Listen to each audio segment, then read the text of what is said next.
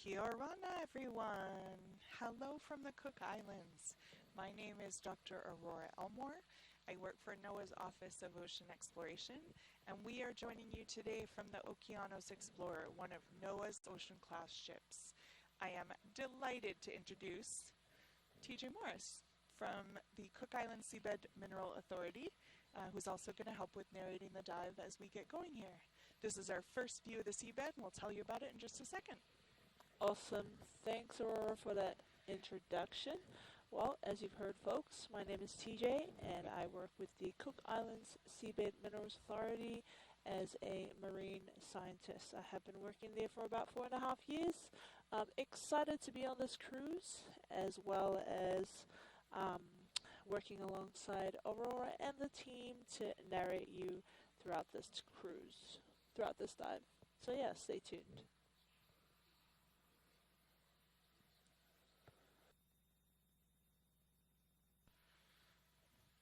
Okay, so we are located today not very far away from Palmerston Island in the Cook Islands. Palmerston is one of the occupied islands. Oh! We have our first sighting of a little fishy. What can you tell us about him, TJ? I'll get back to you with confirmation on that, Aurora. Just give me Okay. a sec. So we're today located just a bit southwest from Palmerston Island. Palmerston is one of the islands that make up Cook Islands.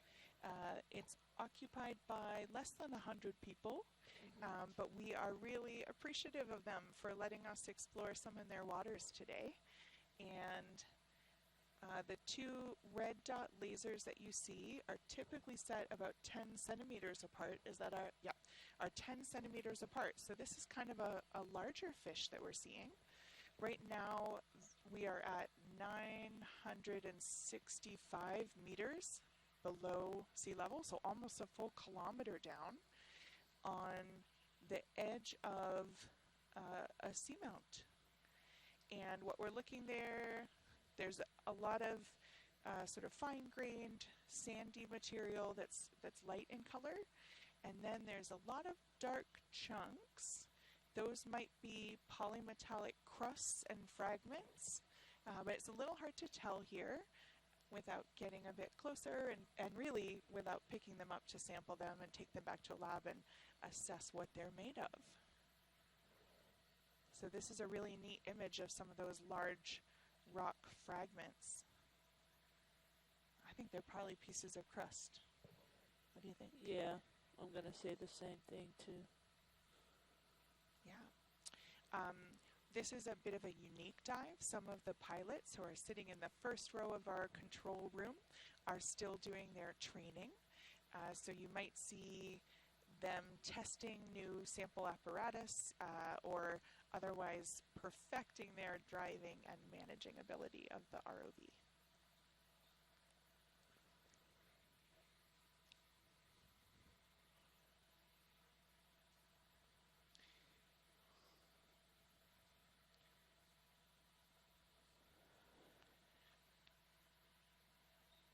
And it looks like we have touched down on the bottom. This is a tricky time for the pilots because we always want to land pretty softly. We don't want to break anything on the seabed as the big ROV is coming down. So if you're looking at camera 1, you should be seeing a forward-facing view from ROV Deep Discoverer, or D2 as we call it. This is a giant sort of car-sized deep water robot, and D2 is capable of taking a bunch of different sample types, including using a scoop, a push core, and has a manipulator arm that allows us to pick up individual samples of geology or biology when we're looking to expand our information about the seafloor. If you're looking at one of the other camera views, probably camera 2, that is from ROV Sirius. And Sirius is connected by a tether or an umbilical to Deep Discoverer so that Sirius can buffer the wave action on the ship and make sure that the view from D2 is really steady and secure. So if you're looking at one of the other views, you can actually see D2 down on the bottom with its little lights on. You can see how the area we're seeing from the D2 camera kind of fits into that broader context of the ocean.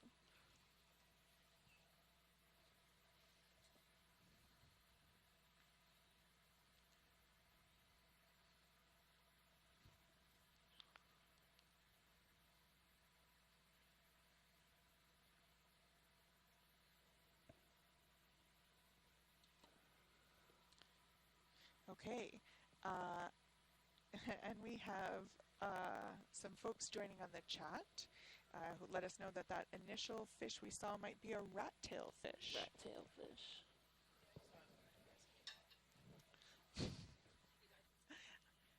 From our trusty helper.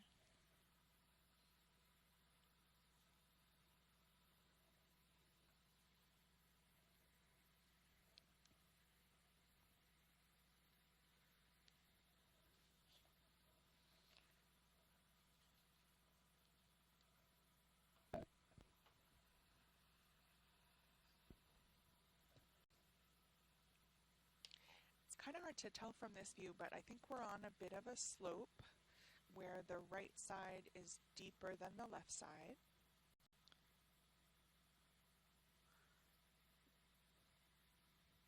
And we're seeing primarily rocks, not a lot of biology that we can see from this view.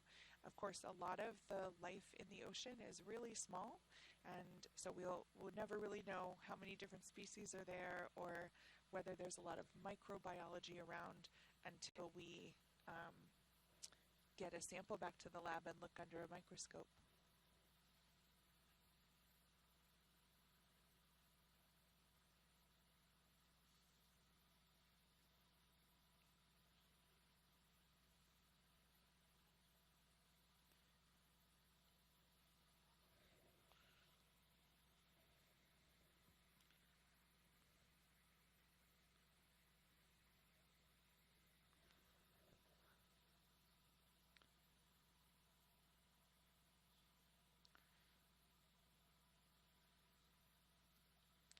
It looks like the lighter fine grain material has some fragments of seashells in it, some of those kind of whiter flecks.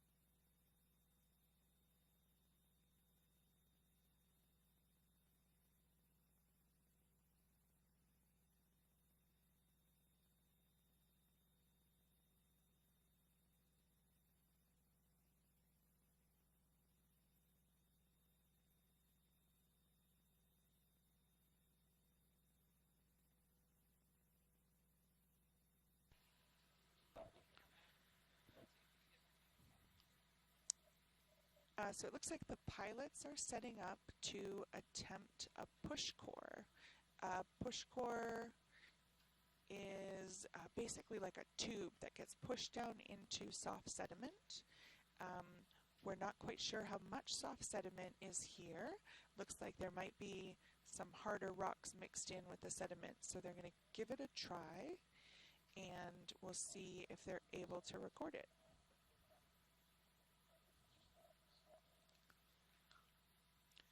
For this attempt, I think we won't be collecting the sample.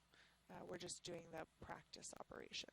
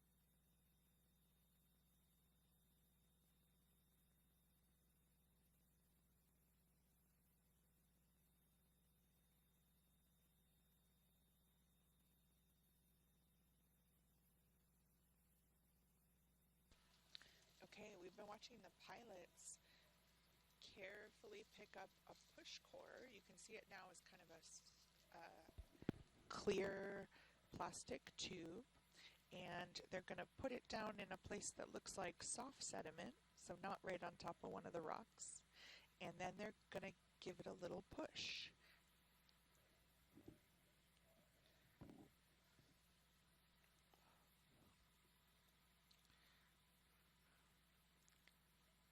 When they try to put the push core in, they want to be slow and steady, but apply gradual pressure onto the push core. And this is really hard. Think about we're all out on a ship rocking around. The pilots are sitting in a dark room with a bunch of screens with us, and we're on the science team. They're on the ROV team. And they're manipulating a whole bunch of different controls to get the right pressure and to move the arm around in the exact perfect way to collect a good sample. Yes, not the easiest of things to do, so it takes a lot of time, precision, as well as patience and skill to perform what our ROV pilots are doing.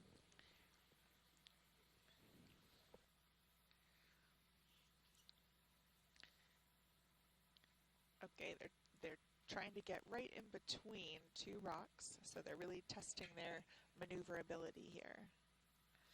You can see as that push core came up, a lot of the finer sediment makes a little bit of a puffball, gets disturbed a little bit. Almost looks like smoke.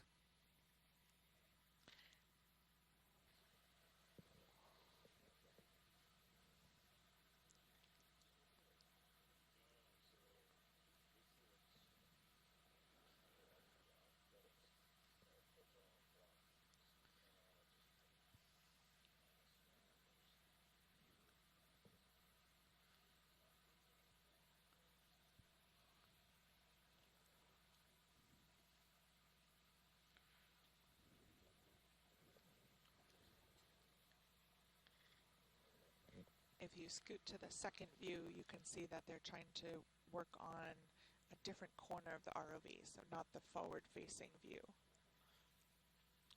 for another attempt at a push core.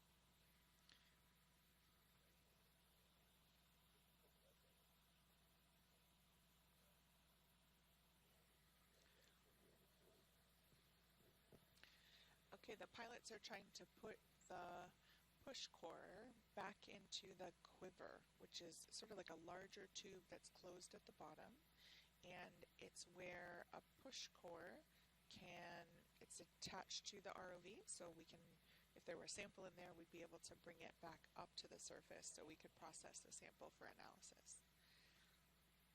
So it's really hard. It's like trying to thread a needle, but a mile down into the water.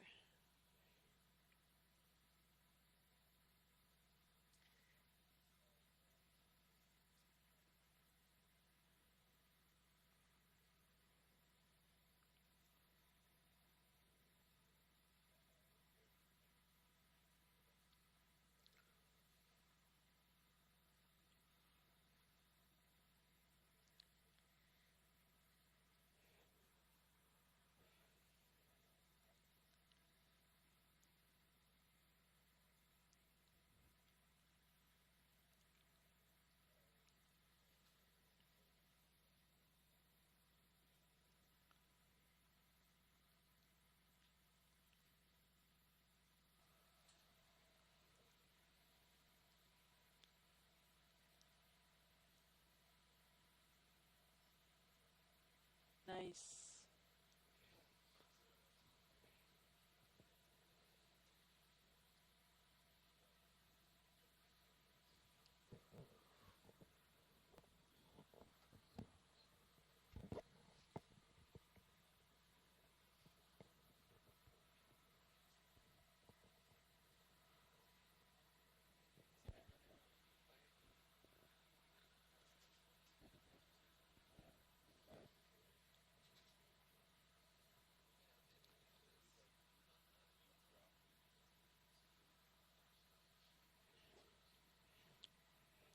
Okay, do we want to do a lunch break?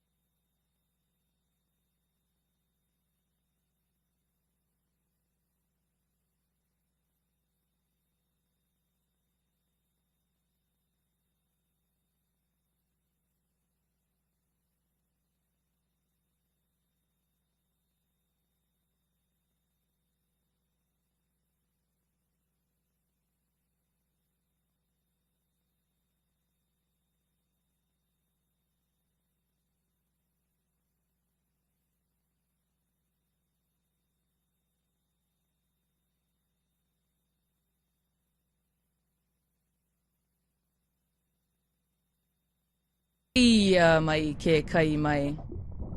E nā la li ia pau I hanau ia I ka pō I ka lahi ki kū. Ia mai ke kai mai. E nā vēlaua li ia pau.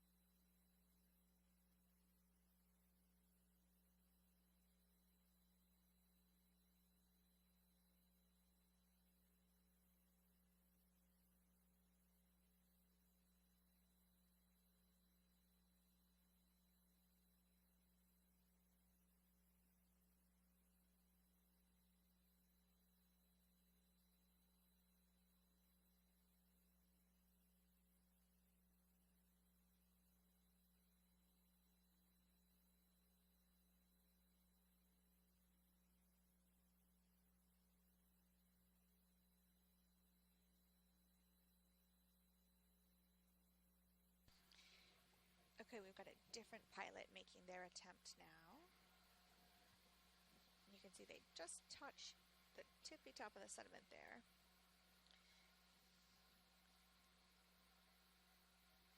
Kicked up a little bit of dust. Practice makes perfect. Yeah, now they're trying to go back into the quiver.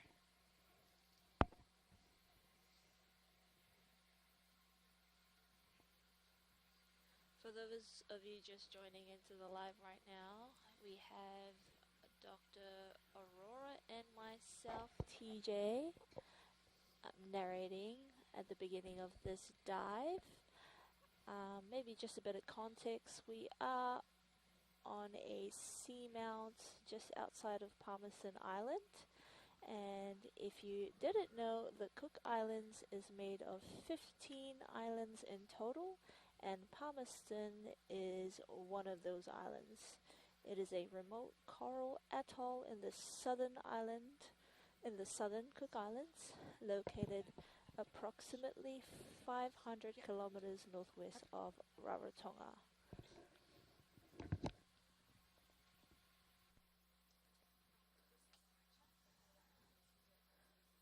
Something very interesting about Palmerston Island is that in the 1863, William Masters, a ship's carpenter from, I'm going to butcher this name, so I'm not even going to try and say it, from England, settled on the island with his Polynesian wives.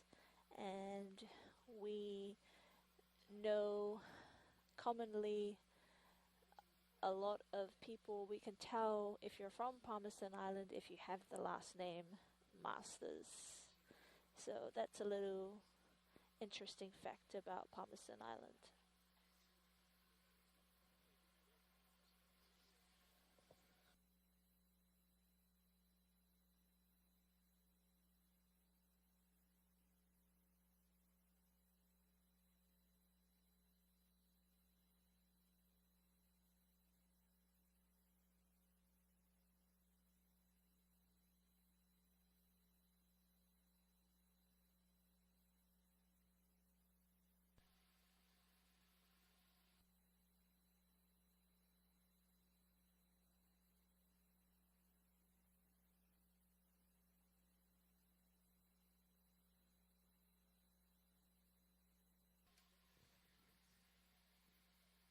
It's lunchtime here. Can you all hear me okay? Yeah, we can hear you just fine. All right. Hello, everyone. This is Amanda Demopoulos from the U.S. Geological Survey. I'm here with TJ. Yeah, we just did a lunch swap over. Got to eat a delicious lunch. Still waiting for my swap over to make her way over. She's enjoying her lunch, too. Really excited to be here. We have a number of people on the shore side watching along with us, and front row has been busy trying out different sampling devices. In front of us, it looks like it's pretty rocky terrain, so pretty difficult to collect a core sample, but always good to get some time in to figure out where best to core. And the lasers are on too. We can see those in view. Those are 10 centimeter lasers. 2 pairs of lasers, looks like green and red. Interesting terrain. Were you talking about that earlier, TJ? No, like we how hadn't. varied it is? Okay. We hadn't gone into that, so feel free to jump in. Oh, all I can see is basically some hard substrate on the right. Looks kind of pavement-like with some soft sediment veneer, thin layer of soft sediment, and then more kind of rubbly material in front of us and to the left. Seems like this seamount feature might have quite a variety of seafloor types. Mm-hmm.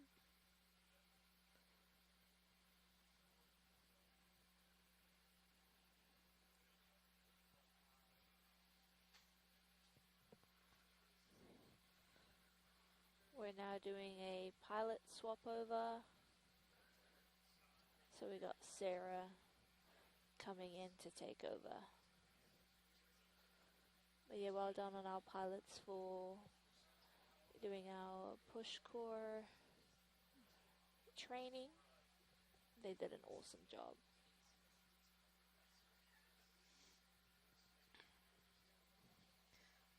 That's good. Yeah, we can collect a lot of information with those push cores when they get to sample.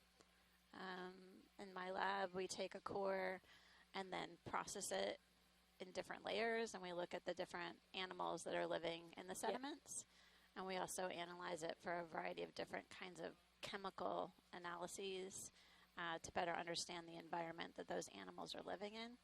And that includes like grain size and organic content. There are other people that analyze the sediments for trace elements and look at pore water geochemistry, so what's living in the water that's within the spaces between the particles. Yeah, you gain a lot of information from simply one core. Sometimes we collect multiple cores in one location to expand the science that we can gather. In addition, we can analyze them for microbes. So everything from teeny tiny unicellular organisms all the way to the macrofauna in the sediments are possible with the push core. Lots and lots of data.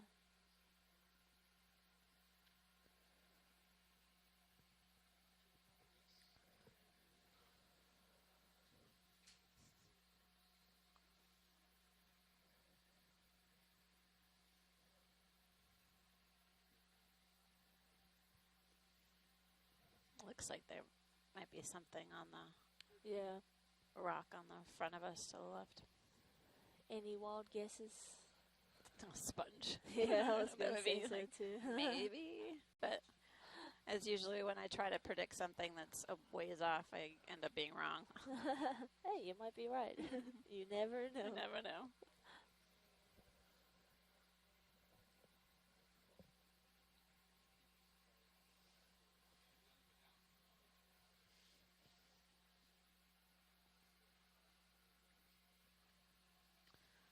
So we've called this a shakedown dive, but we can accomplish a lot of scientific objectives while the ROV team is testing out their equipment and practicing with their sampling gear.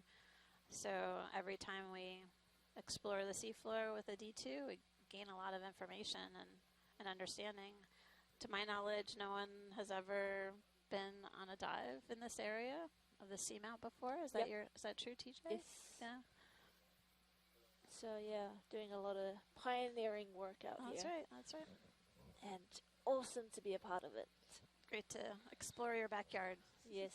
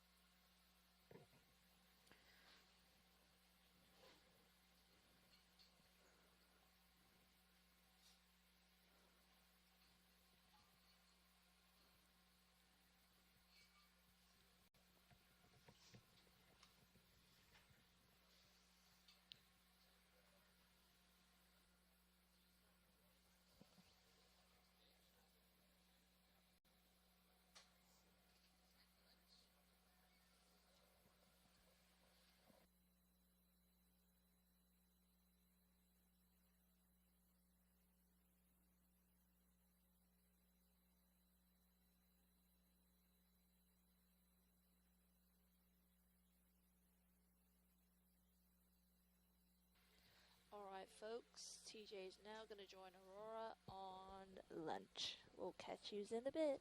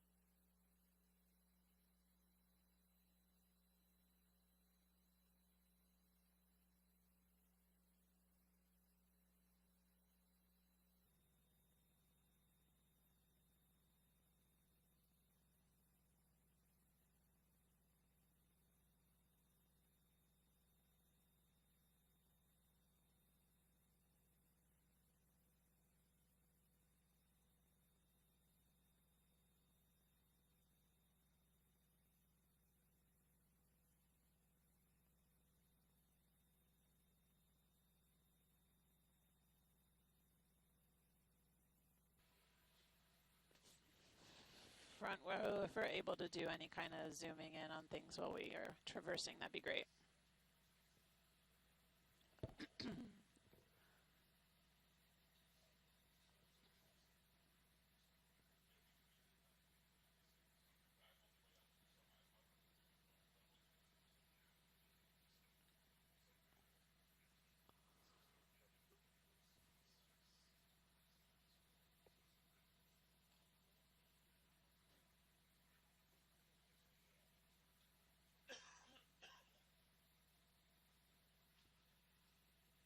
Pilot, co-pilot, if there's any chance to zoom in on anything while you guys are traversing, that'd be great.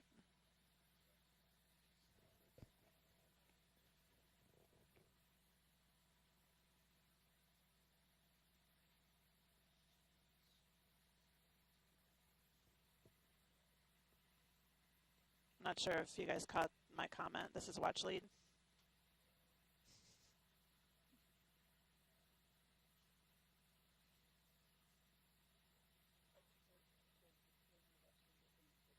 Thanks, video.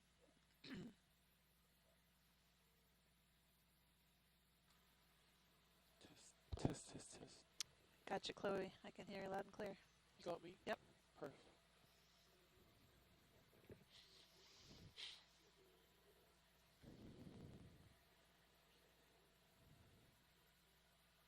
Oh, that's cool.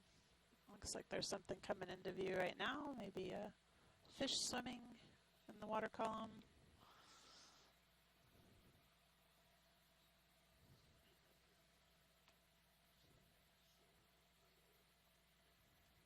Maybe it's going to come in and take a closer look at us.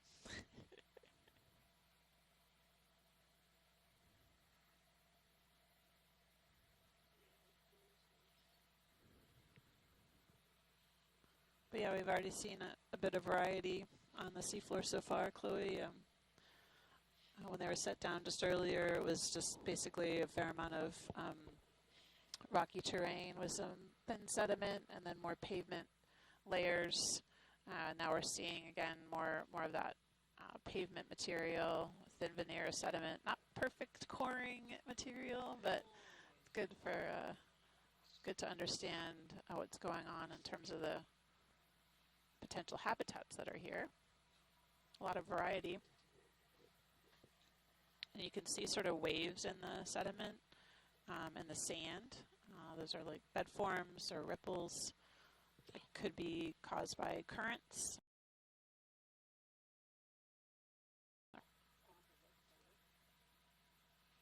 Oh yeah. Maybe we could take a closer look at the coral, if that's possible.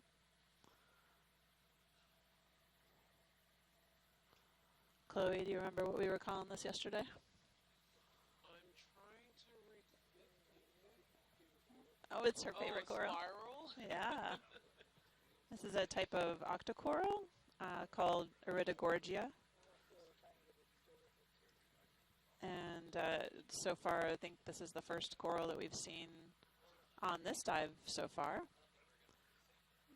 It's a really beautiful, magnificent octocoral. What? Yeah, I think the coral's not going anywhere. Let's take a look at the shark. So we're about 980 meters or so. We've got a few people on the shore side watching. Really looking forward to hearing from them.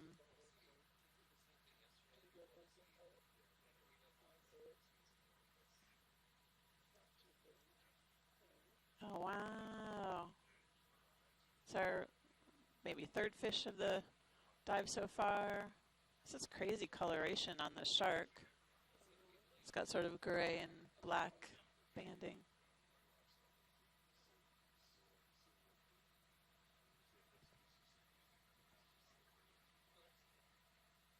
Does that look like a bamboo coral? Oh, down there? Oh, wait, no.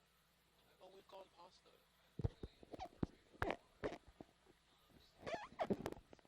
Sure, that sounds good. Thank you.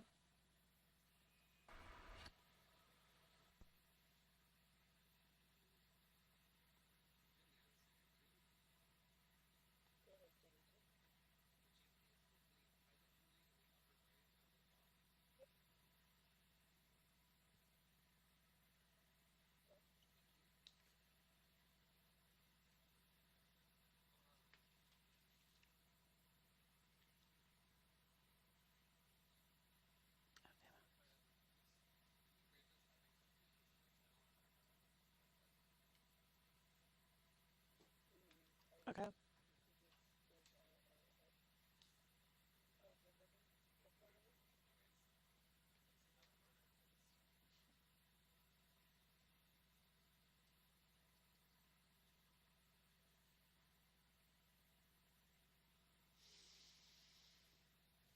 Wow, that's a large anemone. I wonder, do we have the lasers on right now?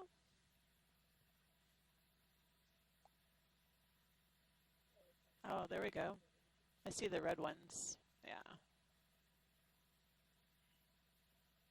Wow. So over 10 centimeters in diameter.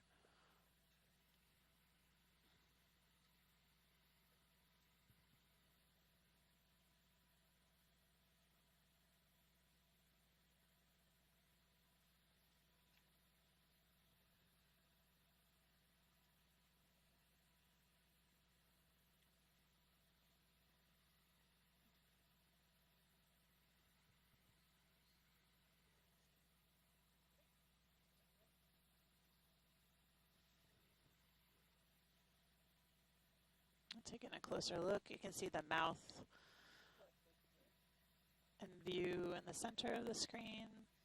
And then tentacles are helpful with capturing food.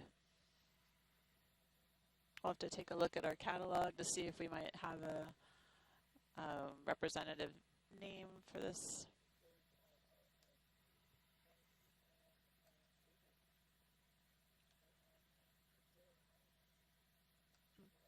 Beautiful view, close-up view of the tentacles.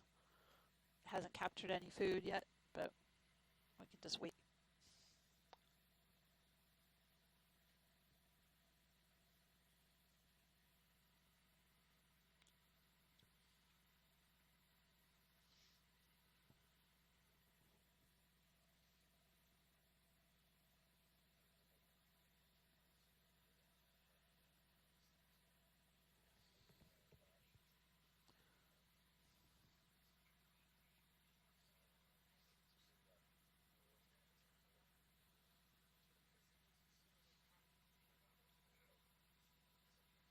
Video, I'm good with the close-up. It looks like some type of actinid anemone. Thank you so much. Beautiful, beautiful view. If people are able to take a look at the Sirius view, you can see a really amazing feature on the seafloor that the D2 is taking a close-up of right now. You can see the seafloor looks really, really cracked. There's sort of flat pavement on the left side with lots of ripples and undulating surface, and on the right you can see this huge crack in the seafloor with soft sediment that's captured that. What were you going to tell me, Chloe?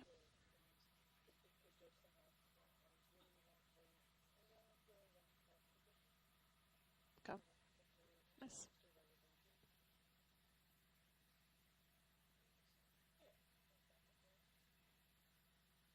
Oh, and shrimp. She's grabbing. Yeah, great spot video.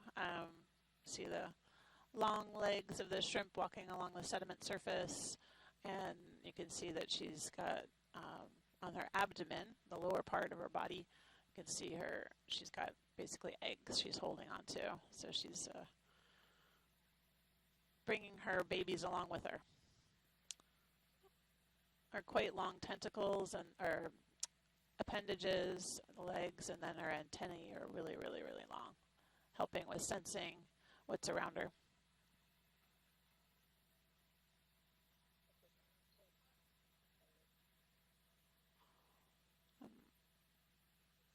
Takes a team to follow along and follow the shrimp where she's going.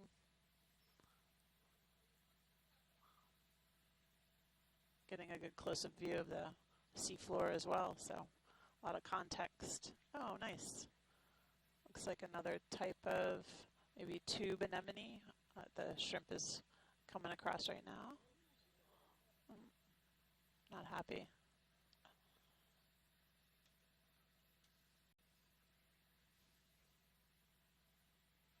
Nice.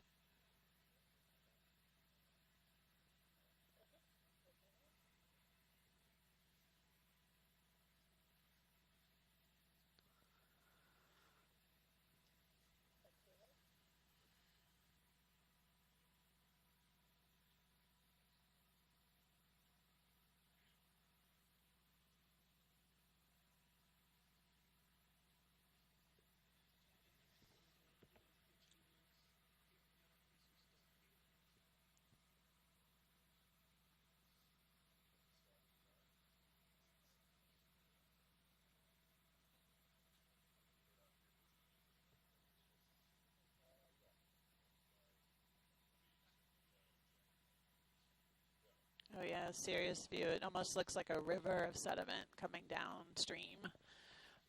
Hopefully it's well packed up in this area. And try for a core. That sounds great. Maybe kind of a thin veneer of sediment based on what we've seen, so it may not be super deep, but we can definitely give it a whirl. This is the best spot that we've seen so far for it.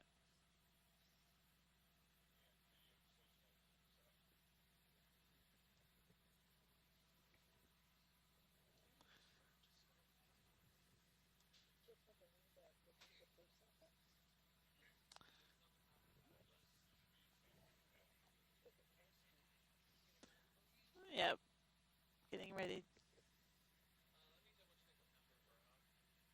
This will be our first sample, is my understanding. Yeah, you're good. Thanks.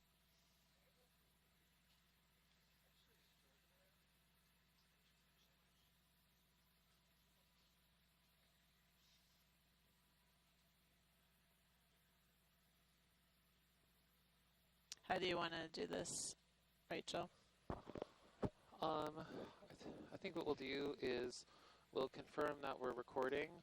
Once the ROV is settled and once we're recording, we'll go ahead and we'll start the attempt. Okay. And then when we have it confirmed, then we'll go ahead and we'll document it here, and we will get it punched into the event log. Great.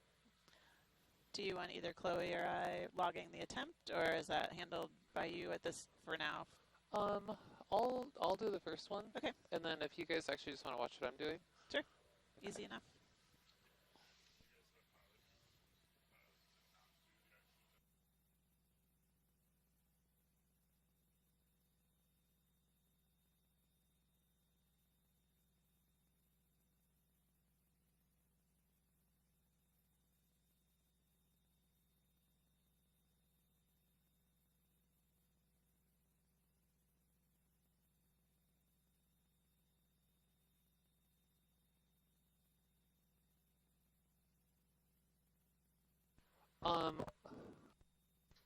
I'm logging the attempt now, so we should be ready to go in just 1 minute.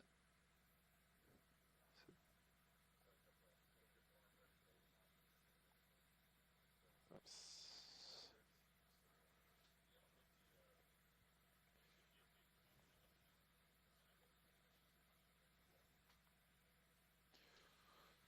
This is a geo, right? Yes. Okay, so this is going to be dive 0301G.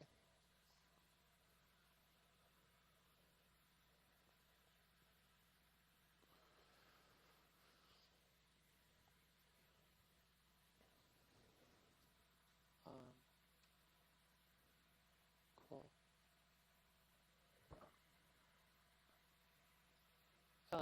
Video survey 2. I just wanted to make sure, so we're recording 01G, right? Roger, Nav, thanks. Stand by. Excellent copy, thank you. Nav says when we're ready to let him know. All right, our video is going and our attempt is logged, so we are ready to go from the back row.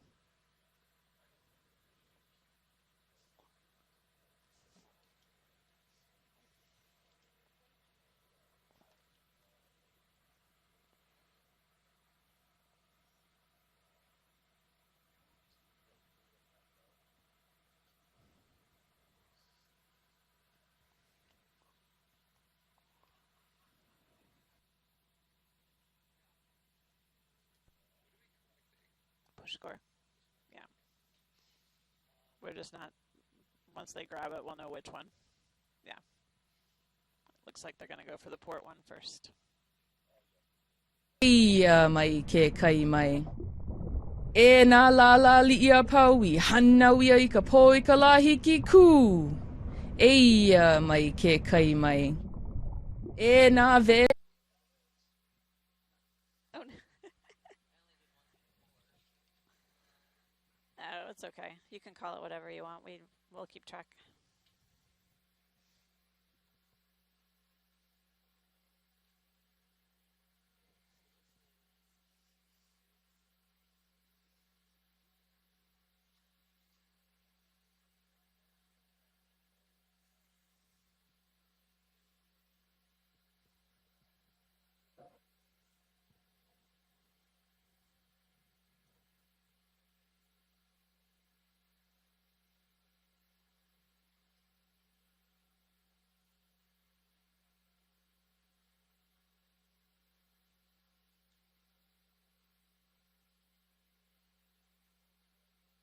Yeah, it's number 6. I'll grab number 1 tomorrow, so it'll be easier. Yeah. Limit the confusion across the board.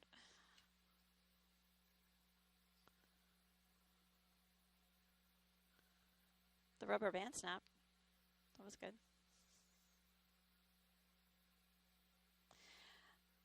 So until they tell me to be quiet, I'm going to just walk you guys through. Basically, the front row is in the process of collecting a sediment core.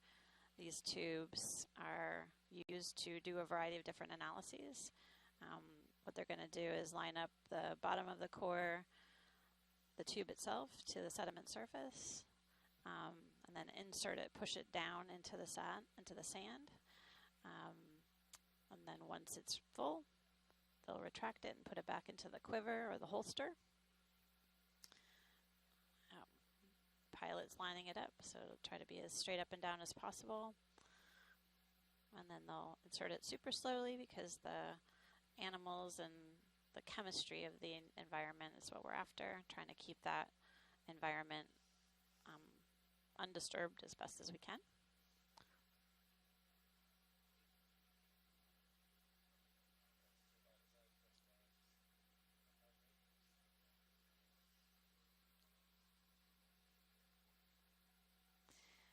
And just for reference, doing a really great job lining it up. Core is inserting into the sediment, pushing down. And they collected a bit in the bottom, but because it's so sandy here, it's hard to trap the sand in the tube unless they can get a wee bit more of a deeper sample. But sometimes nature has its way of determining whether or not we're going to core today.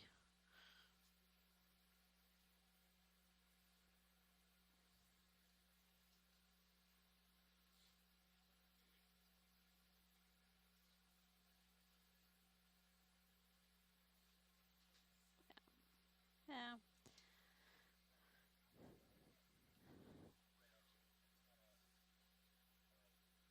I'm watching, yeah. Yeah, I see that.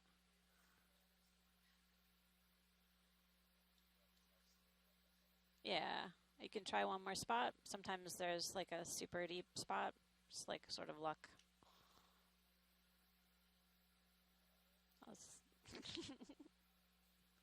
Okay, hold your breath. Oh, it's slipping. Okay.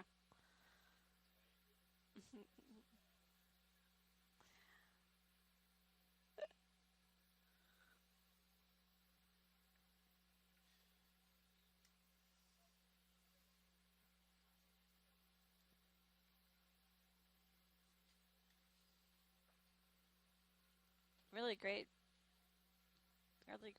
work up there, front row. Doing your best.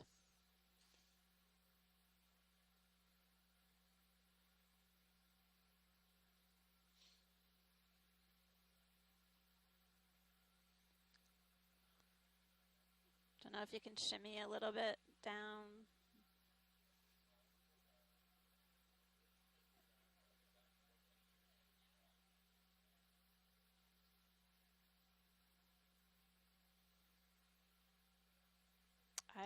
Good question, Jacob. It's never certain until you get out here. That's pretty good. Yeah, I could say try one more time if you guys are up for it. But it does look like it's a pretty thin veneer of slippery sediment.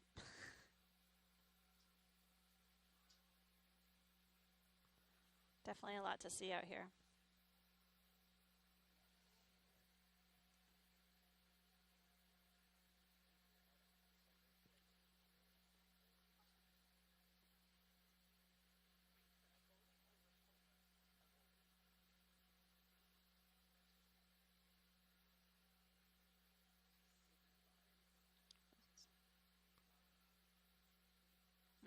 Interesting.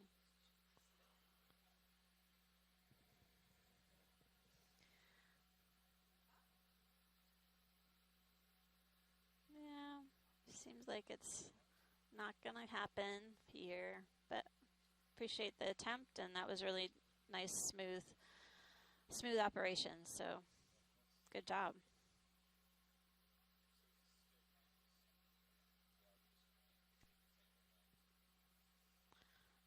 Sample 1 didn't happen. The attempt was awesome. Yeah, from a data perspective, yeah, I think what we can do is I will delete, so what I'm going to do is I'm going to delete this attempt in C-Log, and Caitlin, if you want to go ahead and delete those clips, then. And so the same procedure for a dive, if we don't get to 50 meters, we just delete the attempt, and then. So this is, so in the event that something like this happens on, soil, yeah, so, yep, fish. So what we'll do is just, data person. Yep. What we'll do is I'm just going to delete this event entirely, and then I'm going to erase this, and then. Yeah, it's a clean slate. Yep. Yeah. And NCI and that document. Well, so that document is a downstream process from this. Okay. So the authoritative record of what samples and stuff like that is in C-Log, because that C-Log exports and it goes into soup.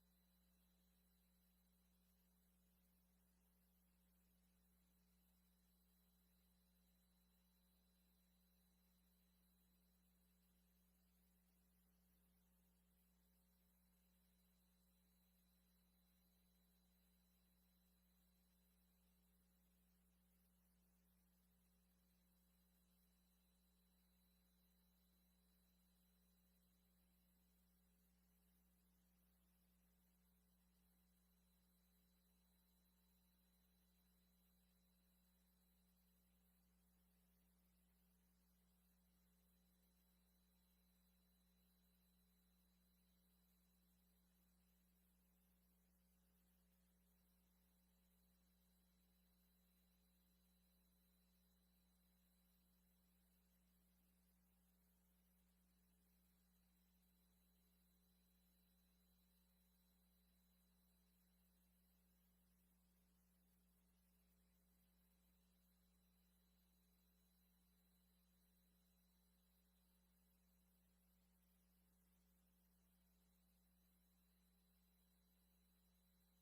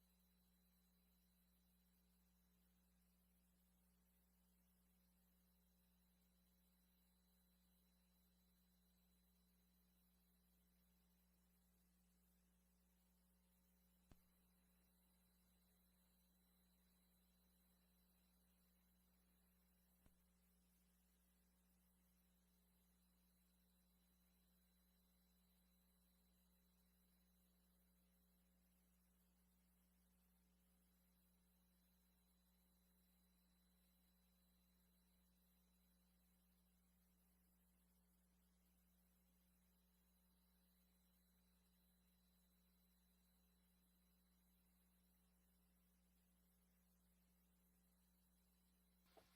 Sorry, we're just having a bit of a issue with Aurora's mic. Just trying to get that sorted out.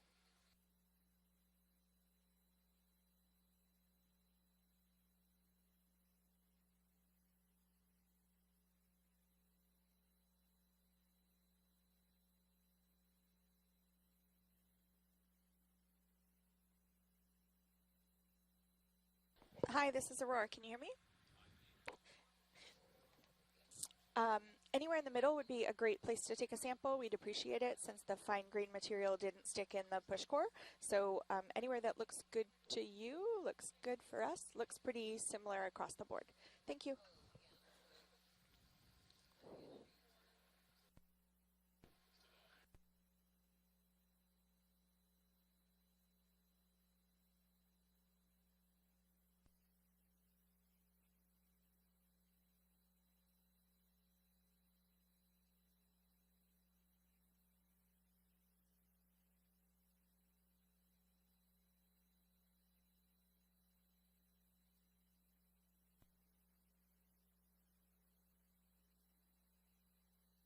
Sorry, are we going to be attempting another push core, or?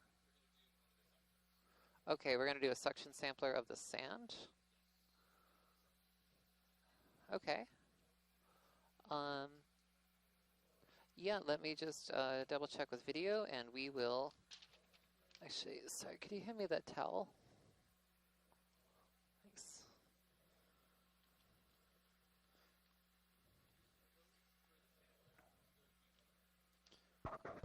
Yeah, because that previous attempt was aborted, so we never actually burned that sample number.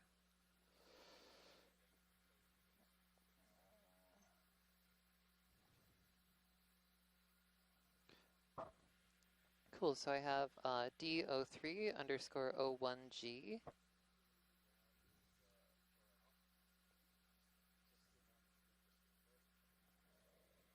And that is, so the attempt time is now 22:05.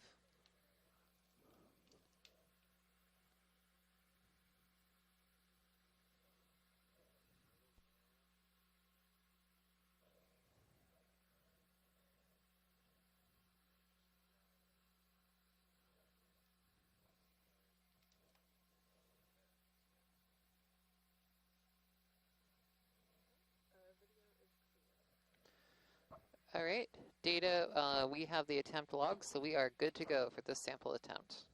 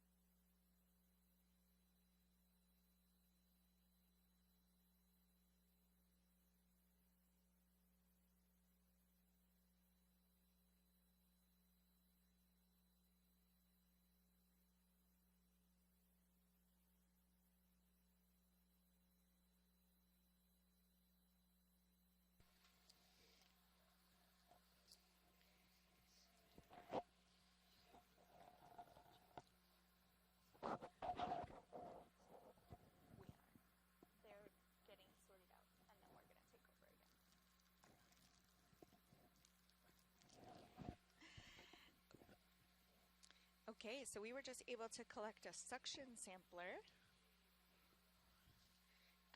which is good because the push cores weren't really picking up that super fine grain material that we're seeing in this area of the seabed.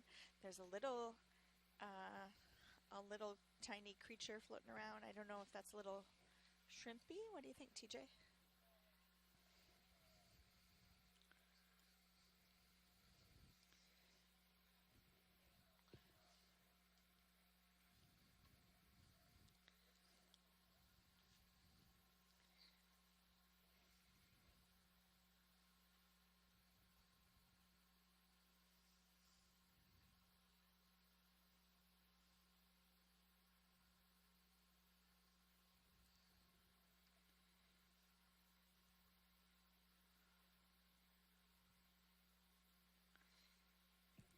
there's some, looks like some shadows dancing on the sediment there. Okay, there we go for another slurp of that fine grain material that will get suctioned into the ROV. There it goes, sucked in. Sample 2. So that was sample 2.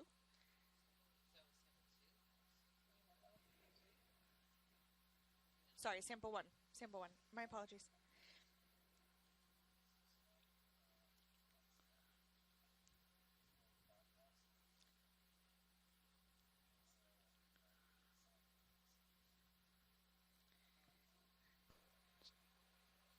Just to confirm, so that was in jar number 5, right? Copy.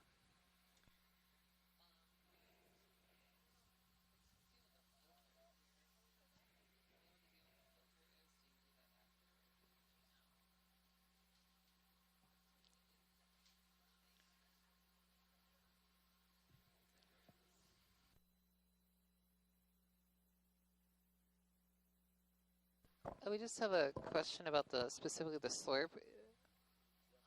Is there a filter installed in the canister?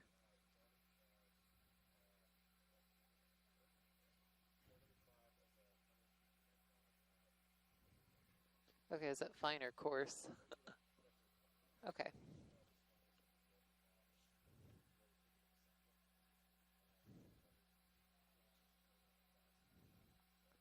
Coarse? Okay.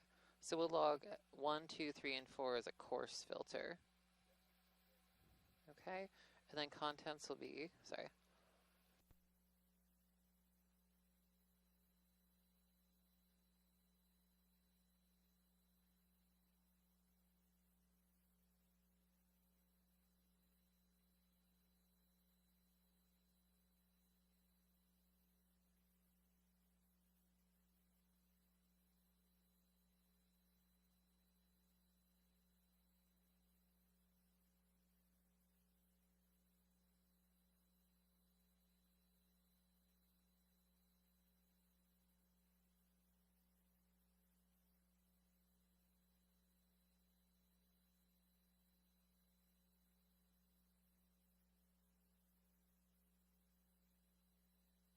Oh, it's a little hermity crab.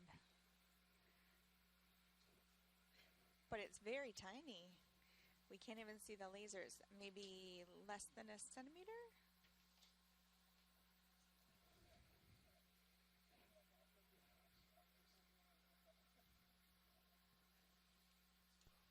Okay, I think we're going to go ahead and mark this one as successful.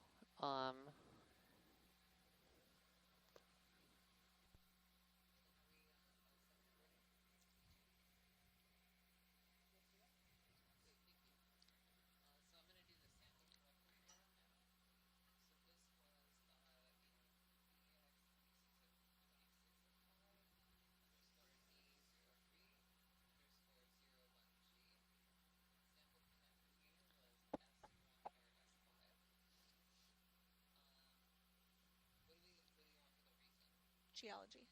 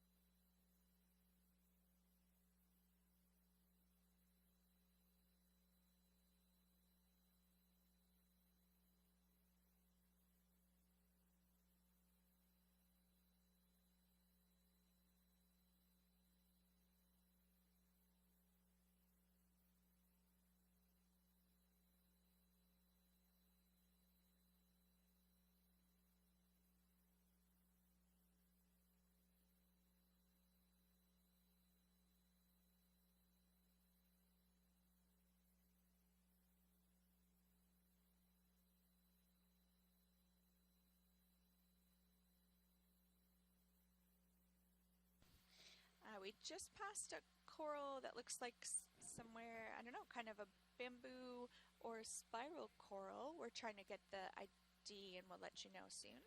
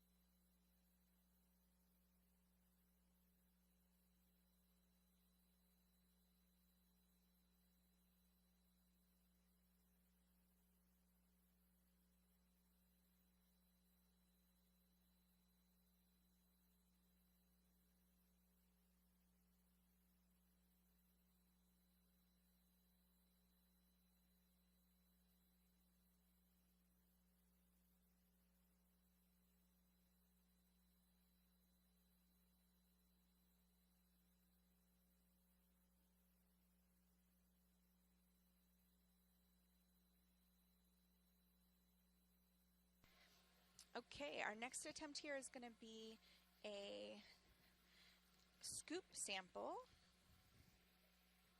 That's not the right time. Where's the UTC time?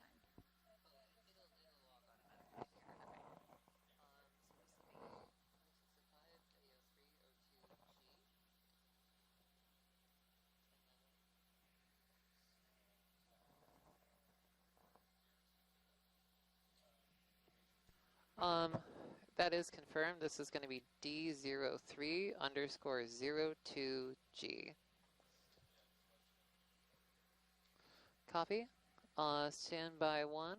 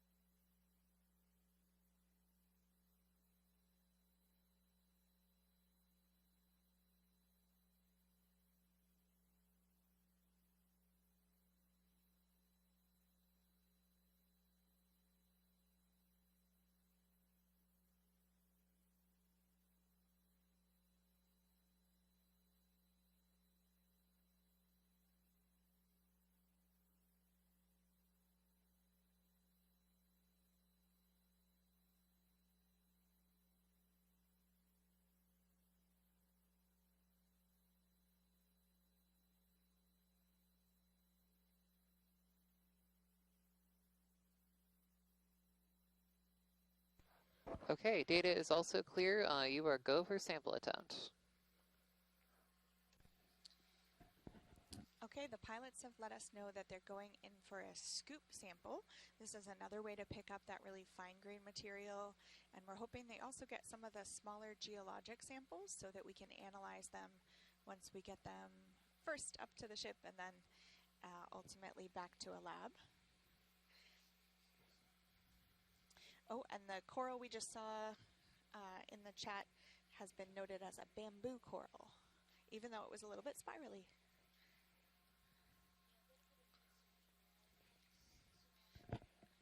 You're not. Oh.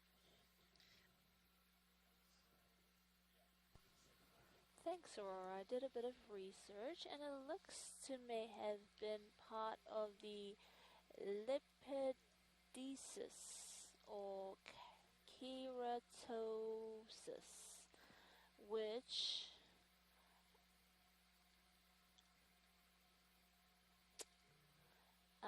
in some instances with some of these species, they do grow very long and tend to twist.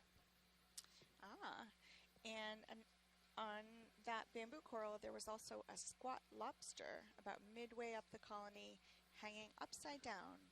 Nice. Thanks to our chat for some extra info. Thank you, chat.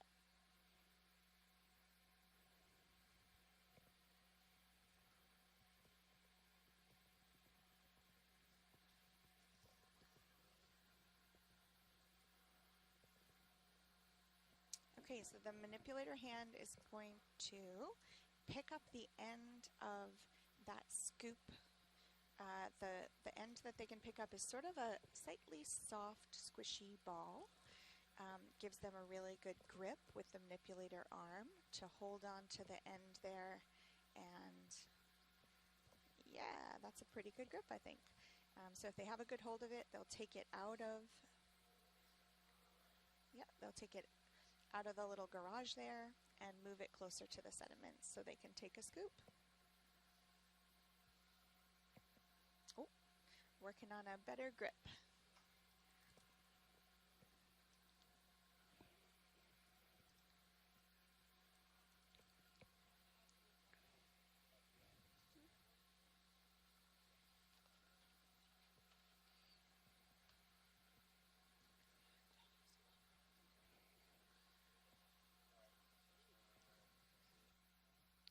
So the scoop is sort of a piece of plastic that's open at the top, but there we're going to get a good view of the scoop. Oh, sorry, it's metal scoop. Apologies. Stainless steel scoop, the pilots are telling me. So that scoop will be used to grab small rocks or sediments from the seabed.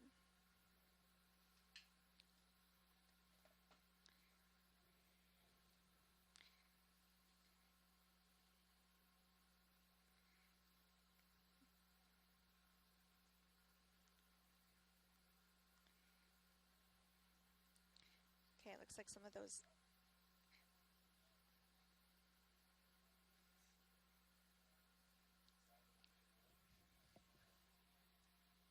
Yeah, I'll take it. You can try again. It might go a little bit better if you go parallel to the lines of the sediment. Yeah, because you might be able to sort of break them off the edge of the rocks there. But it looks like they're just a little cemented together.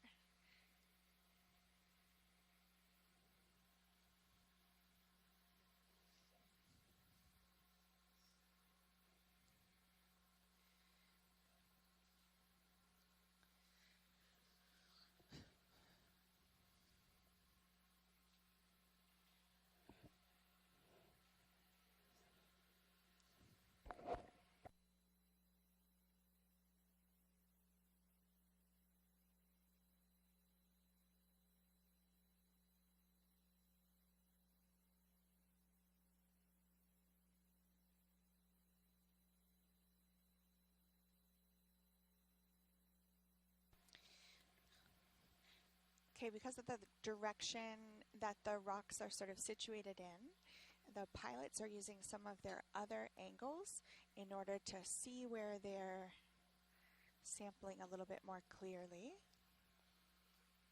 From camera one, it's kind of hard. The arm itself is blocking us. Oh, something just swam by, but I missed it.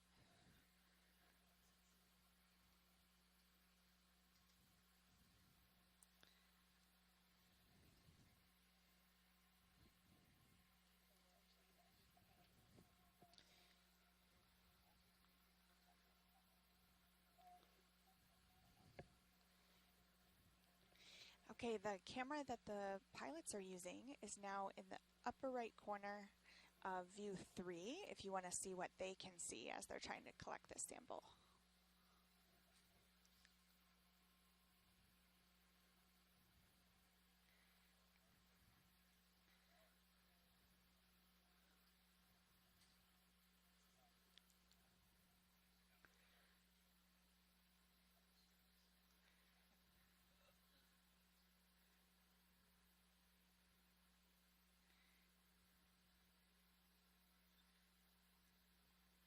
They're trying to find a spot where they can break a few of the little pieces off. They seem to be pretty cemented together.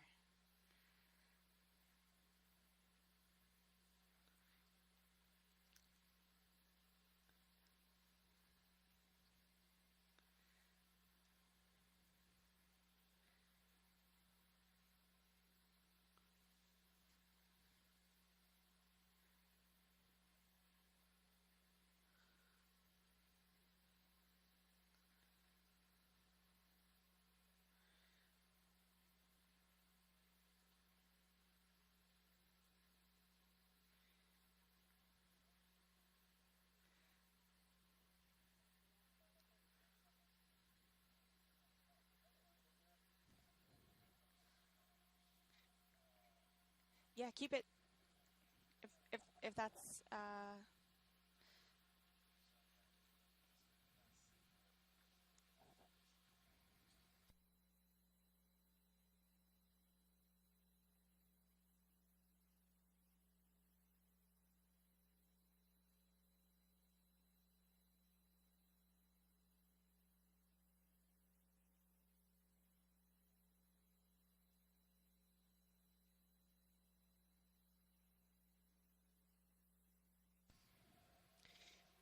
okay, they were able to scoop some of the sediment and a few of the little, probably pebble-size areas, and we're going to try to retrieve that sample into one of the boxes on the bottom of D2.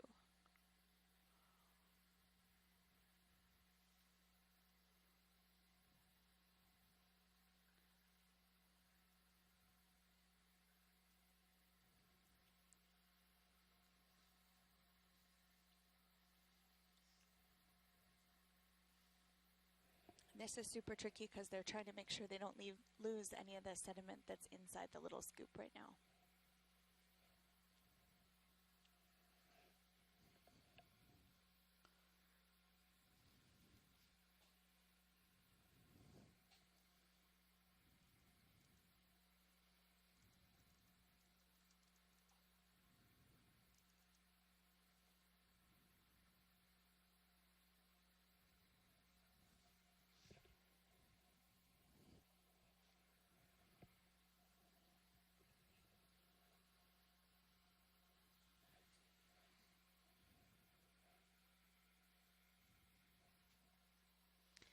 That was a fast little fish that just swam by.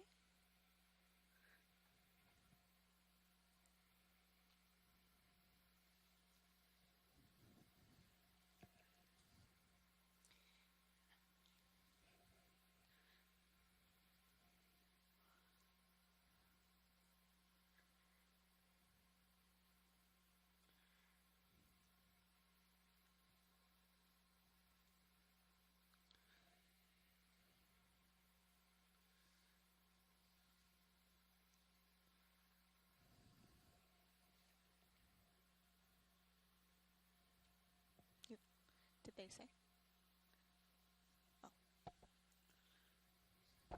Oh.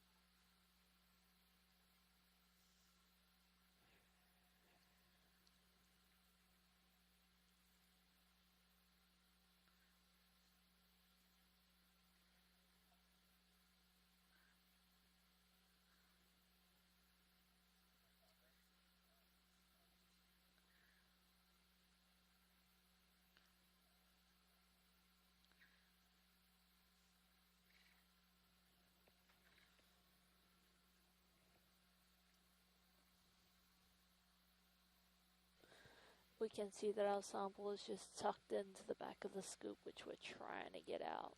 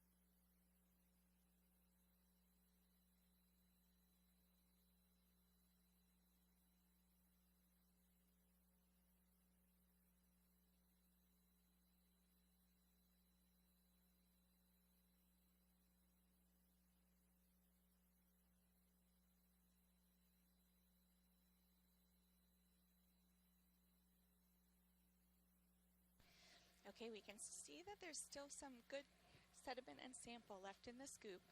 So the pilots they've phoned a friend and we're trying to get the last of that sample into one of the boxes.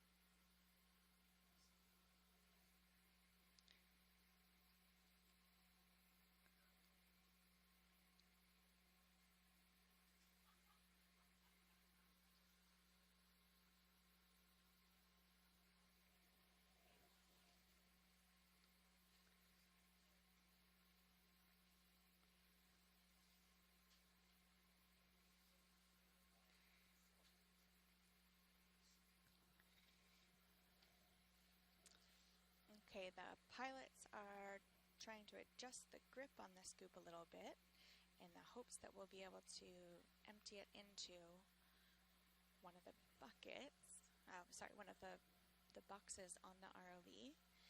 If you change your view a little bit, you might be able to see that there's still some sediment in the bottom of the scoop, and we're trying to get that into one of the boxes. And that will be on camera 3, folks. And if you look on that same camera, just in the distance in the background, you can see still the bamboo coral that was spotted a couple of minutes ago.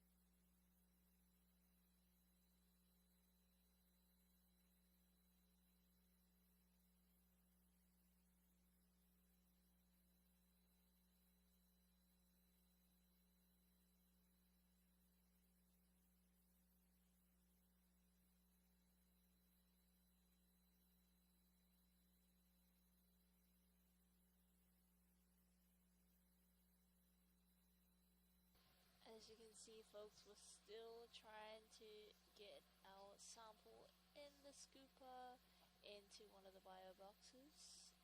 It has become a bit of a mission, but our pilots are doing a great job trying to figure it out.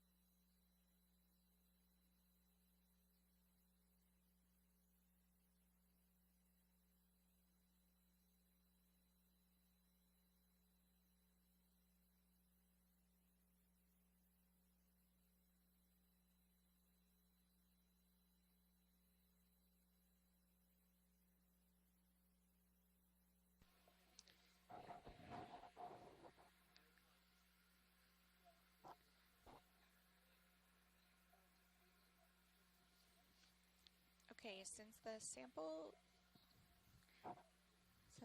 kind of stuck in the bottom of that scoop, the pilots are trying to use the suction to pull out the sample so that we can still, there it goes. Yeah. Since it was a relatively small sample, the suction here was able to bring that sample into one of D2's boxes so that we can bring it up to the ship and then back to the lab to analyze. Yeah, that was awesome. Nice one, pilots. Good problem solving.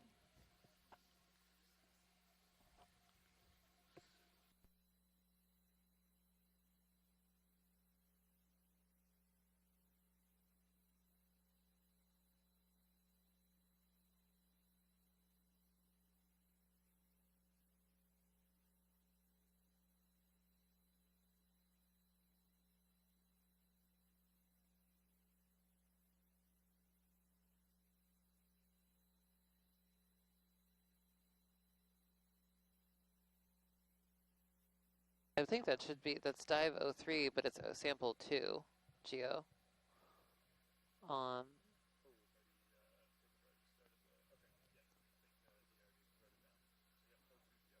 Okay, and that is in jar number, or S4, I think I saw? Yeah, okay, S4. And S4 is what'll matter. Okay.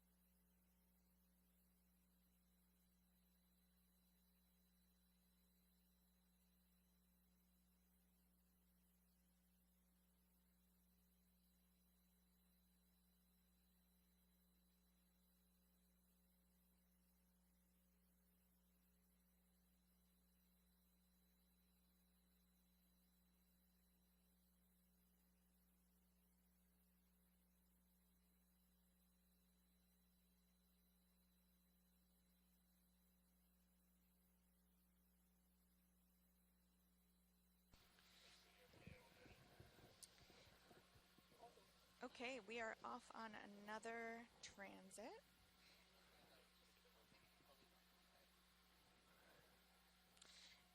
Yeah, we're at if a you... changeover of pilots.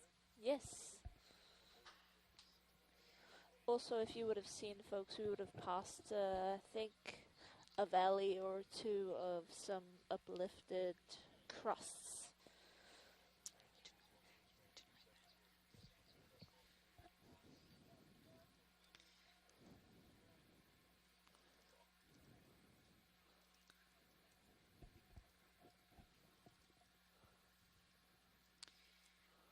Okay, so Kirana, for those of you just joining us, we are in the Cook Islands, just to the south and west of Palmerston Island.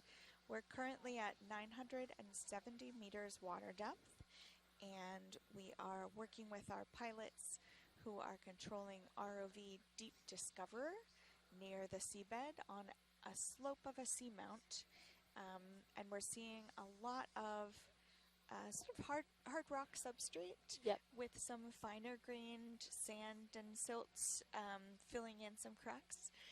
It's also looking almost like ripple marks. I don't think they are, but it sort of looks like it is. If this were a lot shallower, I'd think there was some wave action happening. Yeah. And as you can see with this sediment, we are heading up a slope up that seamount. So the sediments will be passing through cracks or valleys of that, the flat terrain that we are seeing in front of us.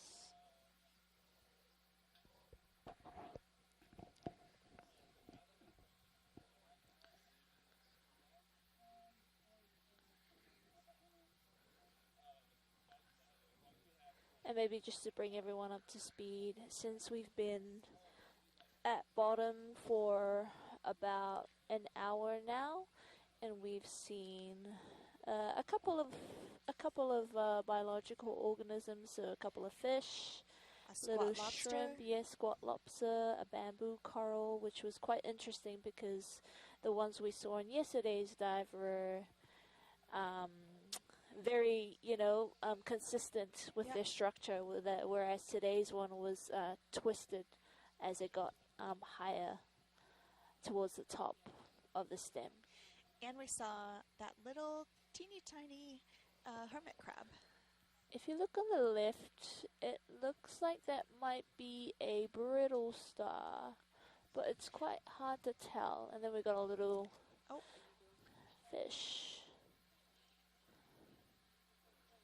And there's a fish in the top of the frame there, moving pretty fast, with a lot of reflectance.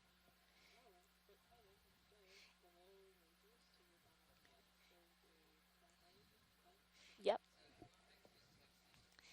We're going to see if the pilots can zoom in on that crinoid or sea star so we can hopefully identify it if we get a little bit of a better zoom in on that.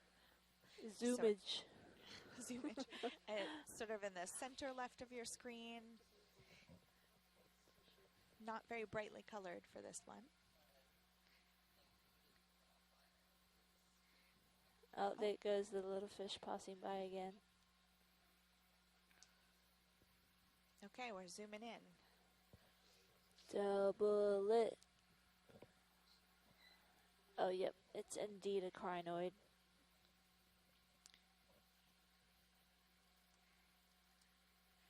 Looks quite a different color from the crinoids we were seeing yesterday, which were sort of rosy or redder than this one.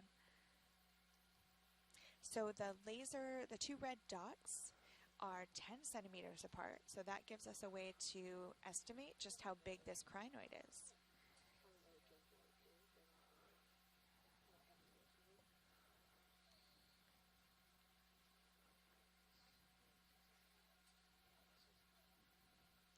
Okay, thanks for that great view, pilots. And I think that's a shrimp just above it as well.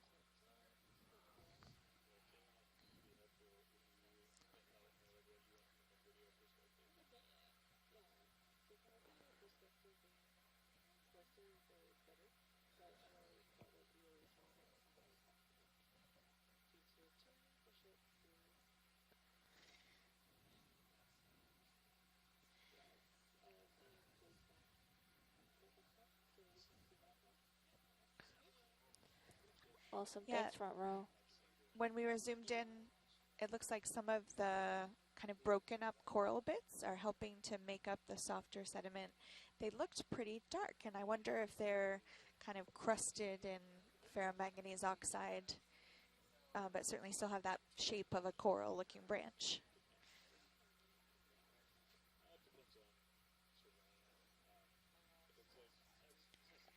It's just something just below the view from us, and it looks to me it may be a... Yeah, it's good. Chat said we just passed another rat-tail fish, and there's a fish kind of floating just off the bottom straight ahead. Ia mai ke kai mai. E nā la la li ia paui, hana wia I ka po I ka la hiki kū. Ia mai ke kai mai. E nā...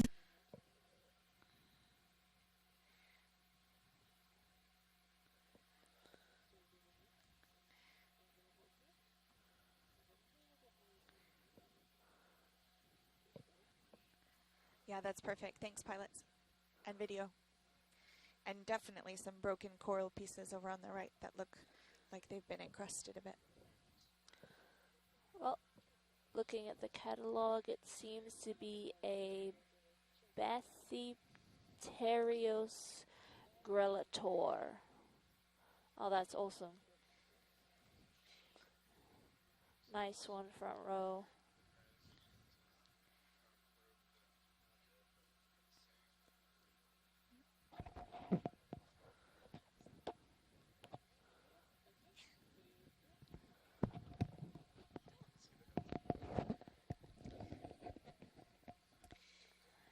So this form of fish, genus Bathypterios, you'll definitely find resting on deep sea substrate.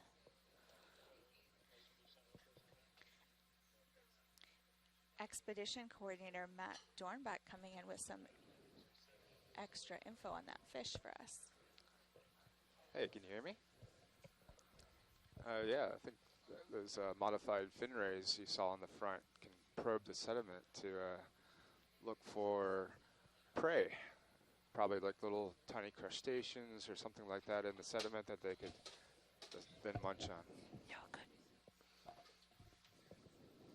So neat. Each of these feet. Oh, here's another little guy. Tadpole.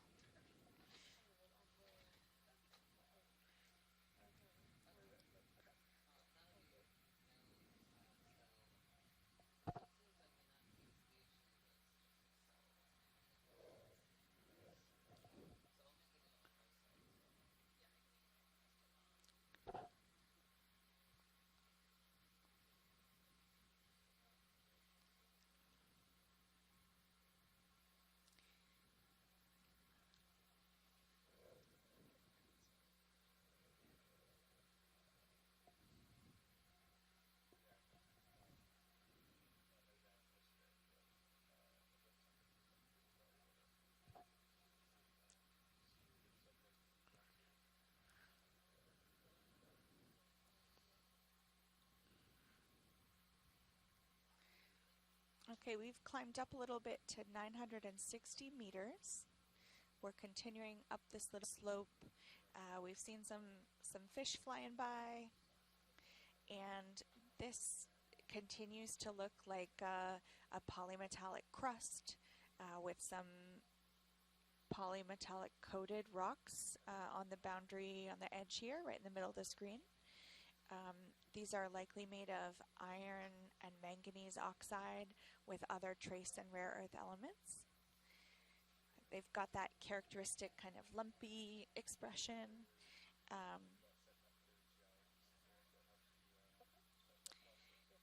And the pilots are narrowing in to collect one of the rock pieces here on this edge of the crust. So they'll be looking for a piece that isn't still attached, but looks pretty fresh. It's a tricky in-between.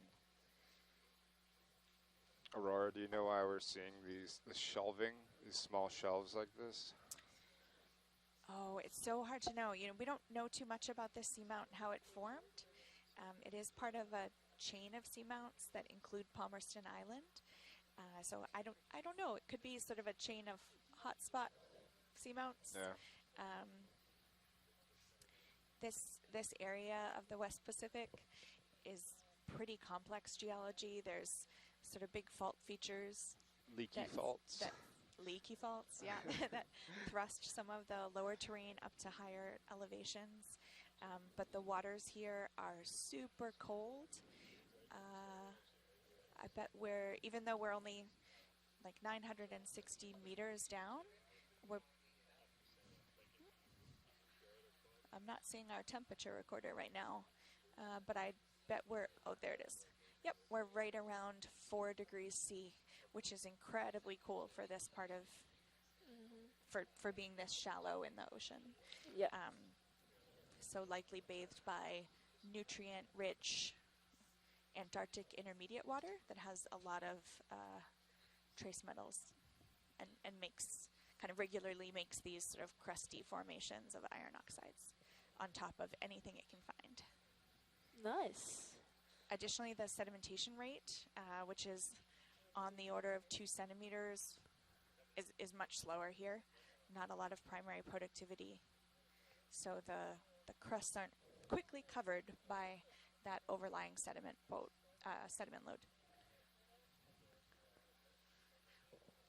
Okay, so Sounds like we're getting ready for that geology rock sample. Will that be our second sample of the day? That will be our third sample of the day. Third sample, all right.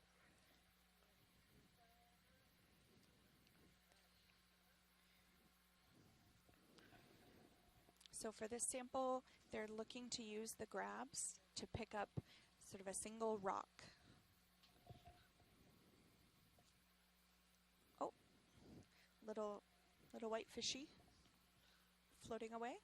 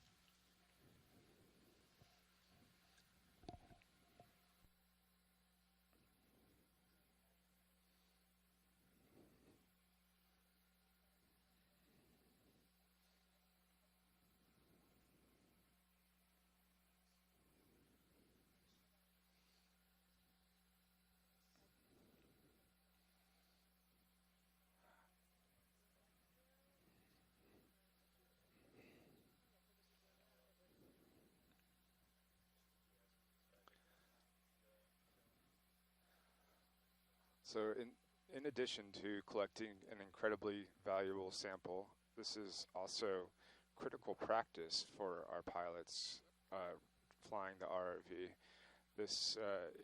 They're looking at a two-dimensional screen working in a 3D space. And as much as we wish it was as easy as riding a bike and picking it up every time, it's important to give them that practice and allow it.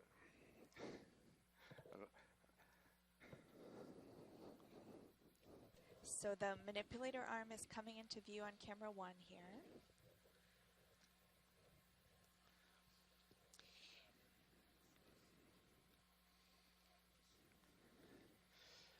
Some of these rocks might be cemented to the underlying rocks, so we're going to find out if they're loose or not. Yeah, they're going to try to kind of push one over first before they try to pick it up.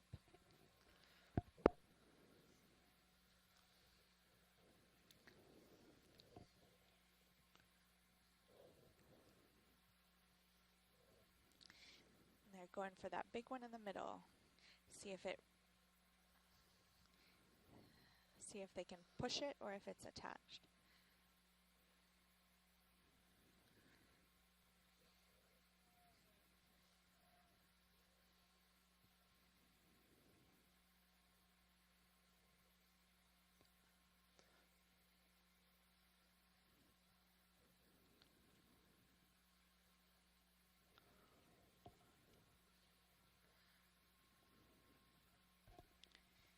they're looking for a rock that isn't too big to fit in the hand, but is plenty big enough for us to do geochemical analysis when we get it back to the lab.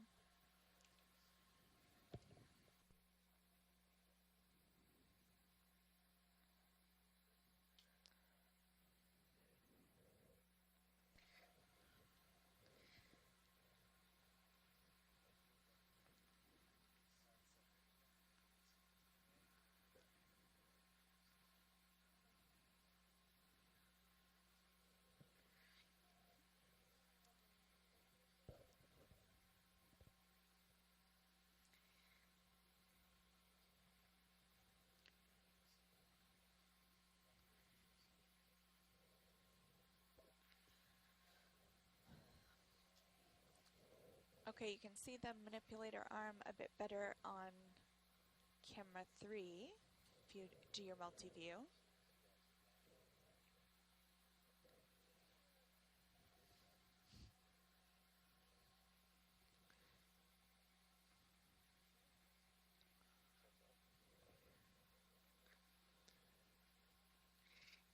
Looking to see if they can wiggle a rock free.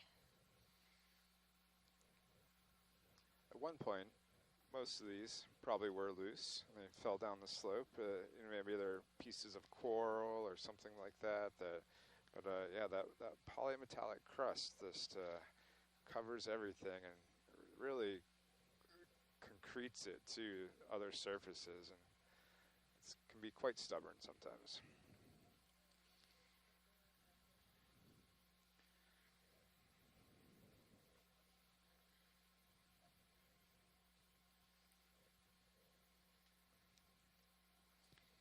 We had a good go at it. Nothing seems too loose here, so pilots are going to move the ROV to a better location and see if they can find some other rock samples that are more collectible.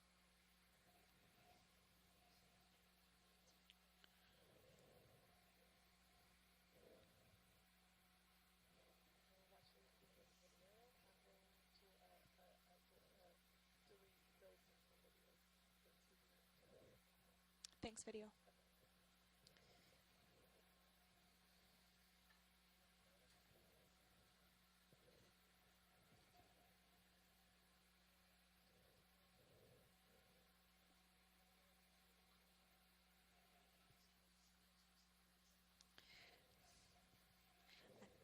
Rachel just went for coffee, but when she comes back, we'll tell her to delete it.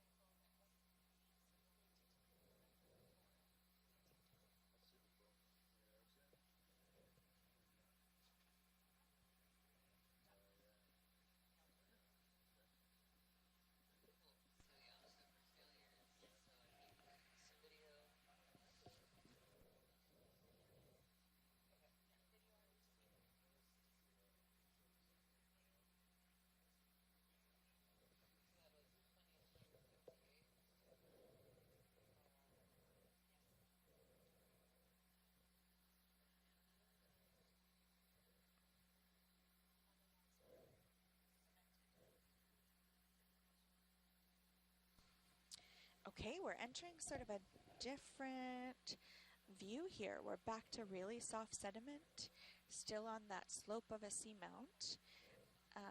We can see some of that polymetallic crust over in the top left of the screen, and then some soft sediment, sandy and silty material right in front of us. We're heading up, sort of following that sandy path. Oh, here's a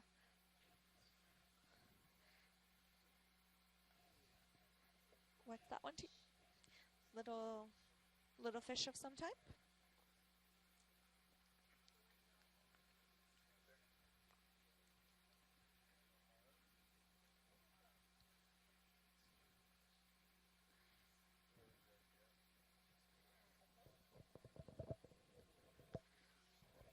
Okay, we're at 955 meters water depth, and the pilots have just indicated that they're going to head uphill.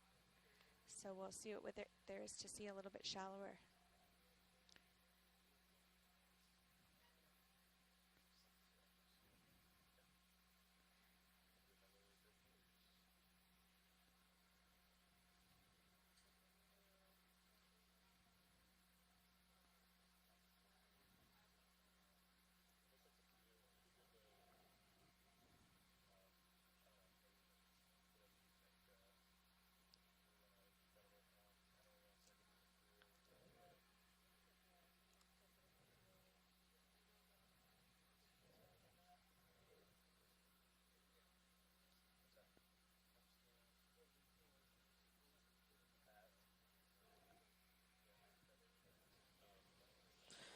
If you see on the left side, top left side of the screen, folks, you'd see it's a little, well, maybe not little, but a shrimp.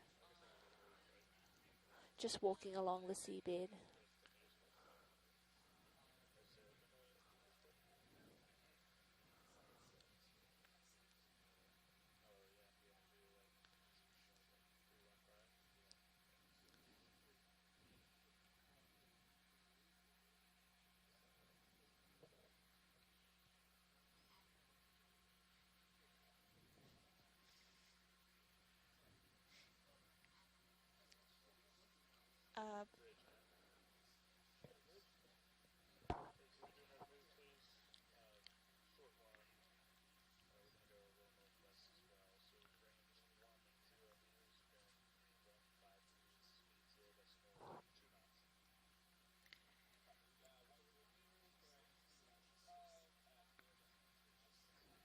What's in the cave?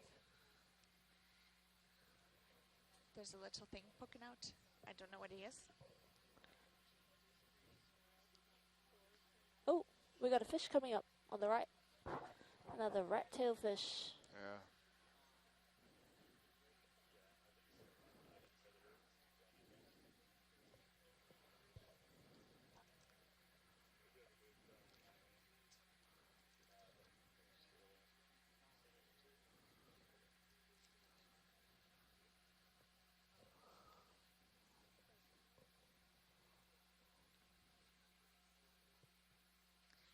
Okay, I think the pilots are going to attempt a push core in the middle of this softer sediment area.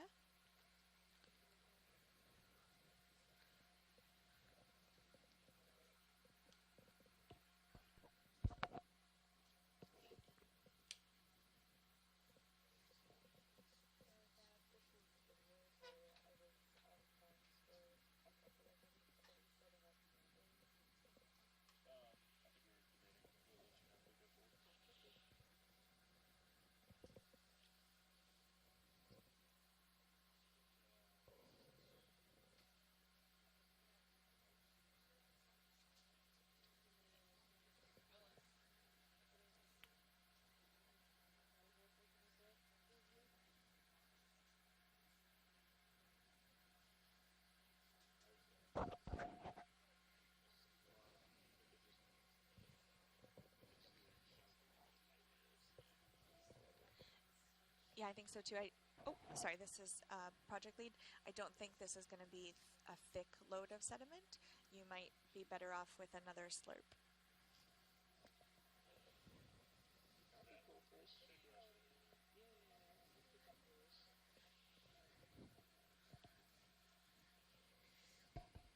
Okay, we're zooming in on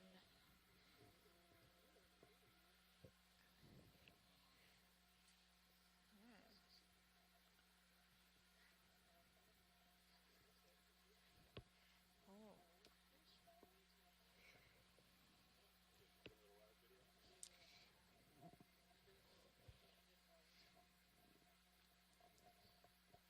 Okay, we're looking for an ID on this fish. It's interesting because it's floating very perpendicular. Might be a Halosaurus. halosaurus.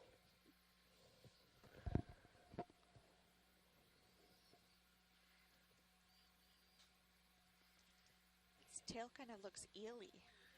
Mm-hmm. Okay, we're trying to get a good zoom in for an identification.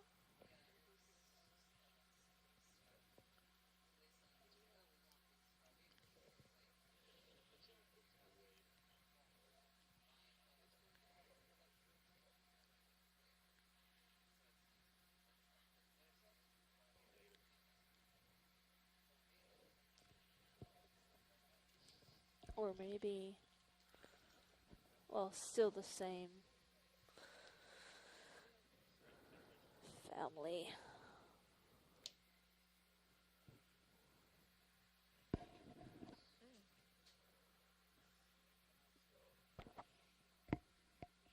It's got a very short Nose. yeah.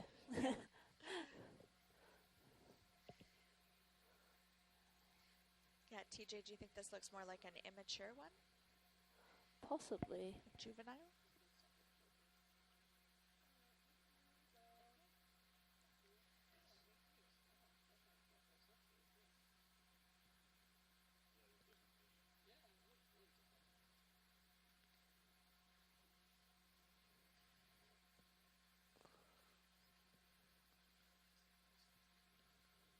Oh, another little shrimp passing by.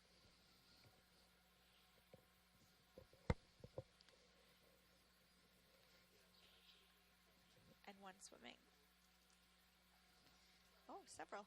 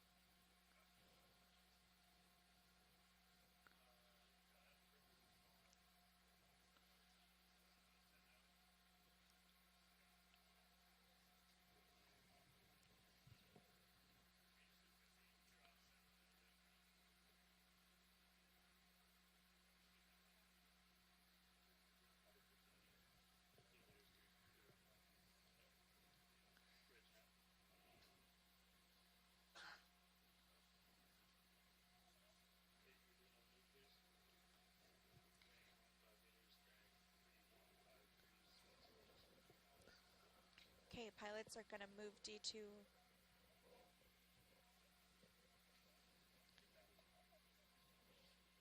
The pilots are going to move D2 up the slope a little bit more and try to get in position for a sample opportunity. There's a piece of broken coral here on the ground on top of the sediment, a branching coral.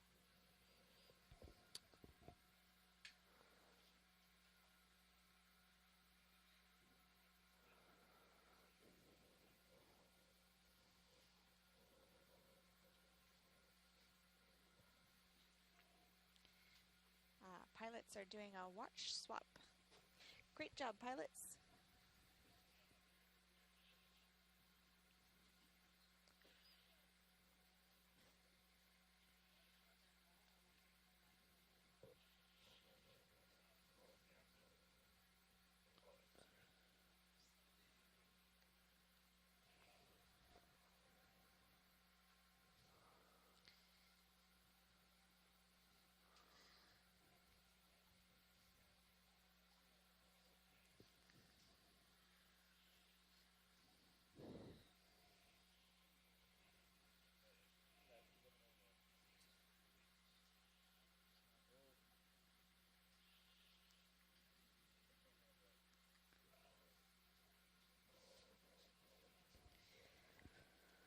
Okay, we're up around 940 meters water depth, continuing to move up the slope.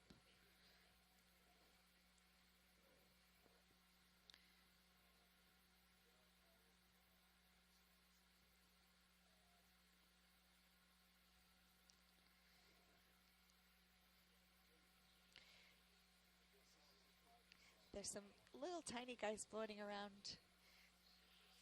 Yeah. Can't really tell if it's a shrimp or a smaller fish.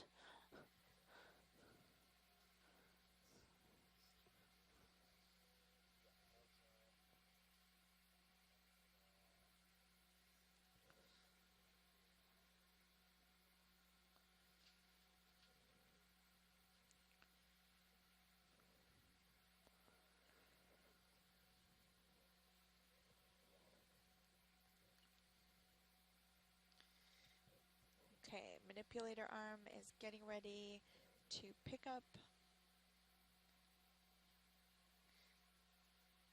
one of the push cores.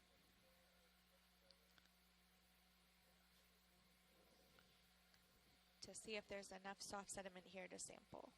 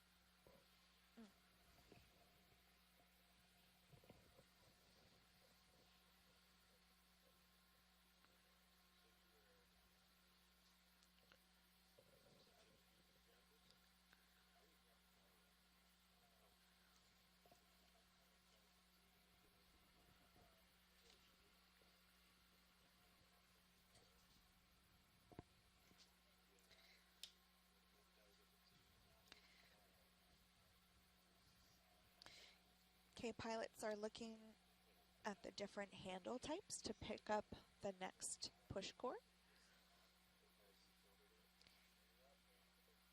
and deciding what they think might work best in this situation.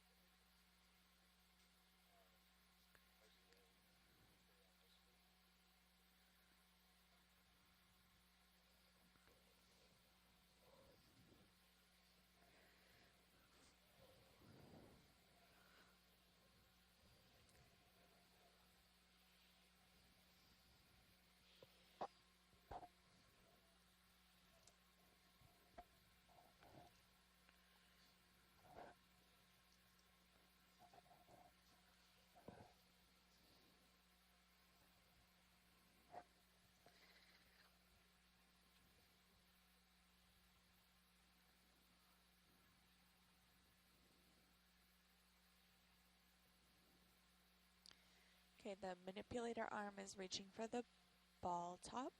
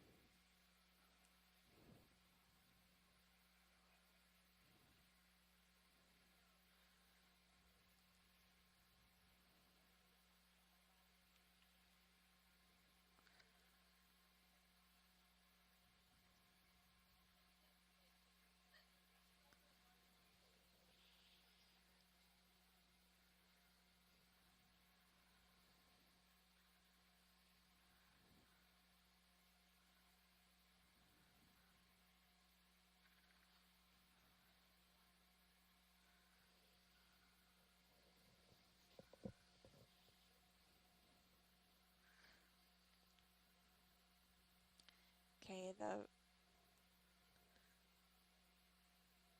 arm has grabbed onto the top of the push core and is pulling it out of its quiver. And we'll be taking it over to the soft sediment. And that clear tube gets just pushed down into the soft sediment and sort of held in by suction, as long as the sediment isn't too fine.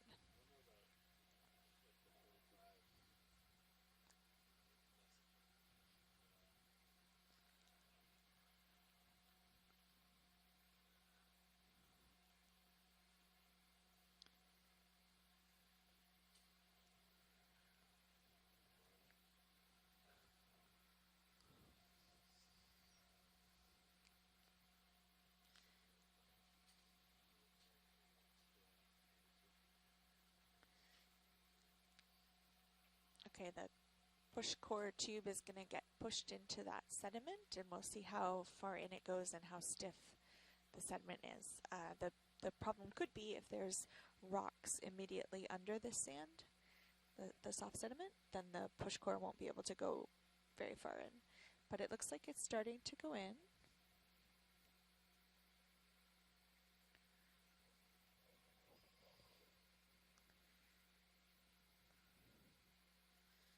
Yeah, this looks good.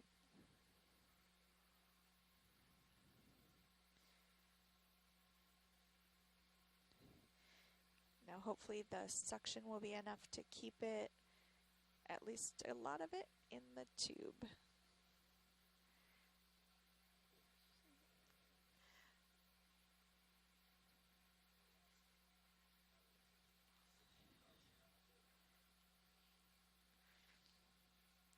Okay, some of that sediment's leaking out the bottom because it must be really fine grained.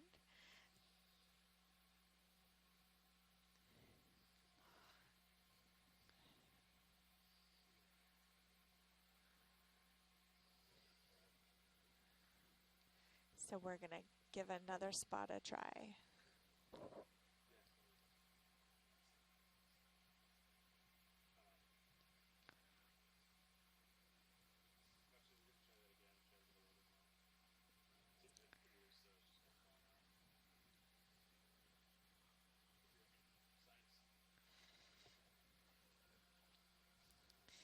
Yep, go ahead and give another try if you want, or it might be more successful to pivot to a scoop or a suction, whatever you guys want.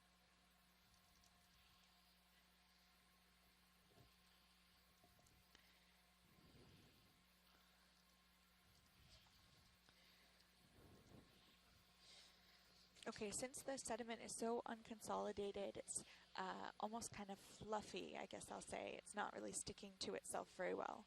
The pressure that would be keeping the sediment inside that tube, so the water that's in it right now gets pushed out and the sediment comes in the bottom, it's enough to keep some sediment in there, but not if it's so fluffy and fine grain. It just kind of all falls out, as we just saw.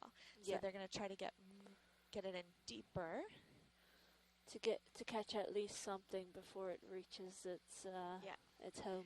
It looks so good for there. It's tricky to get it back into its spot before anything falls out. Yeah.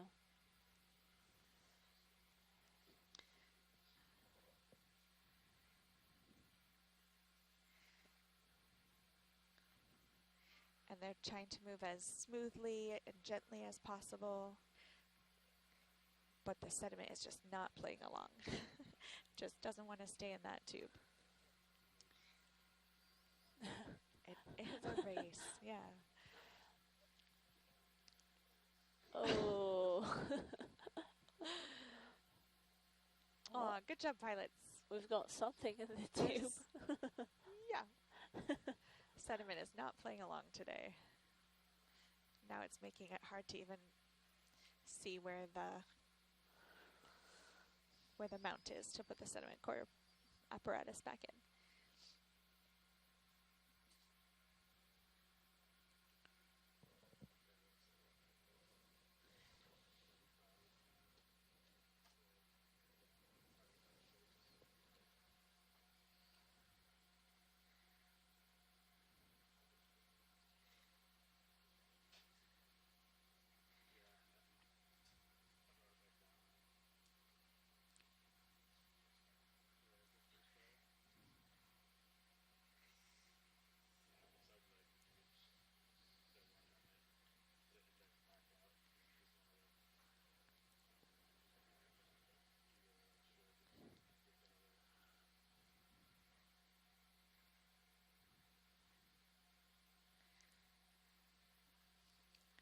So even though the ROV is currently on the seabed, some of the propellers are kind of constantly on to keep buoyancy.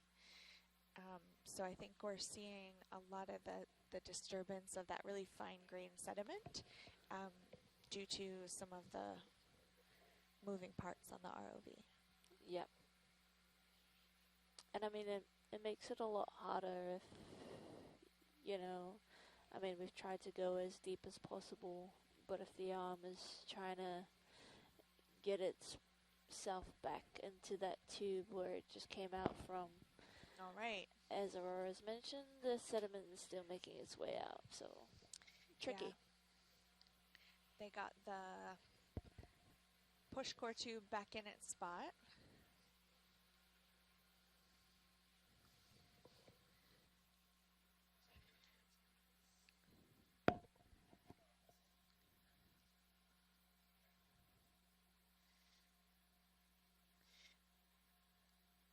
Watch lead to pilots.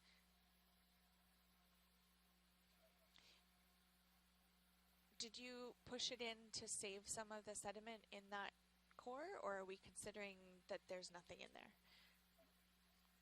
Okay, so we'll not log that as an official sample. Thanks so much.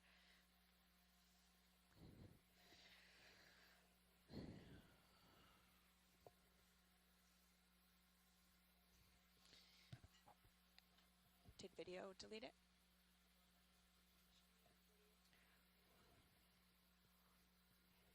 Watch lead video.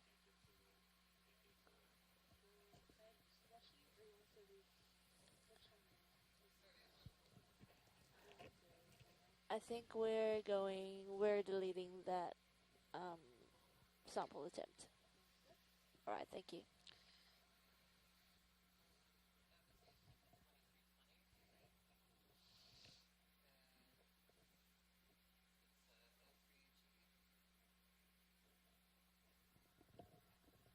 It was technically our second attempt at O3G, but also aborted.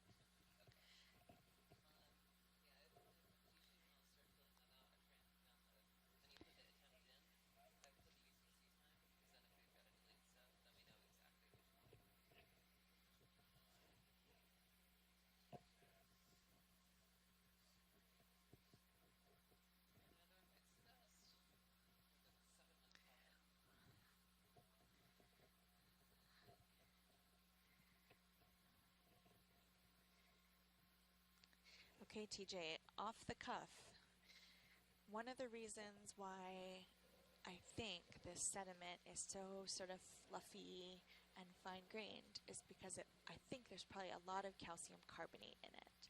And that can come from broken pieces of coral or seashells. It tends to be, oh, we've got a good shrimp there on the side. And it tends to be just fluffier, not as consolidated, not as coarse-grained sediments. So right now we're only at 950 meters, but there is a depth in the ocean where calcium carbonate dissolves, called the calcium compensation depth, excuse me, CCD. CCD, yep. And we've been trying to figure out how deep it is in this area of the Western Pacific. And what's your guess? That's a hard one. Yeah. I think I'm banking on this expedition to kind of bring that to fruition for me. There are some papers we've been reading to try to kind of guess where we think it might Yep. be. Candace, are we making another attempt at this sample? Could be as shallow as 3,000 meters. But yesterday... Okay, so we're going to reattempt O3G. Copy. Yesterday we were at 3,500 and it was pretty carbonaceous, calcium carbonate rich. So we're learning a lot about the calcium component of these sediments. Okay, we are queuing up to take another sample. So the manipulator arm is out again.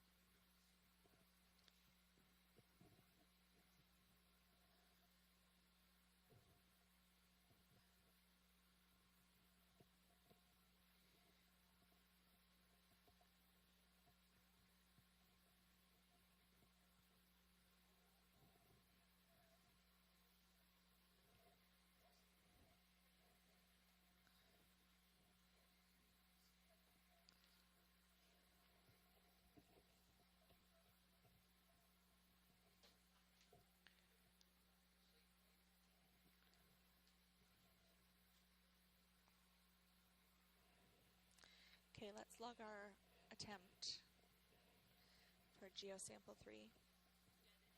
Oh. And mark the time on the...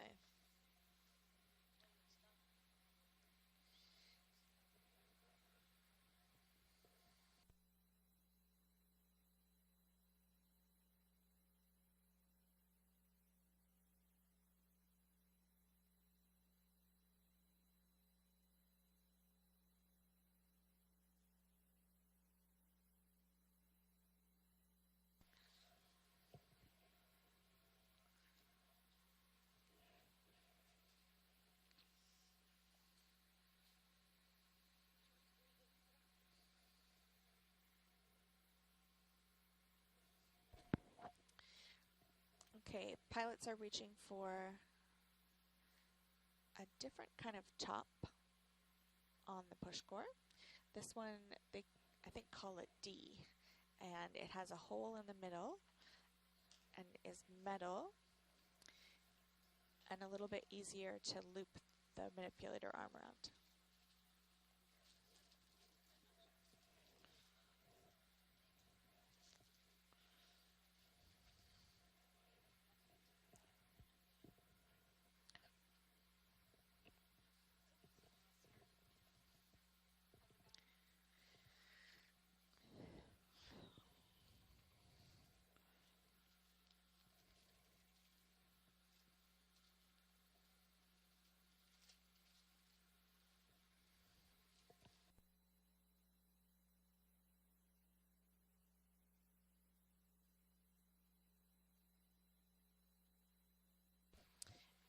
Okay, the push core is getting ready to go in. Our last two attempts have been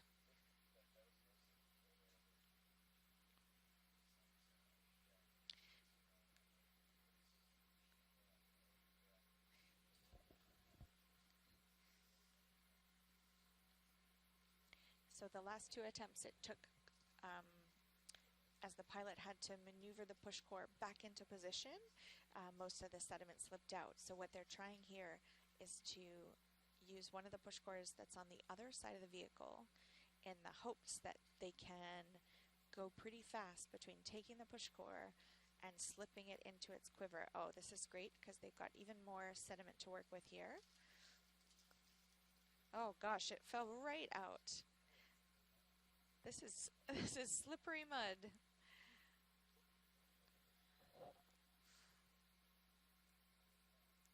And it's gone.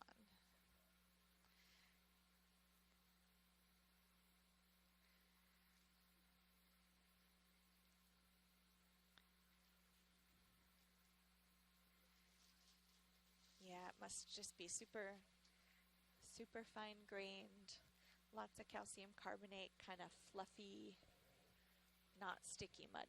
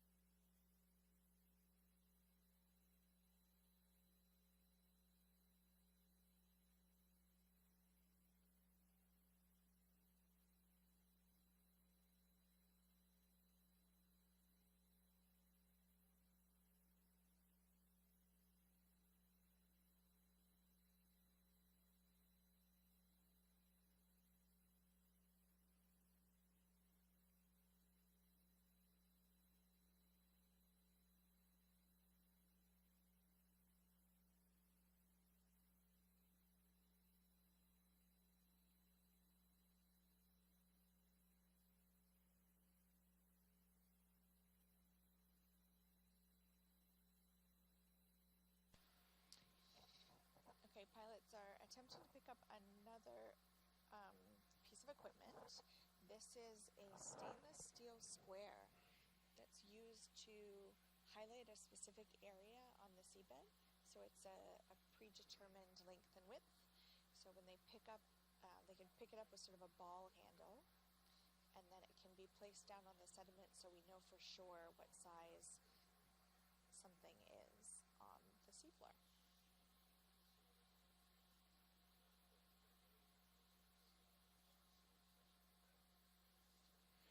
It's so interesting. We're only at 950 meters, and there's very little, fish floating by, and for sure, yeah, a lot more than we had yesterday.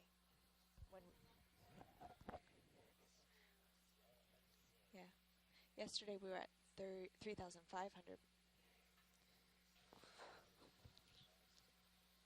I was just talking myself.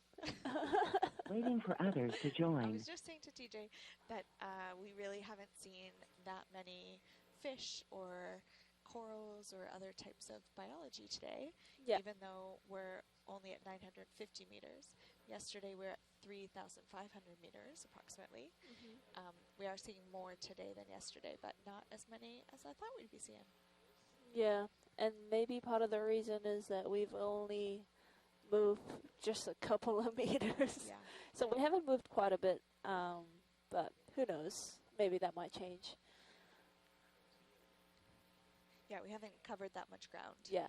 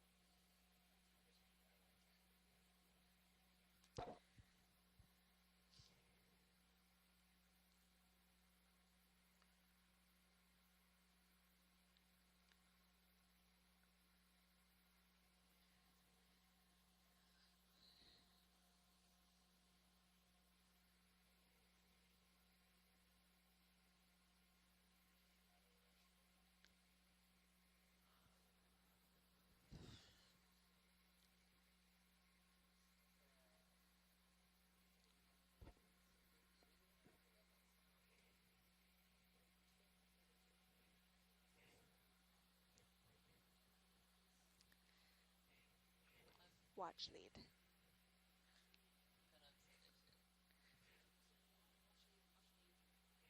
Oh, no. There's only one.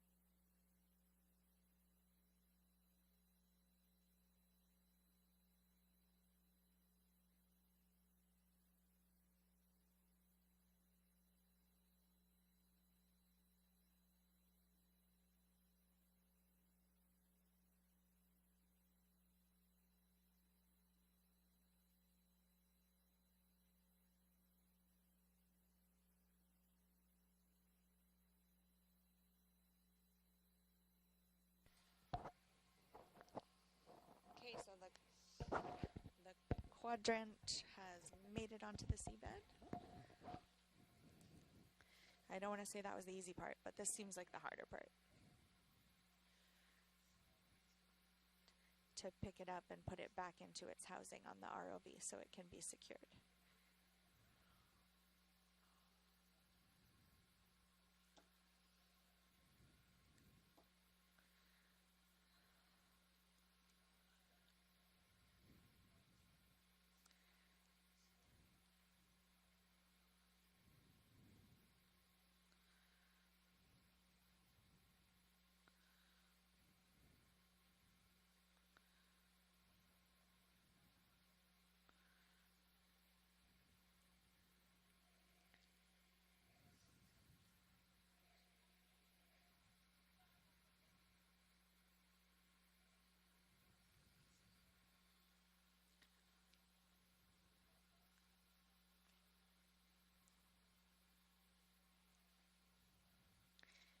Okay, they've got to get a very specific angle on it so they can fit it back into the place to secure it on the ROV.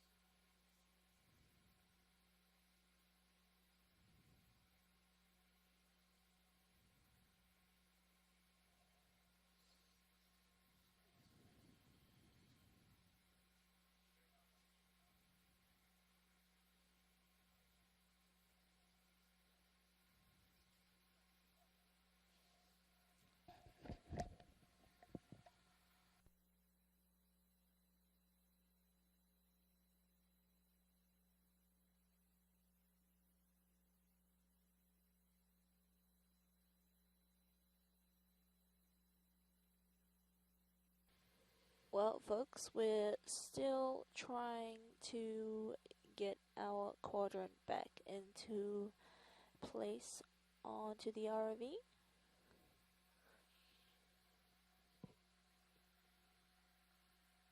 Just trying to find the right angle.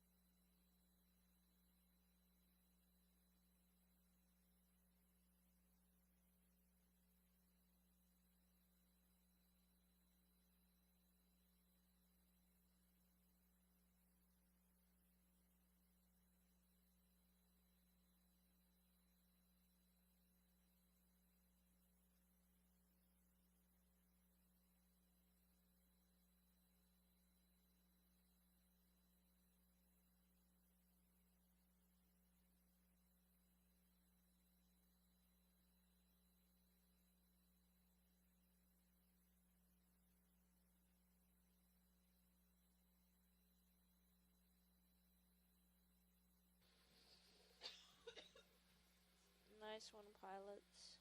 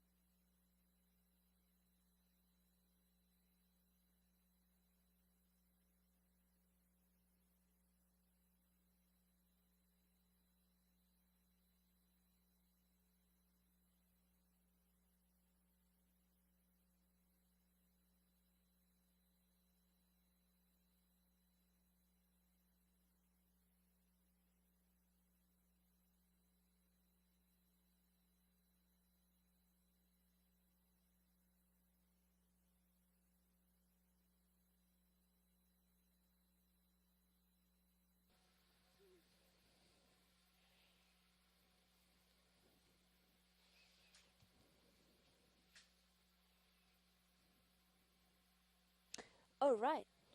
Well, folks, probably just a congratulations to our pilots for getting the quadrant back into the ROV successfully. And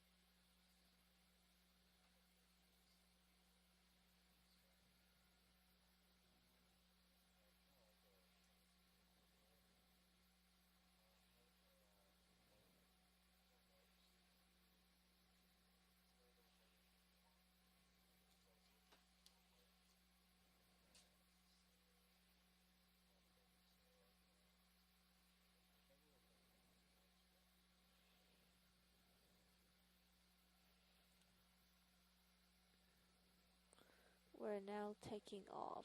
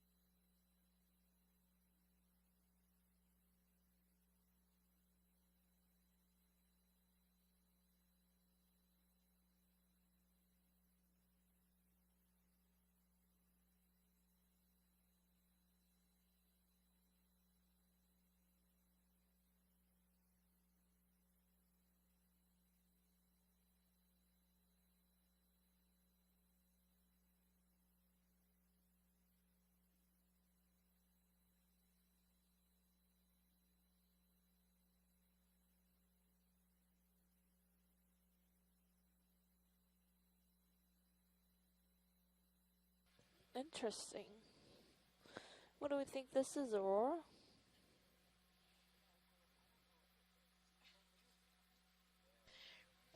Is it like a coral graveyard? It looks like a whole bunch of broken bamboo corals? Coral rubble. Yeah. The chat's saying coral rubble. I think it's quite interesting. Some of the darker bits might be that same ferromanganese oxide coatings on pieces of coral, and the lighter bits might be newer or not crusted for some reason.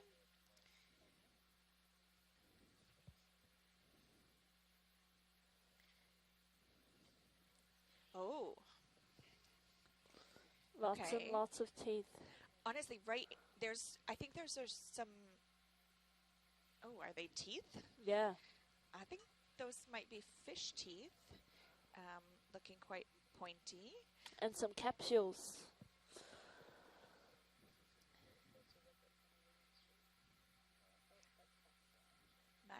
Okay, this is our maximum zoom. So definitely like some of the darker pieces are coral for sure.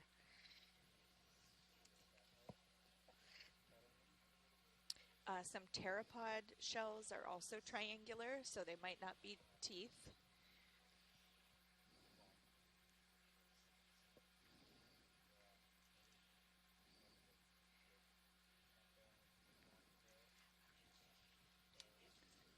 Yeah, a few folks on the chat are saying pteropods.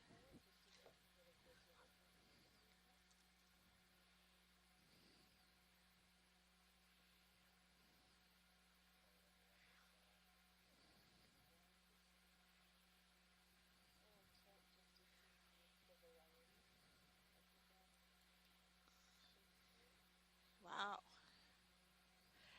Something on the left of the screen looks a little purple. That must be, oh, and we've got a few kind of spiral shells in there too. Some type of snail.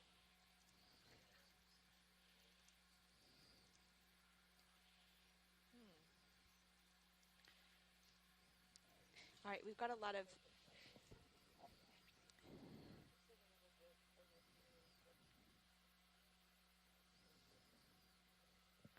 some of the straight, wow. I guess most of the larger straight pieces do look like they have branches. Oh, okay. I was just about to say that I wondered if some of them were echinoderm spines, and someone on the chat has said that's what they think they are. So, as a non-biologist, I'll give myself a little bonus point. Ooh, that brown thing in the middle is kind of weird. Sort of a pod shape. Lots of shells. Yeah.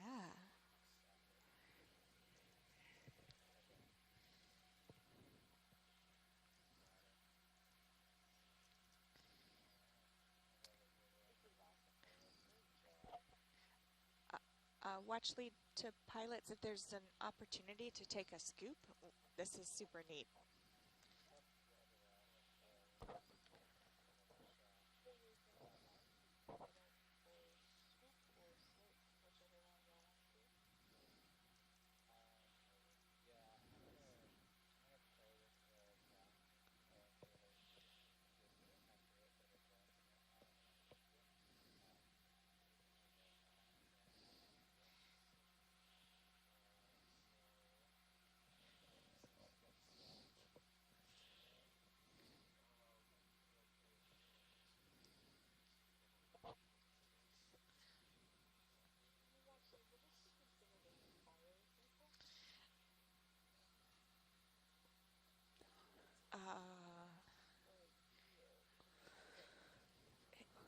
Well, I think I'd say geo because everything looks pretty dead. So I think we're mainly looking at fossils of organisms. So I would consider that a geo sample, I think. Yeah.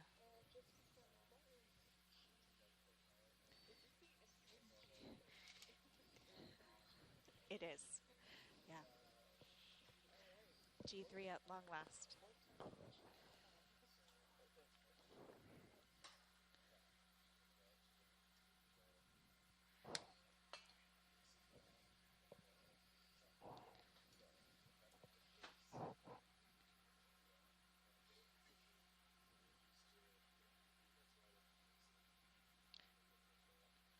Watch lead to pilot. I would not recommend a slurp here because so many of the fragments are sharp, and I'm not sure how easy it is to clean out your sieve at the back of the slurp. So if possible, I think a scoop would be an easier method for this particular pretty weird substrate.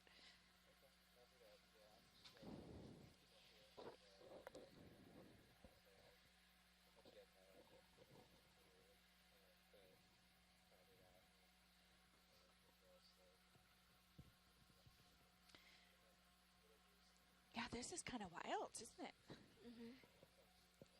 Lots and lots of debris. I've never seen this before. So it'll be good to analyze it once it's back on deck. What's the chat saying? Yeah, chat was referring to this as coral rubble. And one of our scientists said this means there's some substantial coral growth upslope that accumulated in this channel. I think the pilots were saying just a few minutes ago that the slope is around 34 degrees. So it's a pretty steep slope here, but it must have kind of flattened out, which makes sense because that's the kind of area they'd be looking to land D2. Yep. But yeah, it's just sort of a coral graveyard. Yeah, coral graveyard.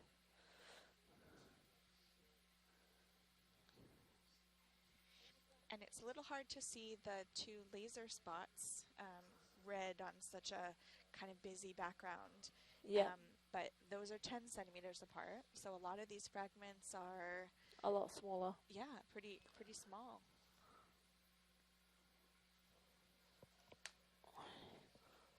Okay, we've got a sample attempt coming here. So the pilots are looking to take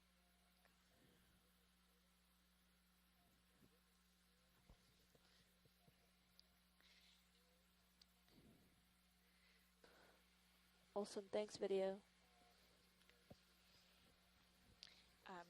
So I think the first thing the pilots are doing here, because this is a little bit of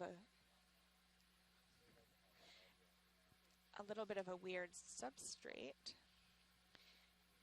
So they're kind of interrogating the substrate with the articulated arm.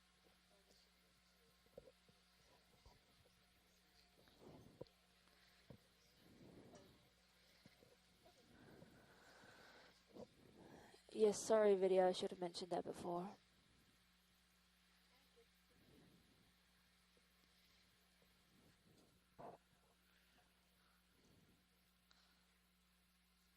So they're kind of checking to see what that sediment thickness might be, whether it's, sort of fluffy, whether it's a deep layer, and this is going to help them figure out how to take the best sample in this area.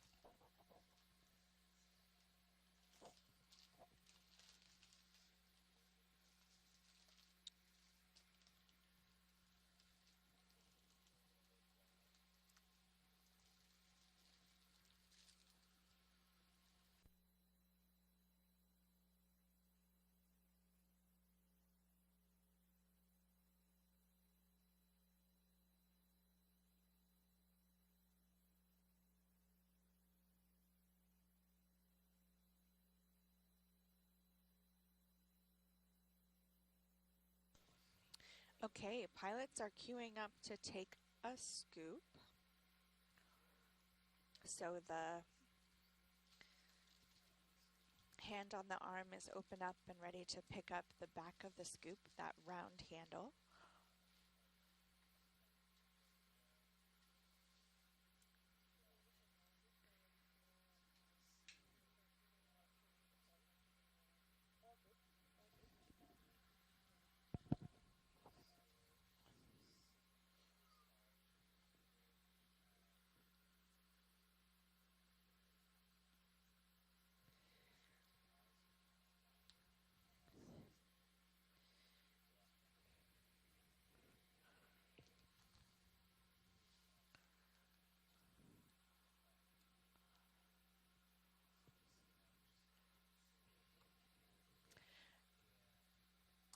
TJ, do you see up in the upper right corner? Does that look like sort of a piece of a crust or a nodule? The biggest, darkest piece?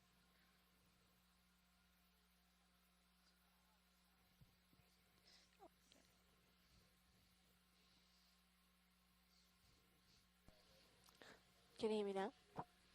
Yes. Sorry, Aurora, as I was saying, it's quite hard to tell from a distance, but I wouldn't mind getting a zoom in after we've collected the sample, just to confirm.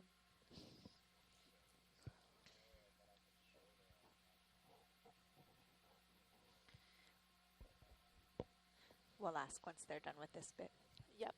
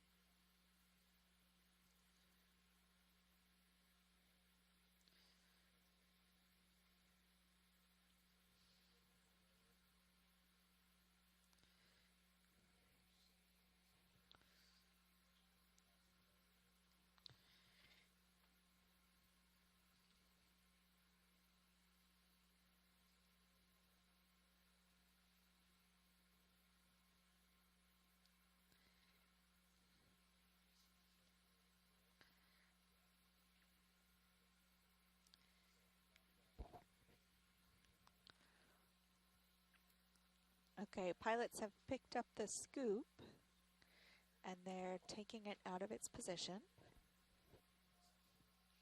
And then they're going to try to pick up some of this coral debris and pteropod and echinoderm, sort of a medley of fossilized bits of sea animals. Yeah. A fossil graveyard. Yeah.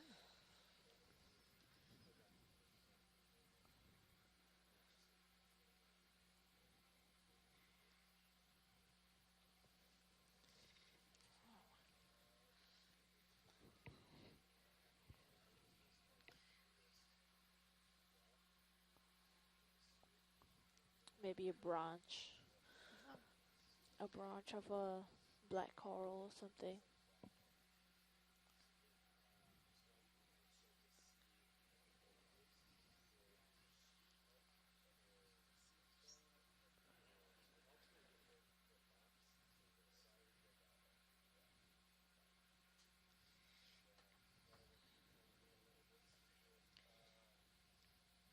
So the pilots are trying to set up the scoop so that it's in the right orientation, so that once they take the sample, they can tip it up and then carefully bring it over to the box on the ROV where we can collect the sample later.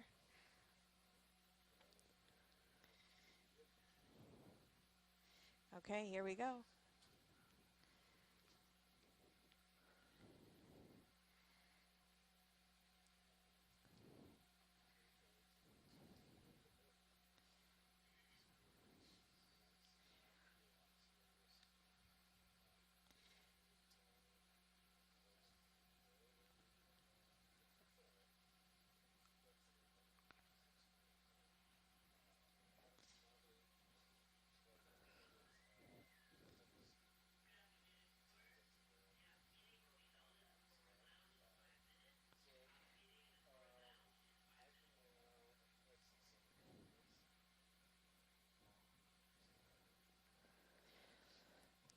Okay, they're extending the bio boxes and geo boxes out in front of the ROV so that it's easier to dump the sample in. It did look like they got a good chunk of sediment in the bottom of the scoop. Yep.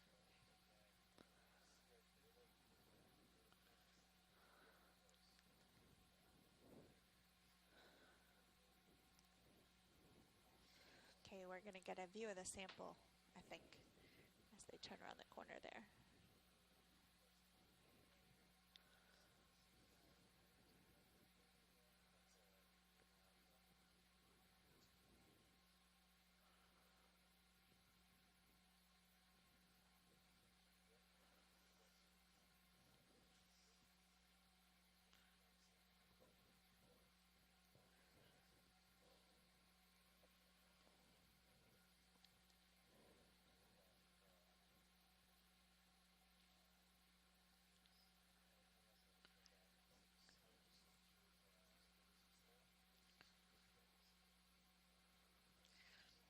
Okay, the scoop's being maneuvered over the sample box. And I guess if you're watching live, you can view it on camera 3. Get a better view of the scoop trying to... Yeah, they're going to try to gently dump.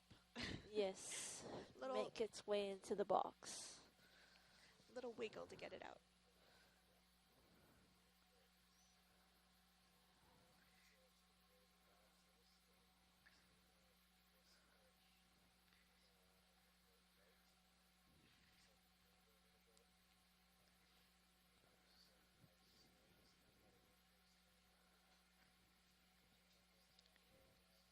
Okay, they're almost over the box. Oh! Looked like that was a little bit of sampling already. Yep, there's a couple more going in. Yeah, there we go. Nice.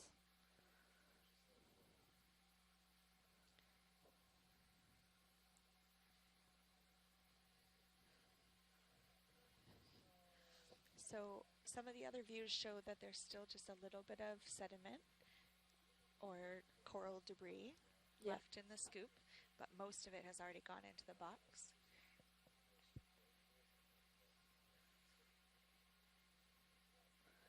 We've got something. Yeah. So that's good. Yeah, super interesting area.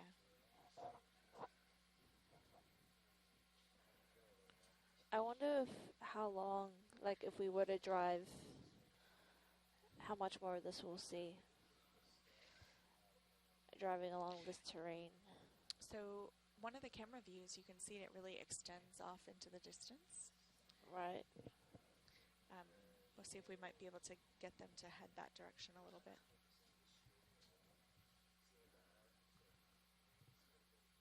As if it's created its own little valley down the slope.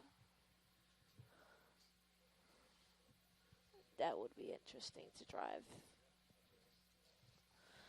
alongside to check it out.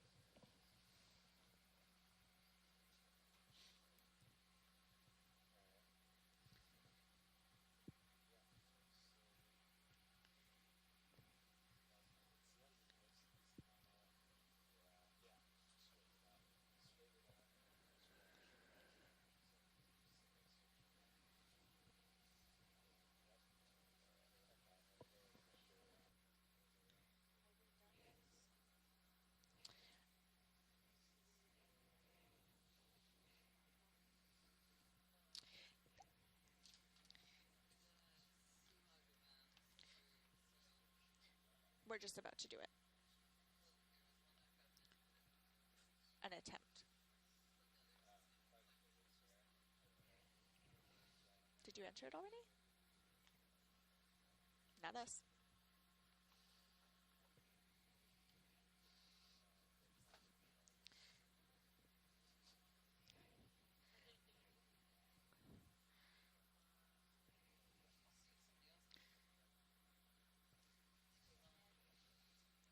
Ned?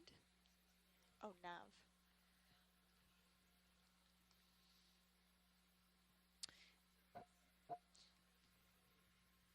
Okay.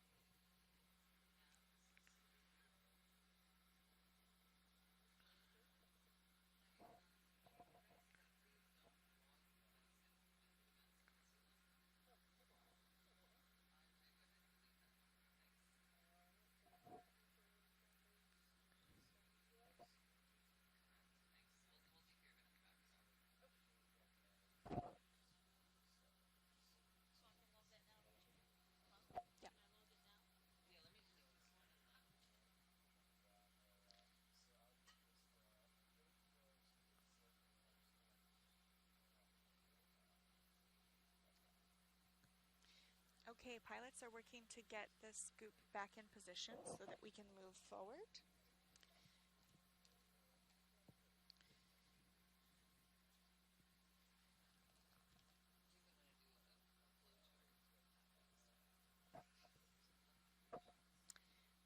Watch lead to pilots.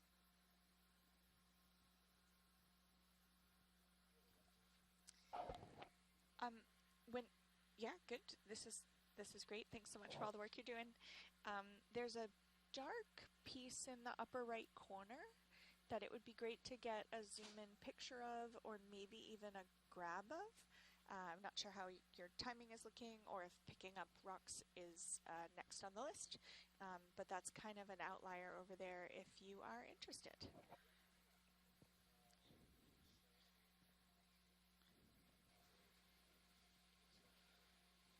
Yeah, perfect. Thanks. Hey, Chloe, can you hear me? If there's a way to also use one of the cameras to look sort of at the extent of this area, the one that's showing, I don't know which, sorry, I don't know what view it is. Third from the left is kind of pointed outwards and showing that this is a really extended feature. If we could just make sure to record that, that'd be great.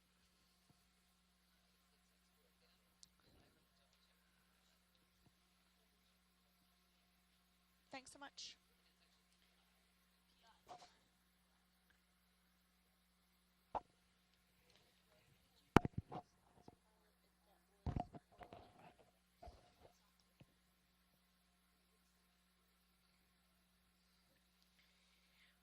Watch lead to pilot. Sorry, confirming that sample went into the inboard port side box.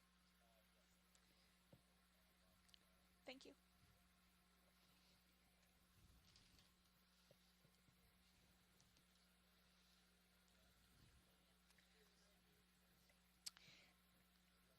Coral graveyard. Fossil graveyard.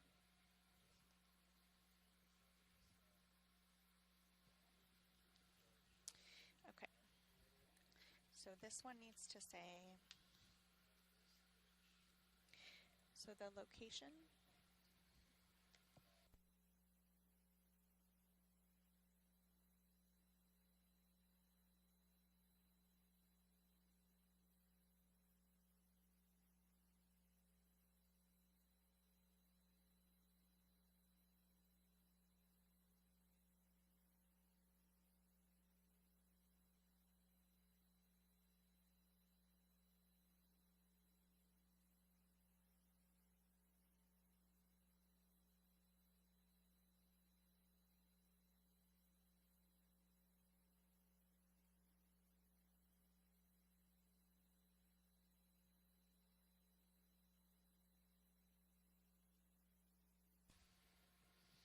All right, awesome job, pilots.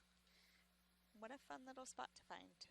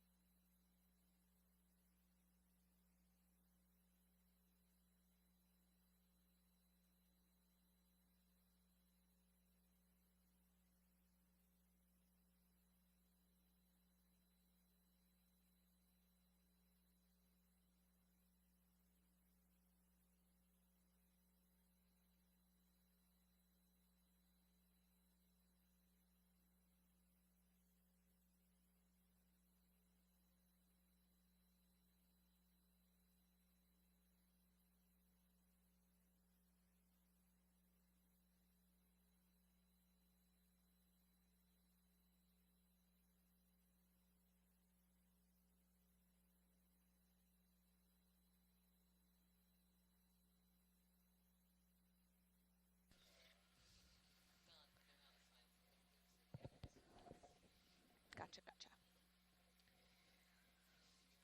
Okay, so the scoop has been fully placed back on the ROV, and we've asked to see if we could get kind of a broader view of how far we think this feature might spread.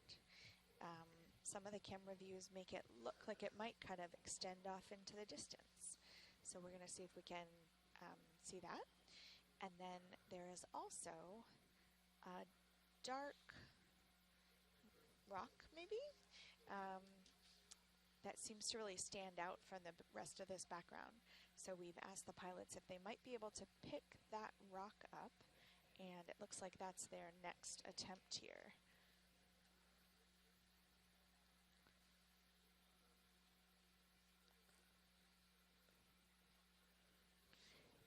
And here's another little fish coming across. Looks like a little shrimp. Yep.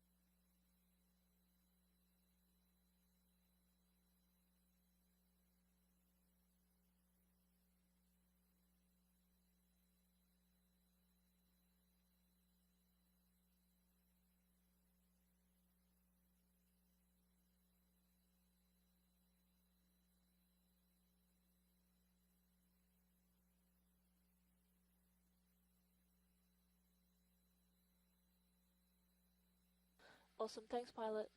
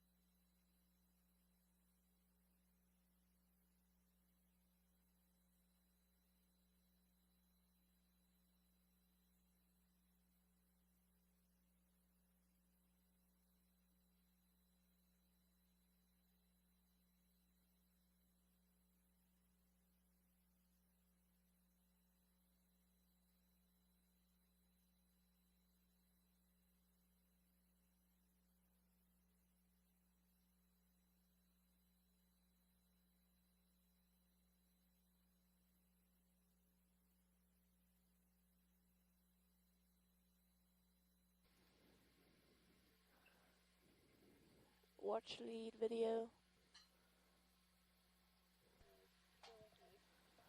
Just confirming that we're taking a sample.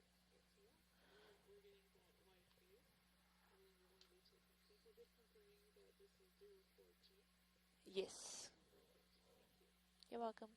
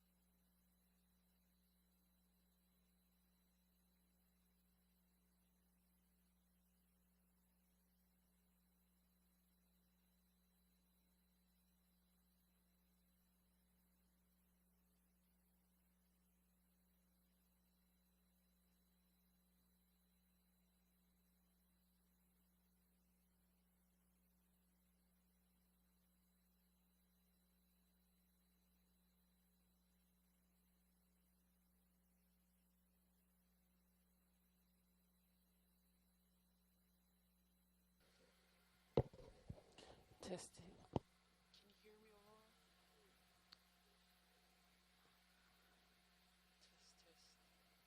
If we can avoid port inboard box, that would be good, since there's already something in it. I think I heard you guys on the front row discussing that.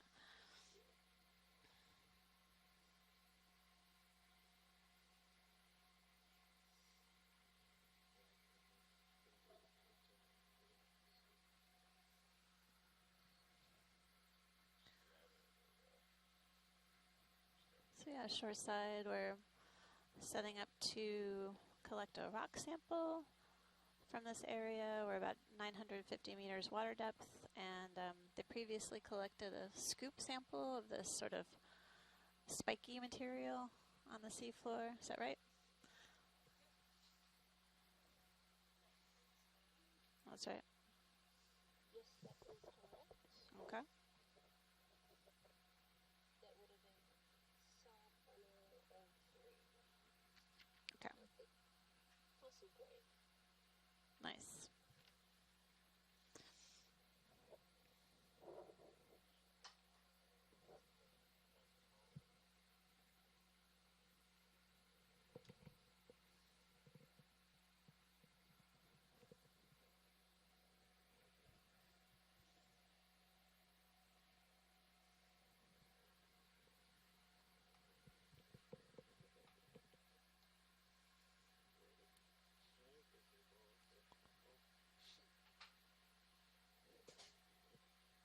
Oop.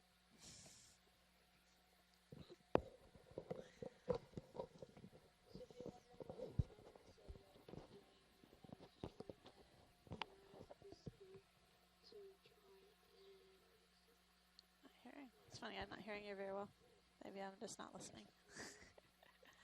Can Go you ahead. guys hear me? I can barely, but just need to turn you up. Go ahead, TJ. Sorry to interrupt you.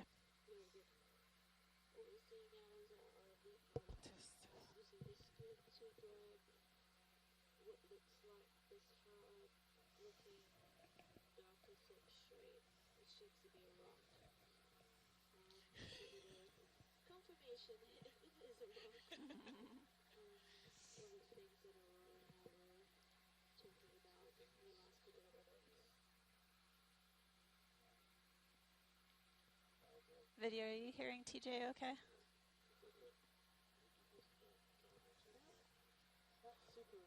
Okay.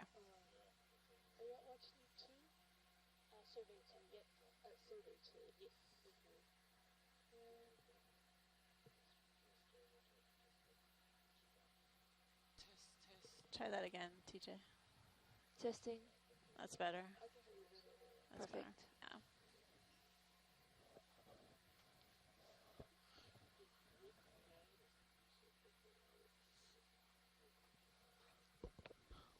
Okay, everyone. Reporting for shift now is myself, Chloe, and Amanda. Hello, hello. Kia rana koutou katoa, te po amai nei a mātou. Currently we are southwest, a bit more west, off Palmerston Island. Kia rana kia koutou pāmati. I te po amai nei koutou, kia rana. Te amata te Okeanos Explorer.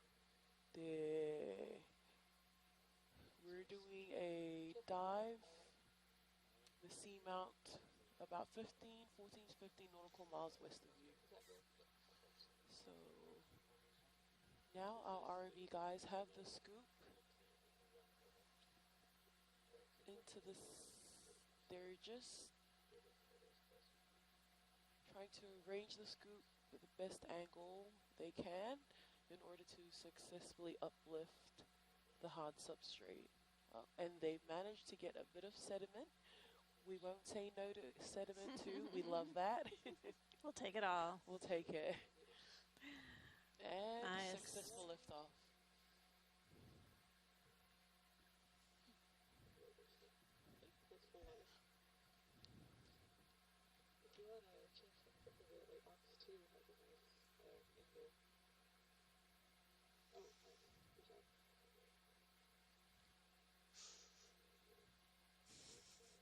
Alright. I love that scoop.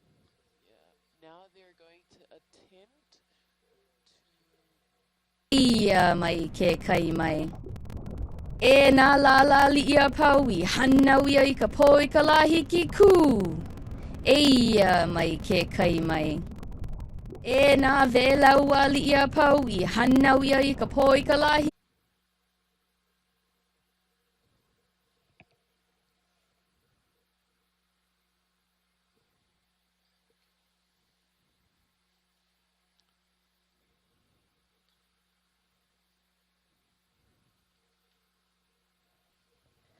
Yeah, and as you can see, we're aiming to put this sample into the port side outer box, as we already have a sample in the port side inner box, which we've collected a couple of minutes ago. Our pilots are doing an awesome job trying to maneuver around and get the right angle to get our sample all settled in the port side outer box.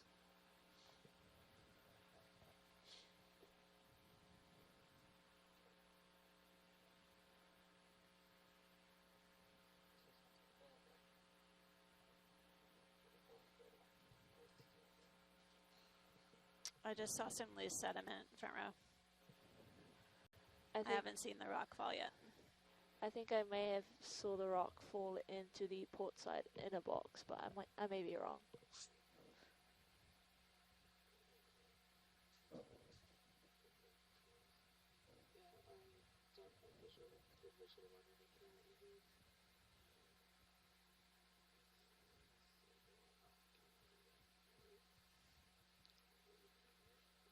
Has to go somewhere.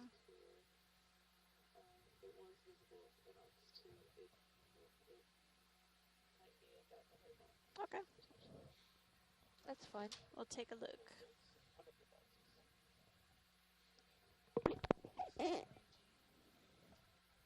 It's 4G.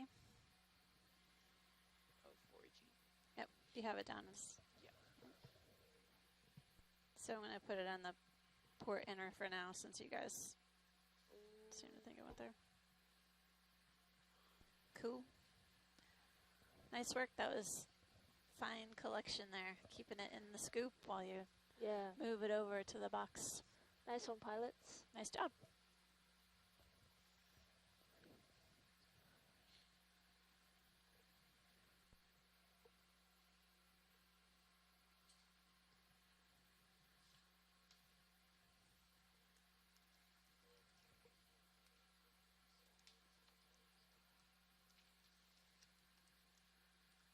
Go ahead, Senator.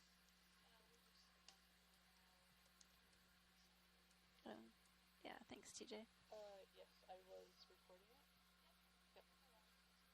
Perfect.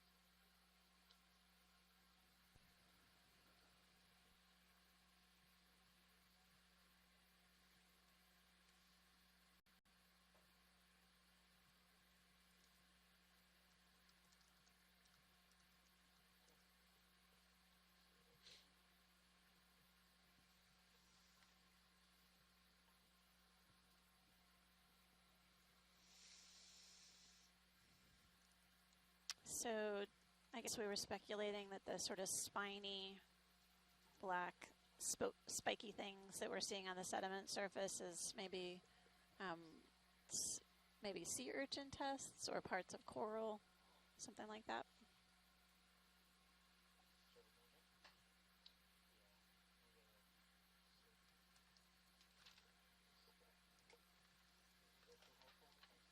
Okay.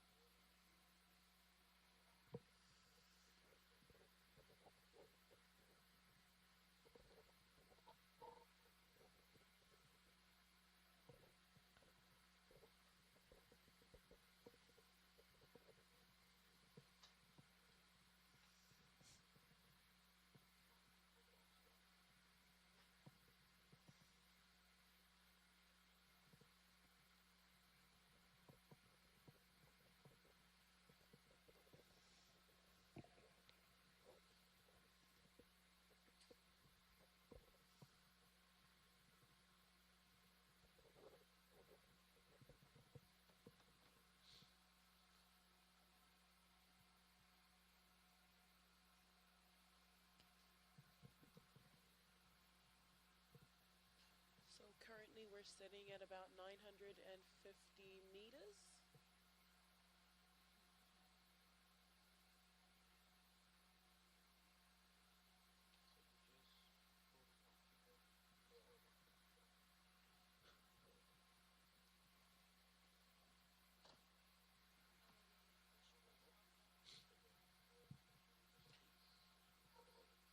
And now we're going to attempt a push core.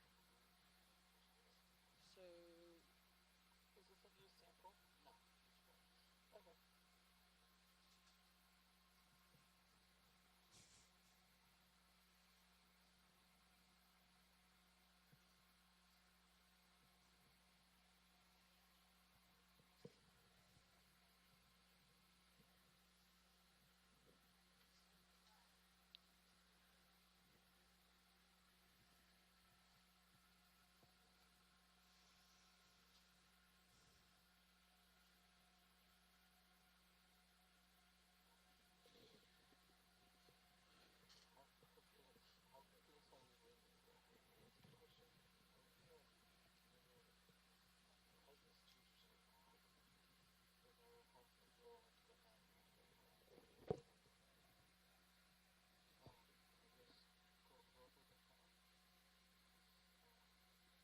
Do you have any friends or family that are watching the live feed today from your homes? I'm sure our office is tuning in right now while they're working. Yeah. So if you are listening into this live SBMA, shout out to you. Shout out to you. Thank you for your loyalty. Thank you for following us and following along on our dives. I know you've been thoroughly entertained watching science in action in our waters. And we'll see you in a bit, Rima Brown. Soon you will get to take over the reins alongside Amanda.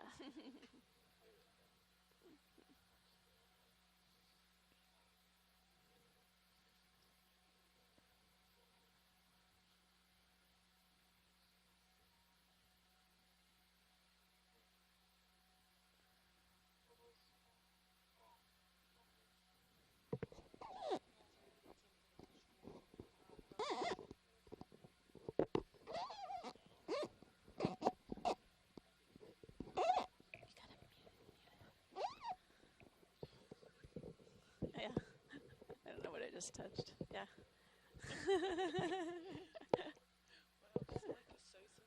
It is pretty sensitive.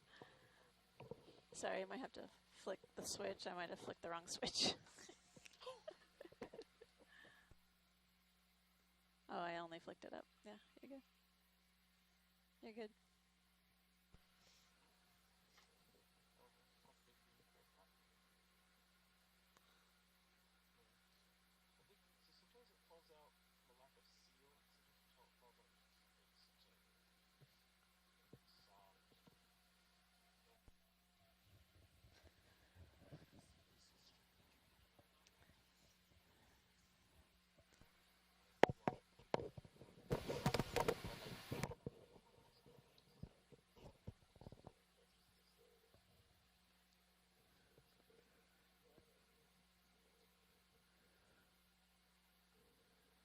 Yeah, we can see that at these depths, the sediment is not very consolidated. It's like it's super. granulated. Yeah, it's fine, but not compacted. So Yeah. sort of like sand on the beach. Like when you try to dig a Exactly. hole at the beach at the where the wave break is, and the hole disappears as soon as you make it. The seafloor sediment sort of behaving the same way here. Mm-hmm.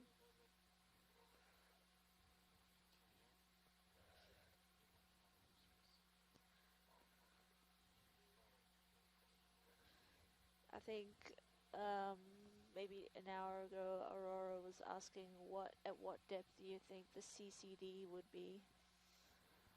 That's a good question. Something we should look at the data for. I don't know where the models predict it to be, but that calcium compensation depth, carbonate compensation depth, words, can vary throughout the ocean. And in the Pacific in particular, every water sample we're gathering actually provides us with more information about where we might find it. But that's essentially where that calcium carbonate, the shells and the corals can create their skeletal structure, below which there's a challenge with them being able to create their skeletons. So the more we know about that, the more we can predict where we might be able to find those animals. So far we've seen bamboo corals and some other types of octocorals, or Ridogorgia, but we haven't yet seen what we call stony corals. So those animals that have a large amount of that skeletal structure. So to be determined. I know in the Cook Islands last year we saw cup corals every now and then, and those are considered stony corals. So every time we see them, that kind of gives us an indication that maybe there's sufficient, the chemistry is sufficient for them to be able to make their skeletons. But when we do these sort of snapshot in time chemical analyses, it doesn't really tell you what's going on in the in-between periods. So more monitoring and more instrumentation, like landers, that can give us more of a window into time and that variability. Yeah, landers would be awesome.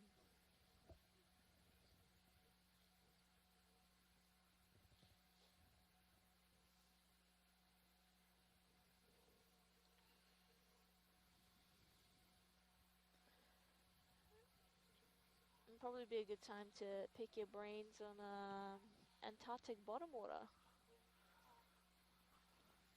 Oh yeah. So, what do we know about it so far? At the top of my head, not so very much. Yeah, the interesting thing about Antarctic bottom water is it is a way, a mechanism for deep sea coral larvae to get around, and basically they get entrained or brought into the water column, and that water mass transports the larvae to different places around the globe. Nice. We're gonna take a look at something that's on the seafloor in front of us. Looks like a shrimp. There's some little things attached to the seafloor. They look like those tube anemones. Oh, right, that's awesome. I think they might be called cereanthids. Those are pretty. Nice job, video. Yeah, you don't get a chance to get close, right? Okay. Yeah. Yeah, that makes sense. Yeah, sorry, I was just listening to video, Chloe. They're a type of anemone or tube anemone. They're gorgeous. Yeah. I think they're also known as cereanthids. Cereanthids. Oh, that's awesome. Nice find. That's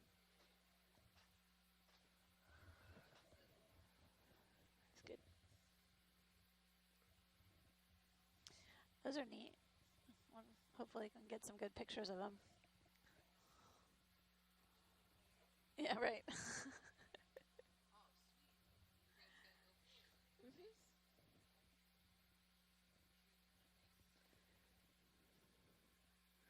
Would be cool to see how big those guys are.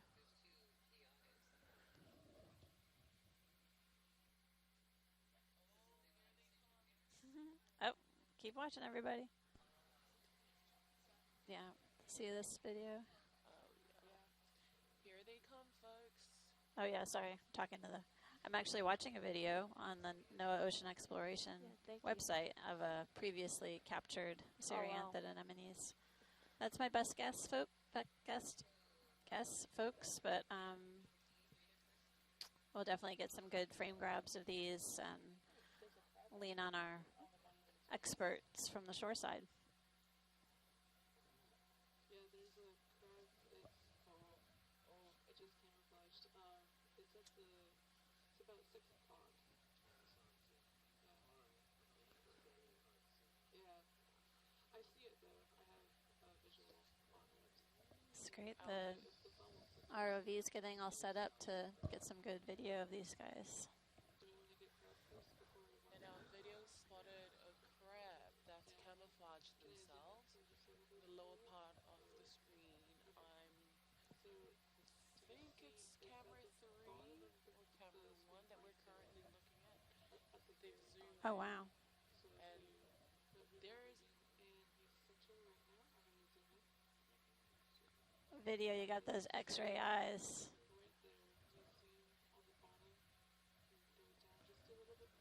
our video, Caitlin, in with the clutch. She spotted a crab. Oh my goodness, Caitlin. Wow. You're incredible. Wow. Amazing pair of eyes. It's so camouflaged. That's why you're in the videos. Well, exactly. That's why we're in the back here. Oh, look at I needed that. to get better glasses. You can see one Oh, of that's great. That's so great. Yeah, we're taking a look at a So- crab so that's well really camouflaged. camouflaged in there, yeah. Oh. That's really cool.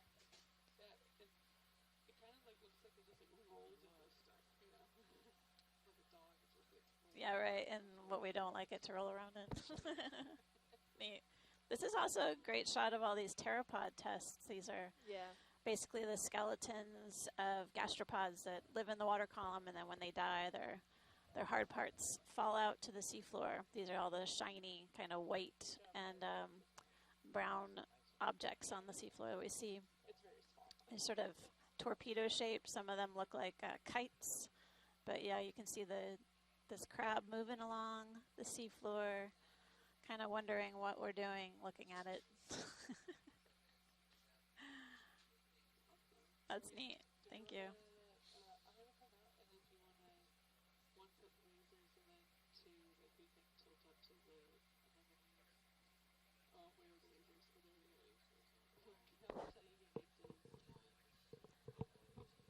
Oh yeah, Caitlin, you're amazing.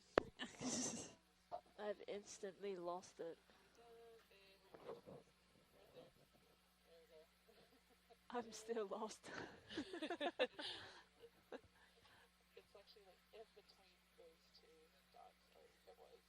Oh, Caitlin, are you sure we you don't believe you. have X-ray vision? Yeah, she's got those special eyes. Yeah.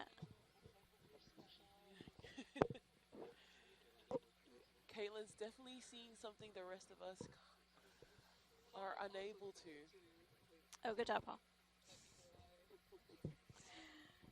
Yeah, so we have confirmation from the shore side that they think this is also a Cereantha anemone or Cereantharian. These are anemones that reside in tubes, and as video is mentioning, often we can't get really close because they tend to retract right when we come over by them.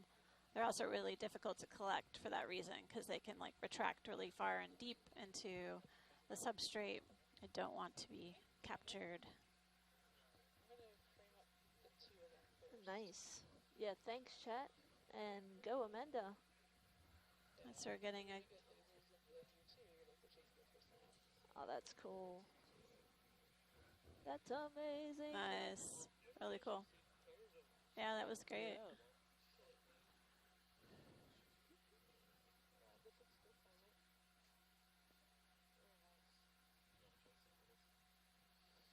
Sure. I mean, yeah. So, fun fact about Cereanth anemones, they have two distinct crowns of tentacles.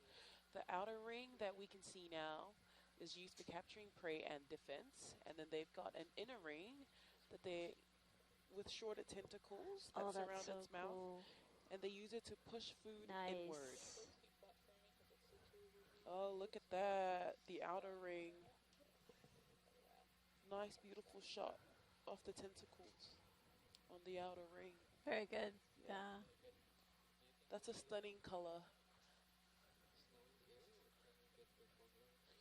Yeah, I was thinking about fine whites. Is that help by reference to it? Spotlight would be on. Oh, we're going to get some beauty shots of the... Ooh, that'll be awesome.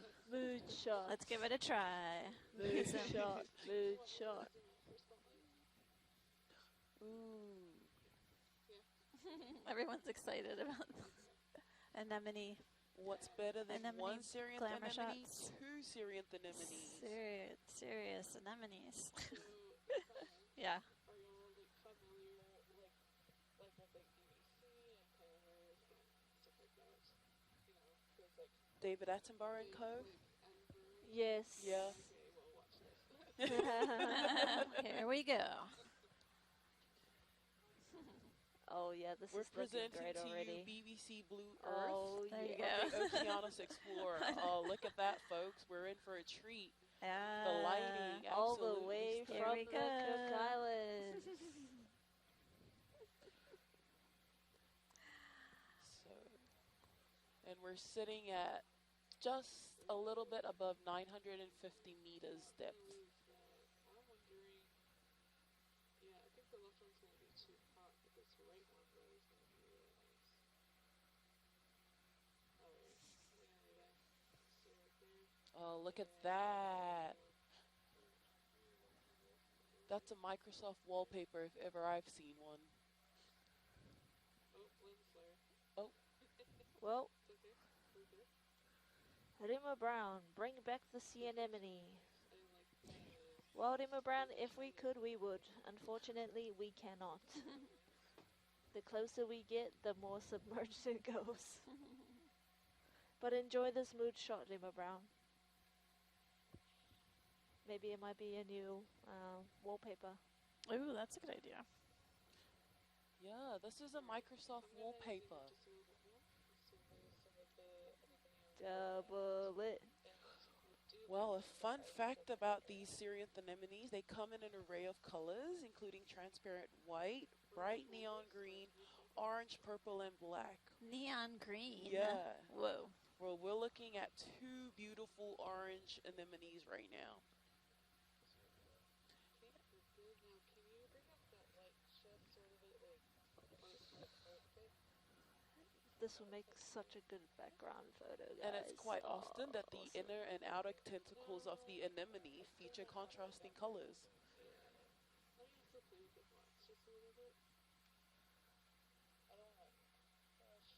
Oh, look at that.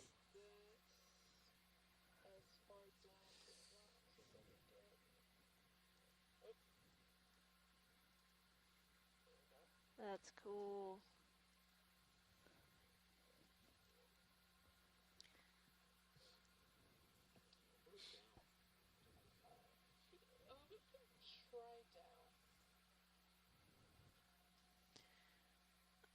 If so, video, if there's time, it would be good to try to get the mouth side of this animal to get a bit more identifying features. Yeah, that would be awesome. So that might be tricky. It might take a ROV reset, but let's see what we can do.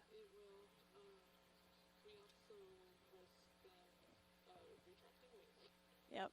Once you're done with that side, or I don't know, can you zoom on the mini Zeus? Whatever the down looking. I think I heard it in my ear, so I might have gotten a clue that was an option.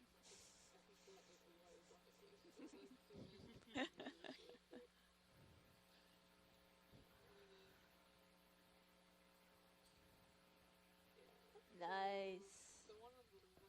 Oh yeah. Okay. Oh, that's cool.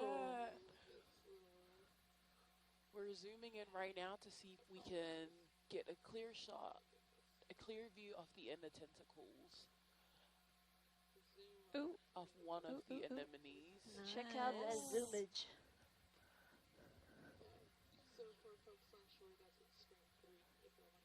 Okay. That's on camera 3. We're Stream looking at 3. Yeah, we're getting a good look at not only the inner tentacles, but also the mouth side. So that's really beautiful.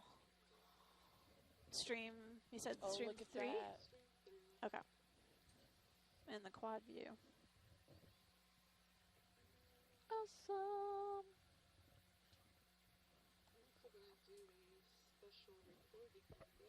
Ooh. Oh yeah, Special that'd be recording. sick.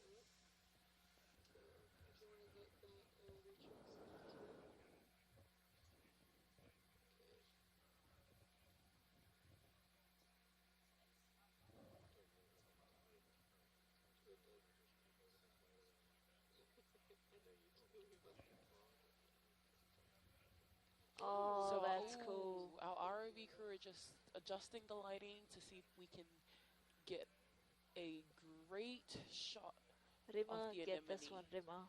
capturing the animal and its color. That's sick. If you can, if you're watching on camera 3, you can see the inner tentacles. They're the shorter ones in toward the center of the anemone. Looks beautiful. So the inner tentacles surround the mouth and help it push food into the mouth. Help the anemone push food into its mouth.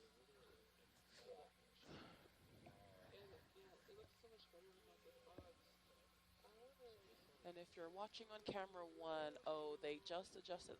Now, if you're watching on camera 1, there's a beautiful shot of the anemone. I like that feeling with that.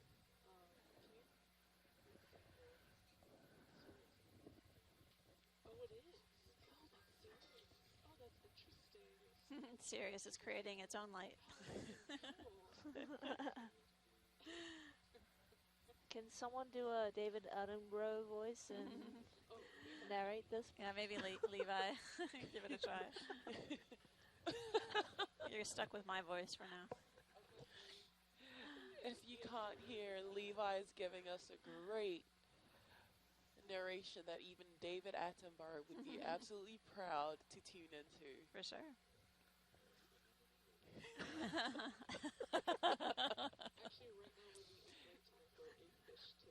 For sure, and just mess everything.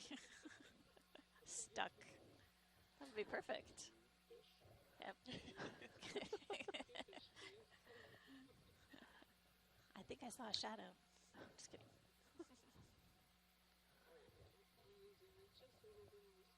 Oh, Look at that. Look at that close up. Beautiful. Oh. Well, What a vibrant shade of orange in this lighting. yeah, it's a great color. Yeah. Folks tuning in, if you don't know, I love the color orange too. No, you don't. I love the color pink, but I also love orange, so I love the color of this anemone. Oh, look at that, girl. Look at that. That's really nice.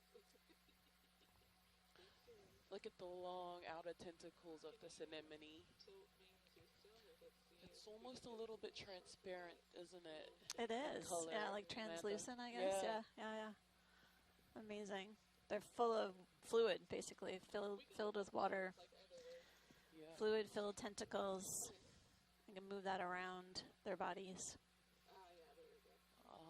Now, if you're watching on camera 1, we're panning lower to see if we can get a good shot of the tubes. And there it is. Beautiful. A little bit hot.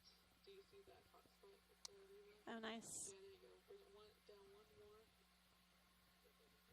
Yeah. Oh, wow. Like basically, they say they're agglutinating tubes. They're basically a bunch of pteropod tusks and maybe sea urchin spines and coral bits all kind of glued together to create the tube structure that the anemone uses as a home.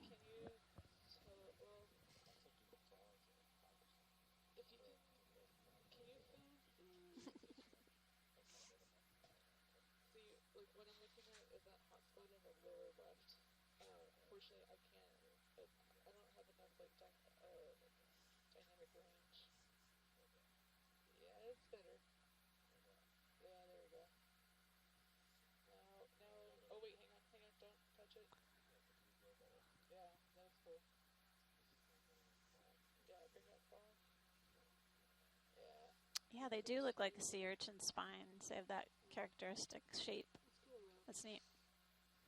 Lots of pteropod tusks, I think too. we're looking at camera 1 where you can see the tube of the anemone. Camera 3 has a good shot of the outer and inner tentacles of the anemone. Beautiful. Ooh, it's glowing. It's glowing. Oh, look at that. Neat. I can't believe that these anemones are behaving for us. It's like they were sitting here all day long waiting for us to come along to take their picture.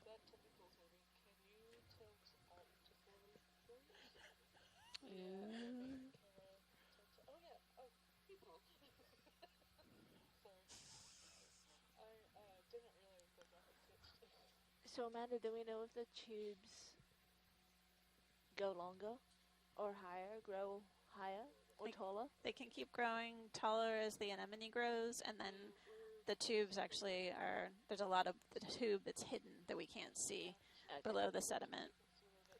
So they're known for being really tricky to capture because they can retract really far in. We heard from Asako, who's watching on the shore side, that there was some people trying to collect Cereanthus from shallow water environments, and it took over 30 minutes to dig it out. We don't have that much time. It sounds like they stand on business. Yeah. So that's like a shallow water relative of what we're seeing here. Really, really beautiful.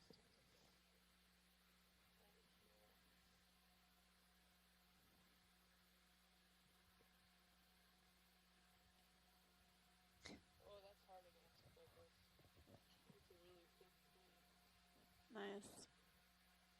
So instead of going from back to front, instead we're going to hold here for 1, 2, 3, 4, 5, 6, 7, 8, 9, 10. And then we go backwards, because back is a lot easier to get into focus. And there we go. Hopefully that focus. Yeah. Let's tilt up. Ooh. So our videographer is just trying to get a great shot of the anemone.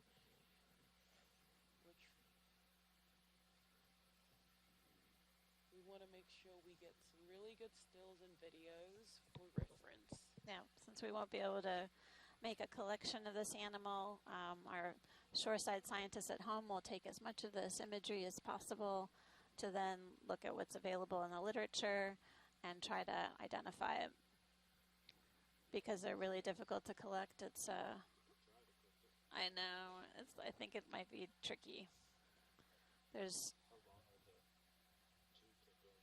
right, that's the unknown. So they could be pretty lengthy. And so the two potential options that were offered were grabbing it with the jaws near the base, so right by the sediment surface where the tubes connect, or trying to slurp it. Can you tilt down just a little bit? I mean, some chromatic aberrations on your tips up there. So you're going to have these front three, so kind of go off screen just a little bit. So keep them going down. And roll them there. There you go. We're getting some stills off the tips, off the outer tentacles of the anemone. And we're looking at that on, I think it's camera 1. Yeah. For those of you who are Nice. tuning in live. Quite the beauty shot. Yeah. I don't know. It looks like they have, well, some of the tentacles have what looks like fingertips. Yeah, they're all adapted to help capture animals or food as they come past them, either swimming or crawling past. And tentacles will move the food to their mouths for consumption. Cool. Nice.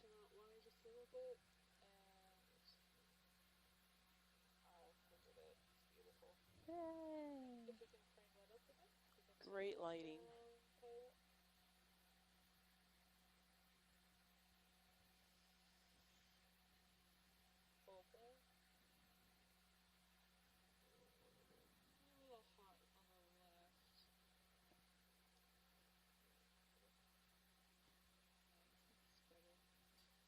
Did we get any images with the lasers on, just for size scale, earlier? Perfect. Thank you. All right, I think video is good.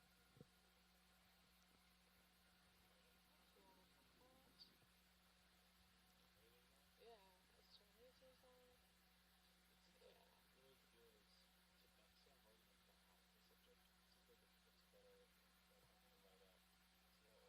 Ooh. The lasers are 10 centimeters apart. So the crown of this Sariant, the anemone, is larger than 10 centimeters. I'm shocked that it's... Yeah. So what the heck? If you touch it, Oh. Ooh. Oh, Maybe wow. we can sample it. Yeah. The RV got right up against the anemone and it didn't budge. In fact, it seems like they love the spotlight. There you go. Oh, wow. Hello. Okay. That definitely didn't scare him either. Blinded everybody else. So usually these And anemones tend we're to out. retreat into their tube when... Who turned on all the lights? Sorry, Chloe. We're just joking around. Nice. Great job, front row. Yeah. Yeah, they tend to retreat into their tube when they think it might be dangerous, and it's usually when a big ROV is right up against them. But these two anemones, they are not shy or scared at all. Yeah. In fact, it seems like they feel right at home with the ROV.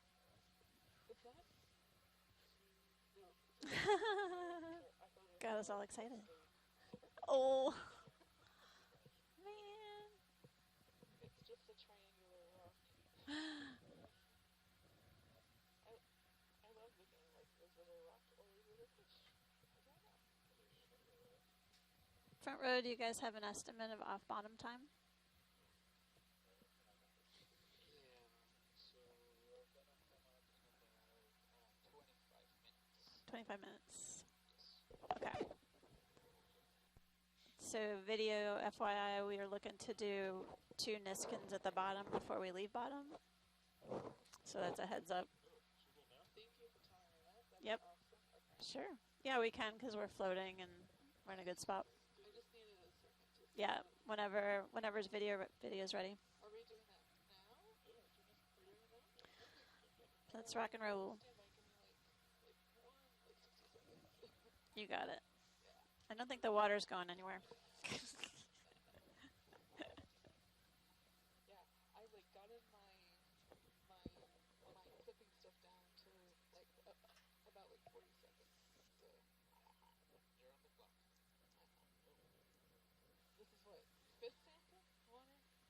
This will be 5, yeah.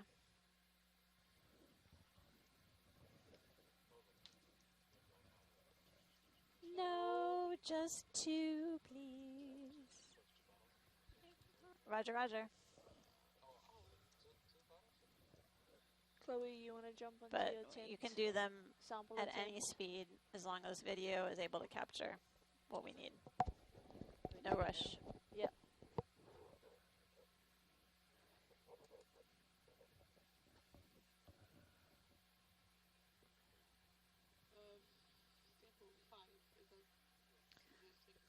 Roger. Oh, I'm sorry. Video can tell. Video, just confirming we're going to do a sample attempt now.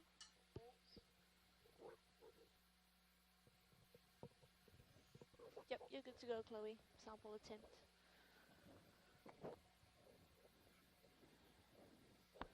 Sorry, and just to confirm, front row, are we firing both Niskin bottles or just one at a time? It'll be one at a time, both at the same location. Okay, awesome. Yeah.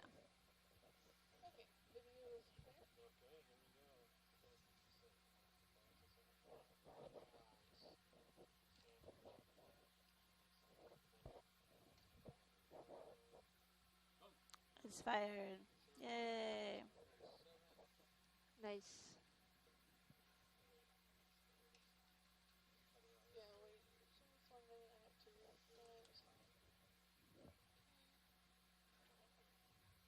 You can put in another attempt, Chloe, after your sample collected. Is this how many?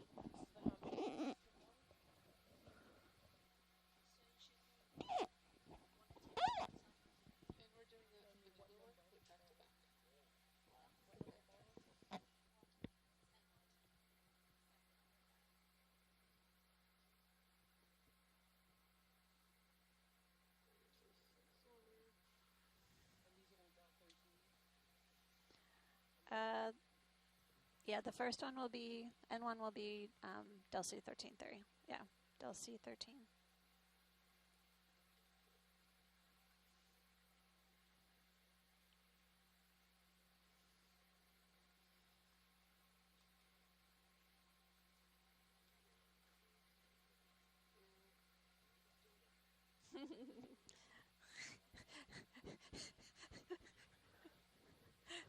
It doesn't make any sense. Back row is good to go for second Niskin bottle. The other kicker for me is that Noah decided to change all of the names of our cameras, and so Oh, jeez. Oh, no. Oh, right. We're all getting trained here. It's fine.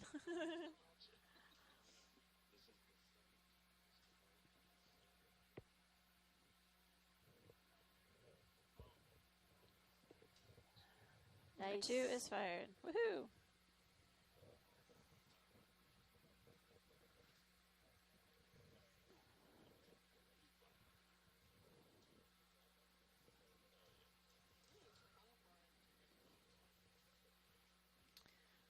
So I think that means there's still 25 minutes left on the bottom.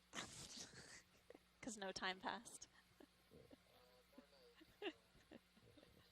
Oh, that's not bad. So, do we have time to try to slurp the... Never mind. He's gone.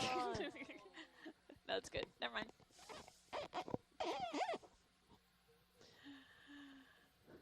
That was good information.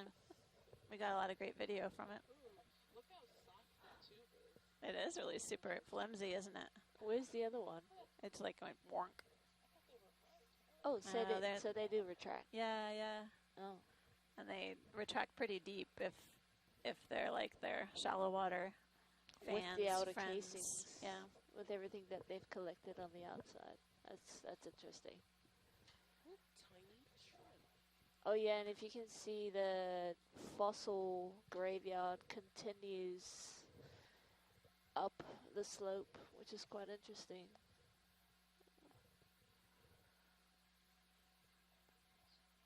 The fossil graveyard. Here we are. Yeah, where are the shark teeth?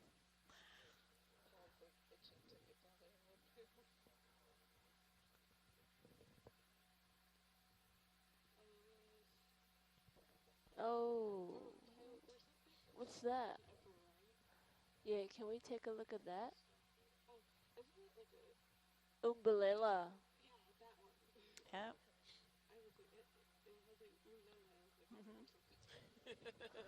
Yeah, it's either that or another. I think you're right, Anemone. TJ. It's Umbellula. It's Umbellula. Umbellula. It's like Thumbelina, but Umbellula. I heard they glow. Ah, I think some do, yeah. This one is another kind of,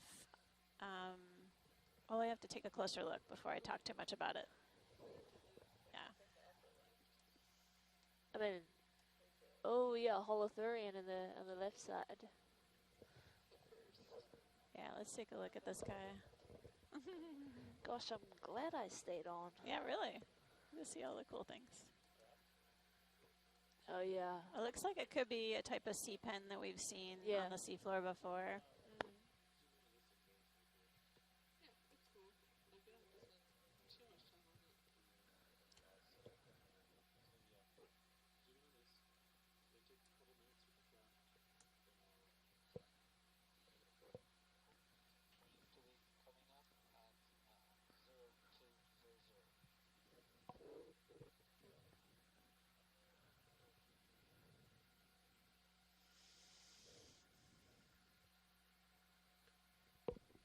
So folks, we're looking right now at what looks like an umbellula. And they are a type of soft coral, deep sea soft coral. Oh yeah, that's awesome. Yeah. Oh, look at that.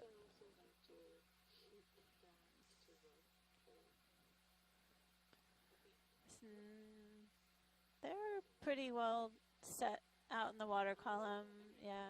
But these are related to the octocoral colonies that we were seeing earlier, but this is called a sea pen. Each of the polyps has 8 tentacles, but they only have one stalk, and then that basically stalk creates an anchor in the substrate below, so it keeps it in place. Oh, that's awesome. Yep. So you find these different kinds of sea pens in different environments. Sometimes they can tolerate really soft sediment or mud. This one's sort of an in-between habitat where there's some hard substrate and soft sediments around. The base of the umbellula or sea pens are called a peduncle. It's sort of like a foot that anchors into the bottom.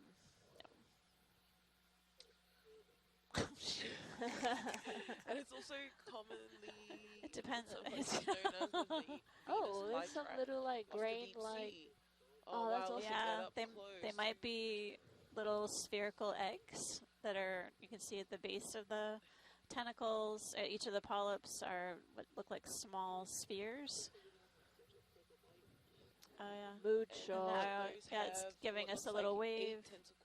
Yep. Oh, it's got a couple of other. Maybe shrimp or some sort of Shrimp, yeah, crustacean associate. yeah.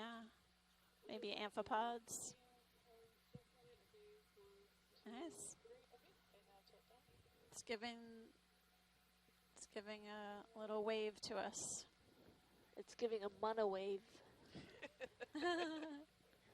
If you're from New Zealand, you know what I'm talking about. If you know, you know.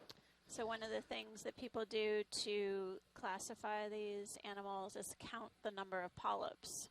So if we can get great video of these, basically the top of this animal, we can count the number of polyps. That gives us an idea of maybe who this is beyond simply the umbellula. Oh yeah, there's a couple of crustaceans in there. Ooh. Got a little shrimpy hanging onto it. Oh, looks like a dead pteropod tusk or something that fell off. Whee. Oh, that's awesome. Oh, they're going to try some more pretty lighting. Oh, love it.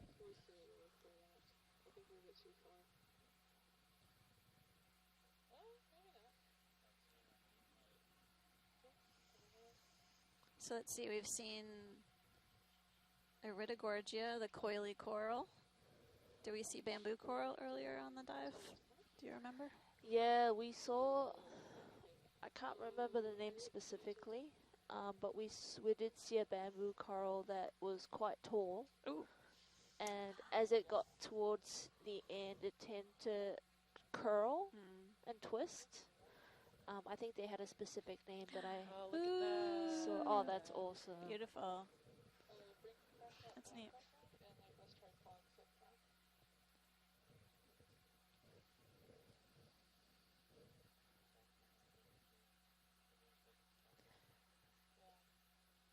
If you're watching, folks, we're looking at a umbellula, and we're now attempting to do a mood shot, which gives it a nice cinematic view.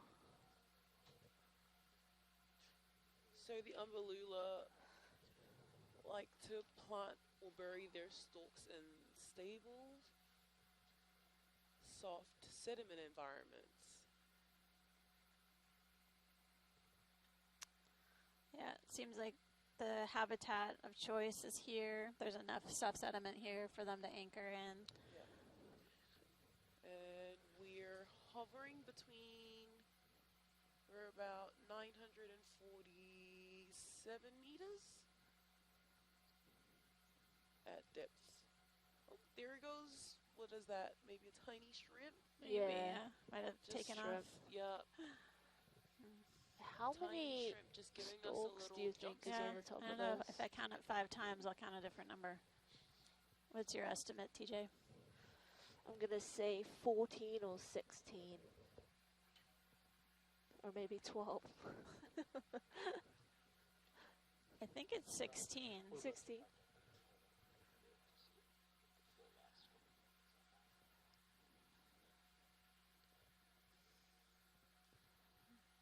And Kewin. We're trying to get a great aesthetic shot of the umbellula.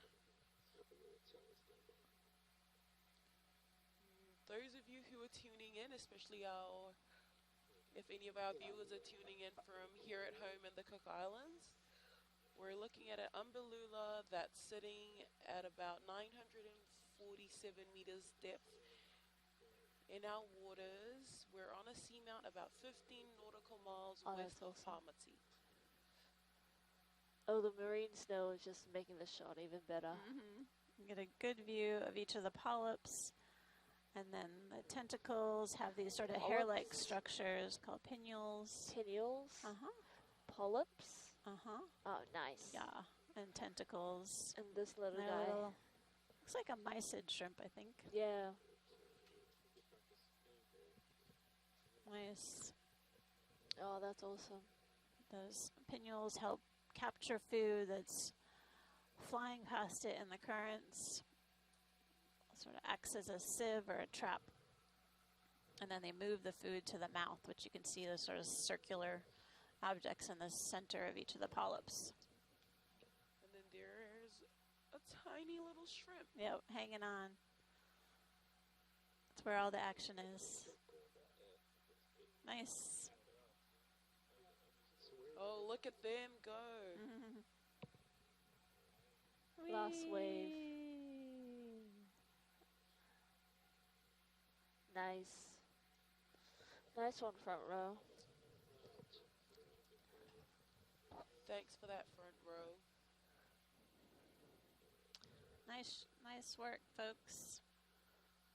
I had a song for that specific shot, guys. Oh yeah? But I will not attempt to sing it. Oh, Under my umbrella. Oh my goodness, no, Chloe. It's a song. There were nights when it seemed so cold. Because you know how it's like waving slowly. That's like a perfect song for that shot. You have to teach it to us. Who sings that song? Which one?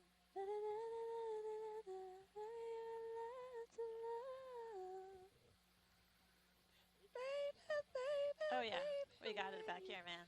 Oh, that's awesome. Entertainment on all levels. Okay. It just keeps going. I know.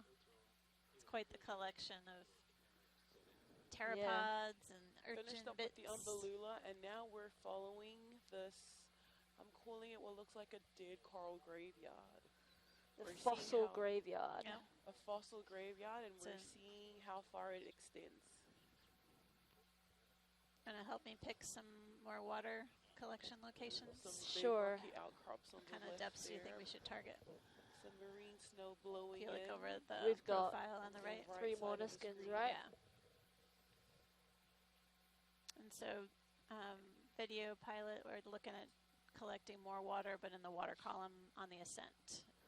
Yeah. Can we go for... I'm going to assume camera 3 is Sirius looking down at D2. And what a beautiful shot. Hello, Nav. Oop, wrong one.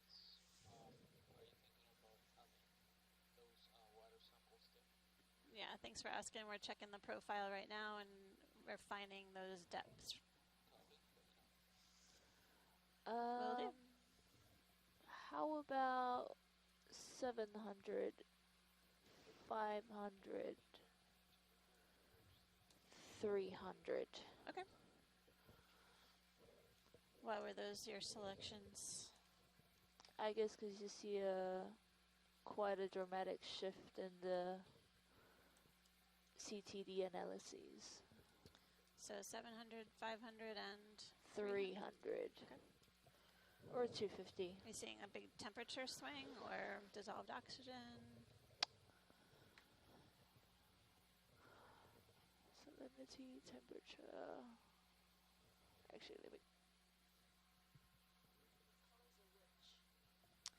Let's see. Blue is temperature.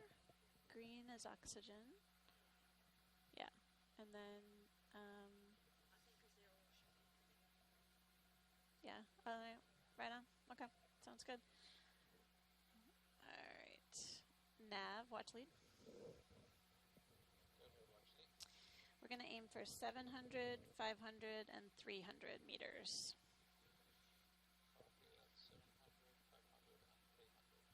Roger, roger. Thanks.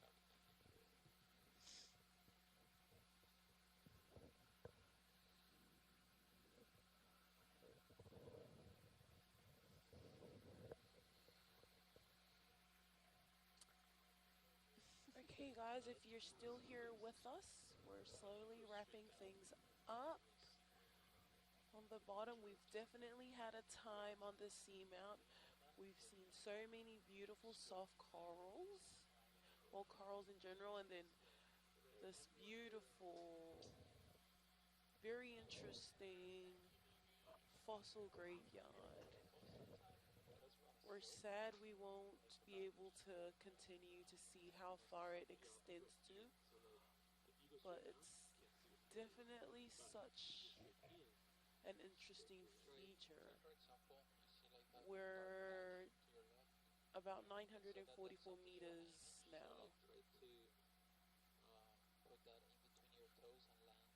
If you look at camera 3, you can see D2 just adjusting itself into a good position to continue to fly, I guess, as we follow along on follow this fossil graveyard.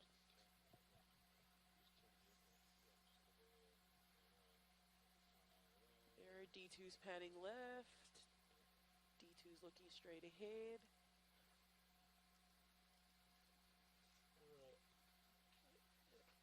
One more minute, Paul. Oh, you found it. Good. You might want to look in the light. We're going to be reviewing some protocols here in the lab and in while we're watching the dive, just to get prepared for the samples that we collected. Dunga, the name of the song is Celine Dion, It's All Coming Back to Me. Oh, I know that song. That was the farewell song that Dunga was thinking about as we said bye to the Umbelula. That's the one. Thank you, Chloe. Very good. Well, get a second chance. I was thinking Umbrella by Rihanna. that also works. Create our little Okeanos soundtrack. Yep. And thank you very much to Tutai from the Seabed Minerals Authority for helping us find the name and the artist of that song. Thank you, Tutai. Nice. Stop leaving the group chat.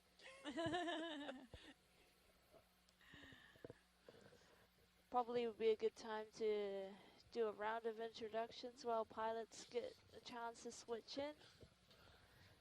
Can we continue with our fun fact? Of this time about yourself. Yeah, that'll be our question. Okay. It should be fun. We just wait for our pilots to get all set up. Well, in the meantime, do we actually introduce ourselves first? Yeah, sure. Okay. I mean, if you Who want are to introduce yourself and your fun fact. Oh, okay. Is it a fun fact about myself? Yeah. Oh, yes. Okay. Okay. Can I have two fun facts or just one? You can have two if you want. I can have two. Okay.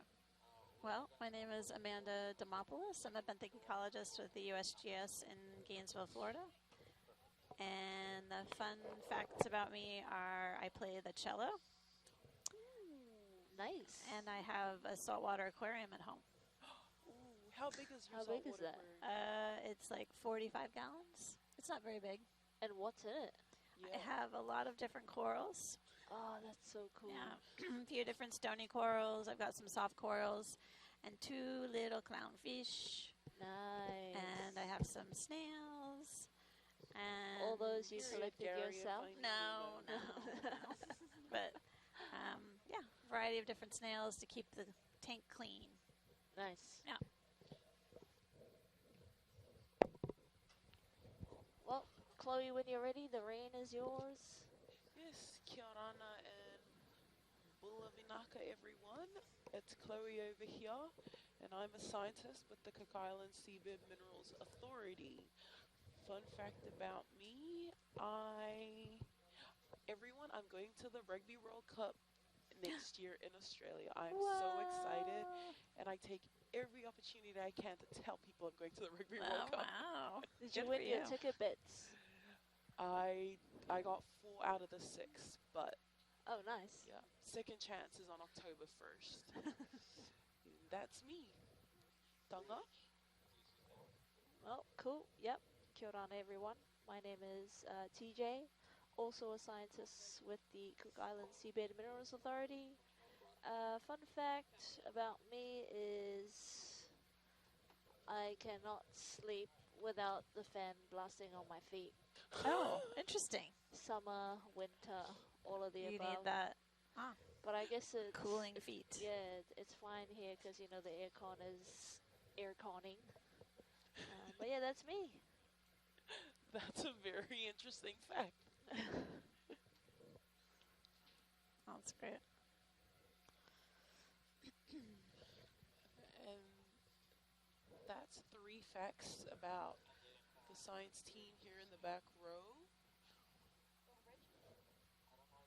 We'll probably just wait for front row to get all set up with their comms, and then we'll head over to them. But Video might be able to tell us something about herself. Oh, yeah. Video, are you in? Probably the best heading that I think so. Unless he has something different beforehand.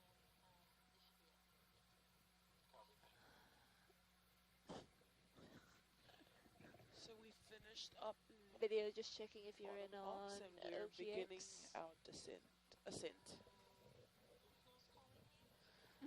Sorry, this Everybody. is survey too. I just sat down. Right, so we're just doing a round of introductions and answering a question on what is one fun fact about yourself. Whenever you're ready. Back yeah, whenever you're ready. done. Yeah.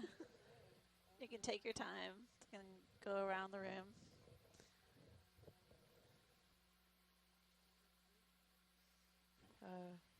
Howdy, everybody. This is Caitlin Bailey. I am a video engineer on board Noah's ship Okeanos Explorer. Been doing this for 10 years on this ship. Fun fact about me is that I'm also a National Geographic explorer too. So I also do work. I don't think I knew that, Caitlin. That's awesome. Yeah. Woohoo. Yeah. So like, I spend part of my time here at sea with Noah, and then I spend the other part of my time at sea with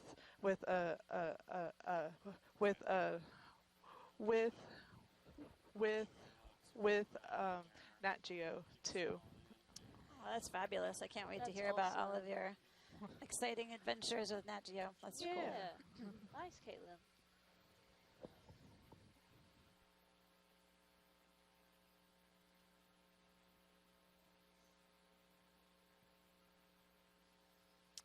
Let's see. Who do we have?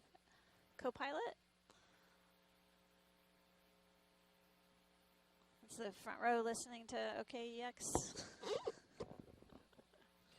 Yes, they are.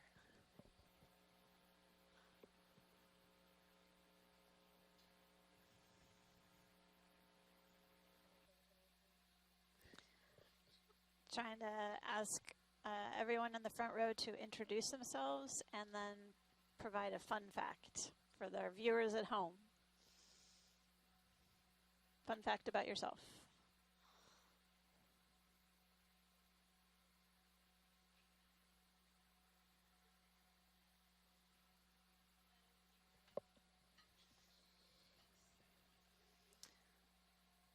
Co-pilot, watch lead.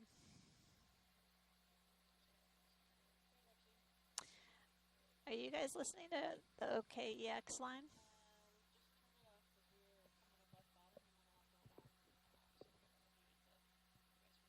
Roger that. Whenever you guys are in a stable place, if you guys don't mind introducing yourselves and then providing a fun fact. If you're busy, no worries.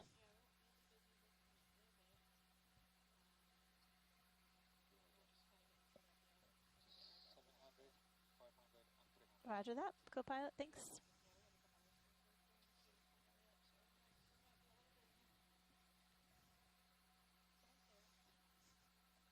Hi, Sarah.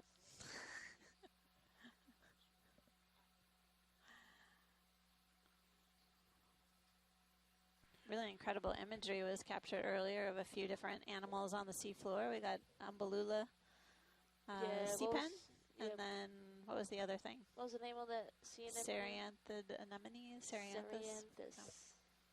Oh. What a beautiful name. Anemone. Yep. Ceranthus. It's giving Greek goddess vibes. Very, very much so. And we got to see them retract, so they were out and about for quite a while. They were giving us time to get their beauty shots, and then we got to see them retract into their tubes that they live in.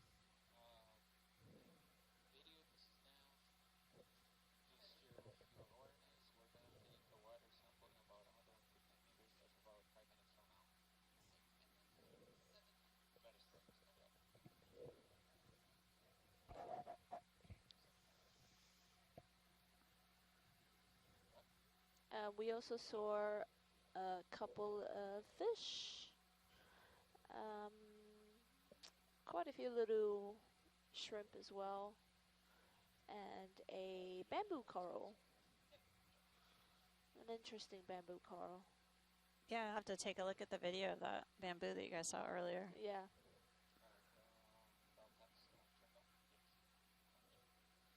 And I guess we were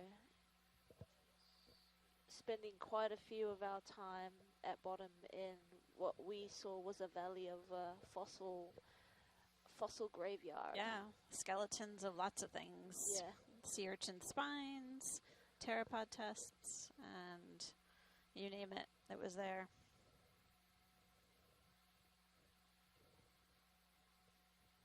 I think earlier we were seeing parts of dead coral skeleton as well, but it had all been there for a while. Like Yeah. it was covered in that dark coating, ferromanganese iron oxide. Yeah.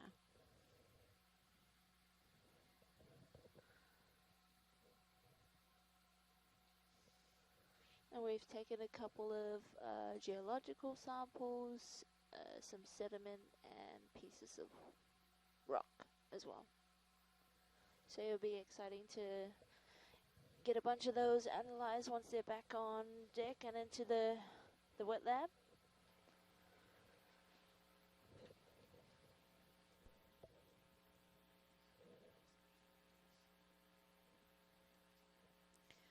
Yeah, so the duplicate sample that we took at the bottom, one of those is going for eDNA.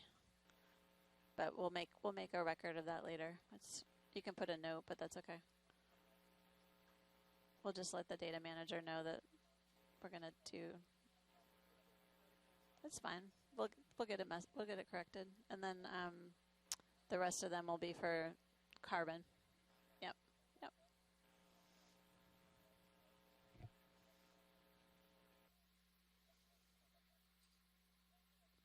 I think it was just an opportunity for us to get a paired eDNA sample with a carbon. So, yeah.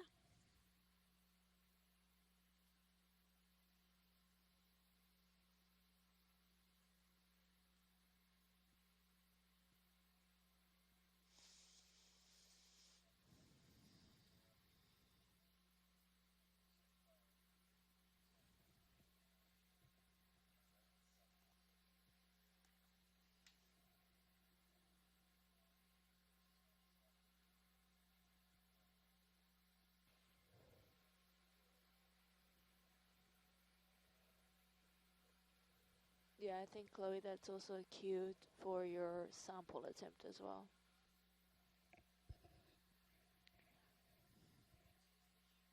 They're gonna start. They're working towards attempting a Niskin. Yeah. Yeah, just listen out to the pilots and video for that.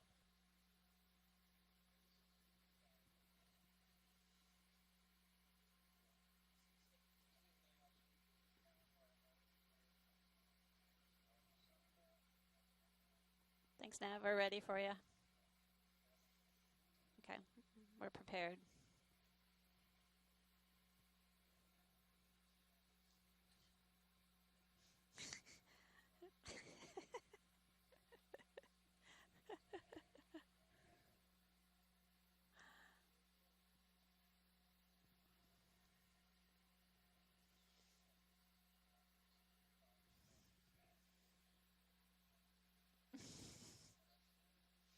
You got this, Sarah.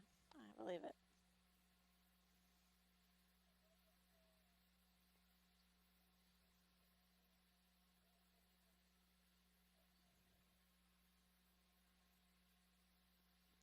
Doesn't seem like there's too much particulate material in the water. It's not like a heavy marine snow or anything like that. So.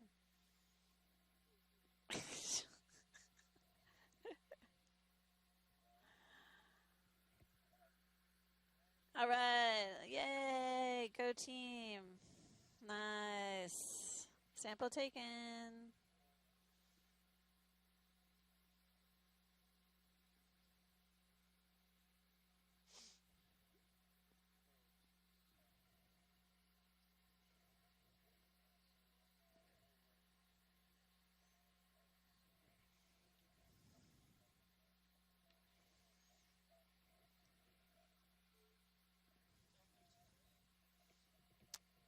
Delphi, yeah, Delphi 13.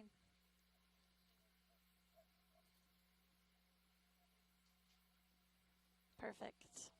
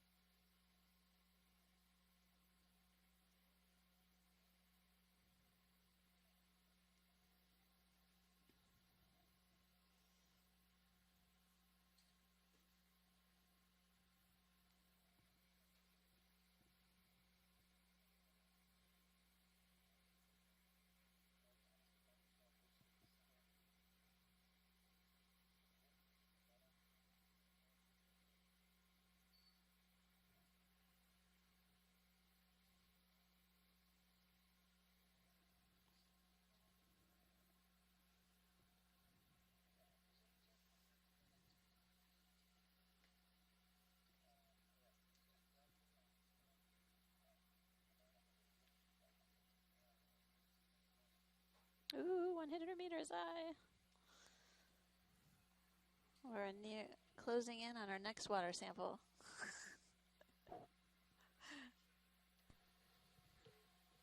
I love how excited Amanda is about these Niskin.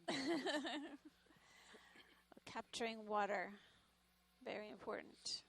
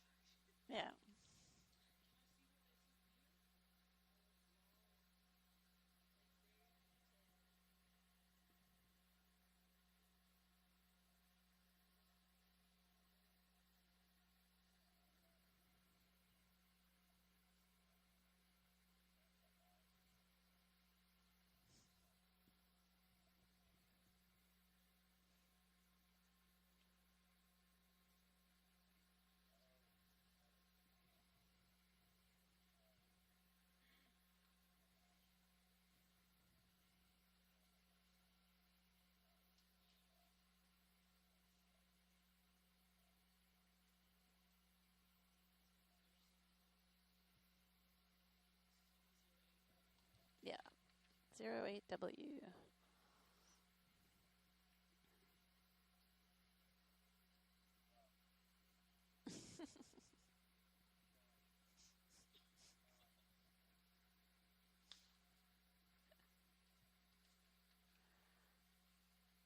Sort of like Happy New Year. Should we say that? Happiness again.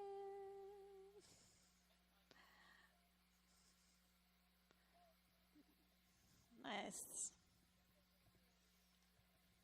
Nice job.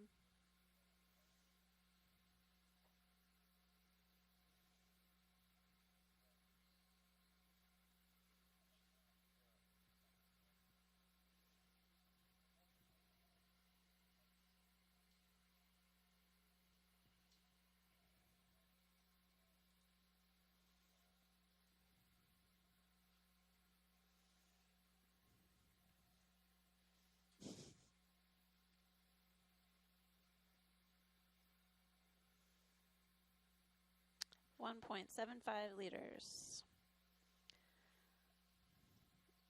Each bottle holds 1.75 liters. Not a lot. Good question.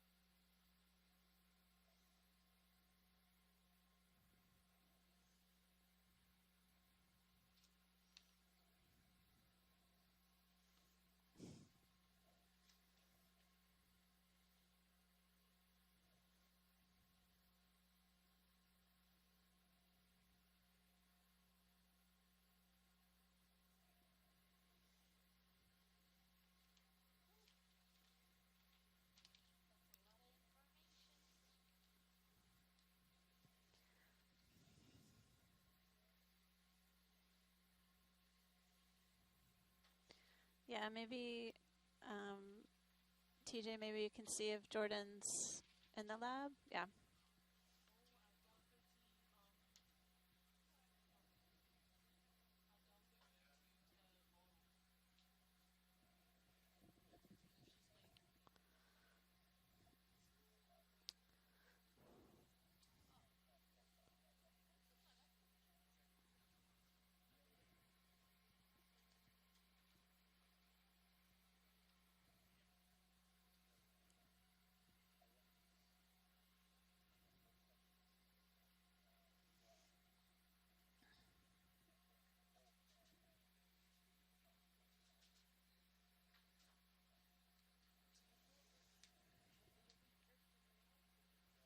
What?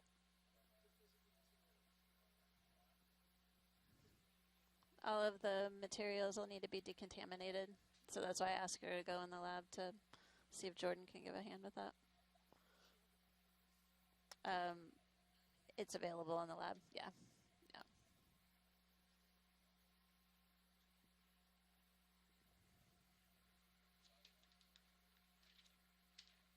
I think we'll just do one sample. It'll give us a chance to get a bottom water eDNA, and we'll have the C13 for the rest of them. Moving in and around. Yeah, that's for sure. 3 minutes. Awesome. Okay.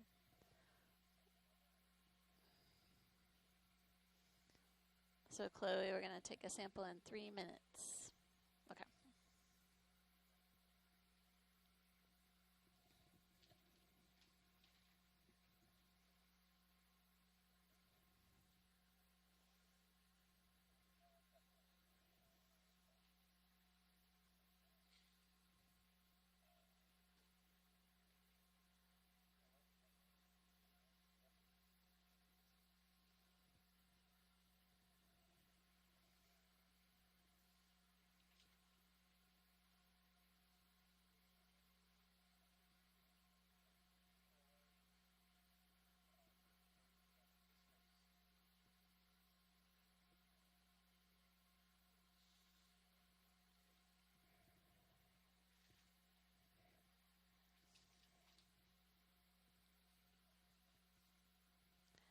2 minutes, aye. Back row's ready.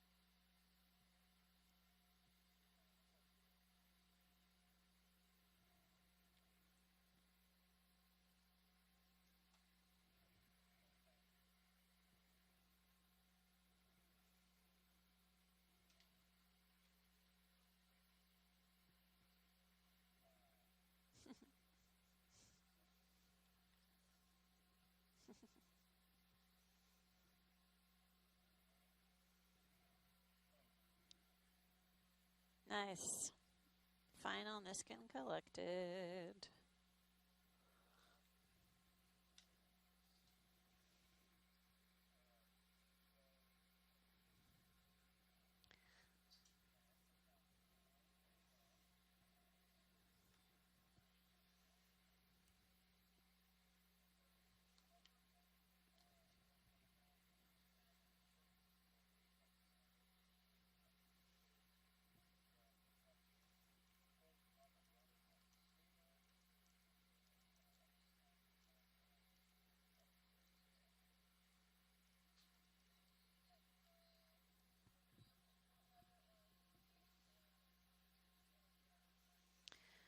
Okay, Shoreside, thanks so much for tuning in today and providing us support.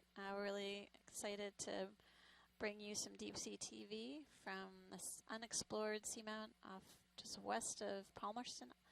And Chloe and I are going to sign off so we can go prepare the lab for sample processing.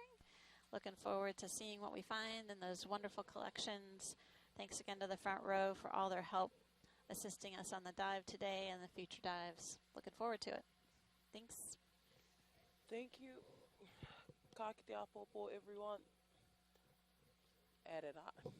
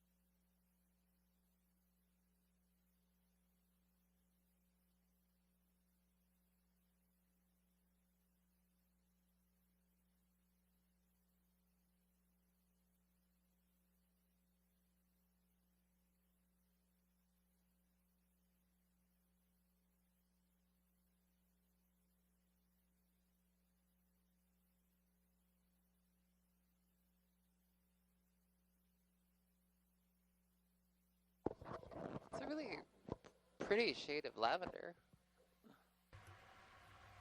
Sure.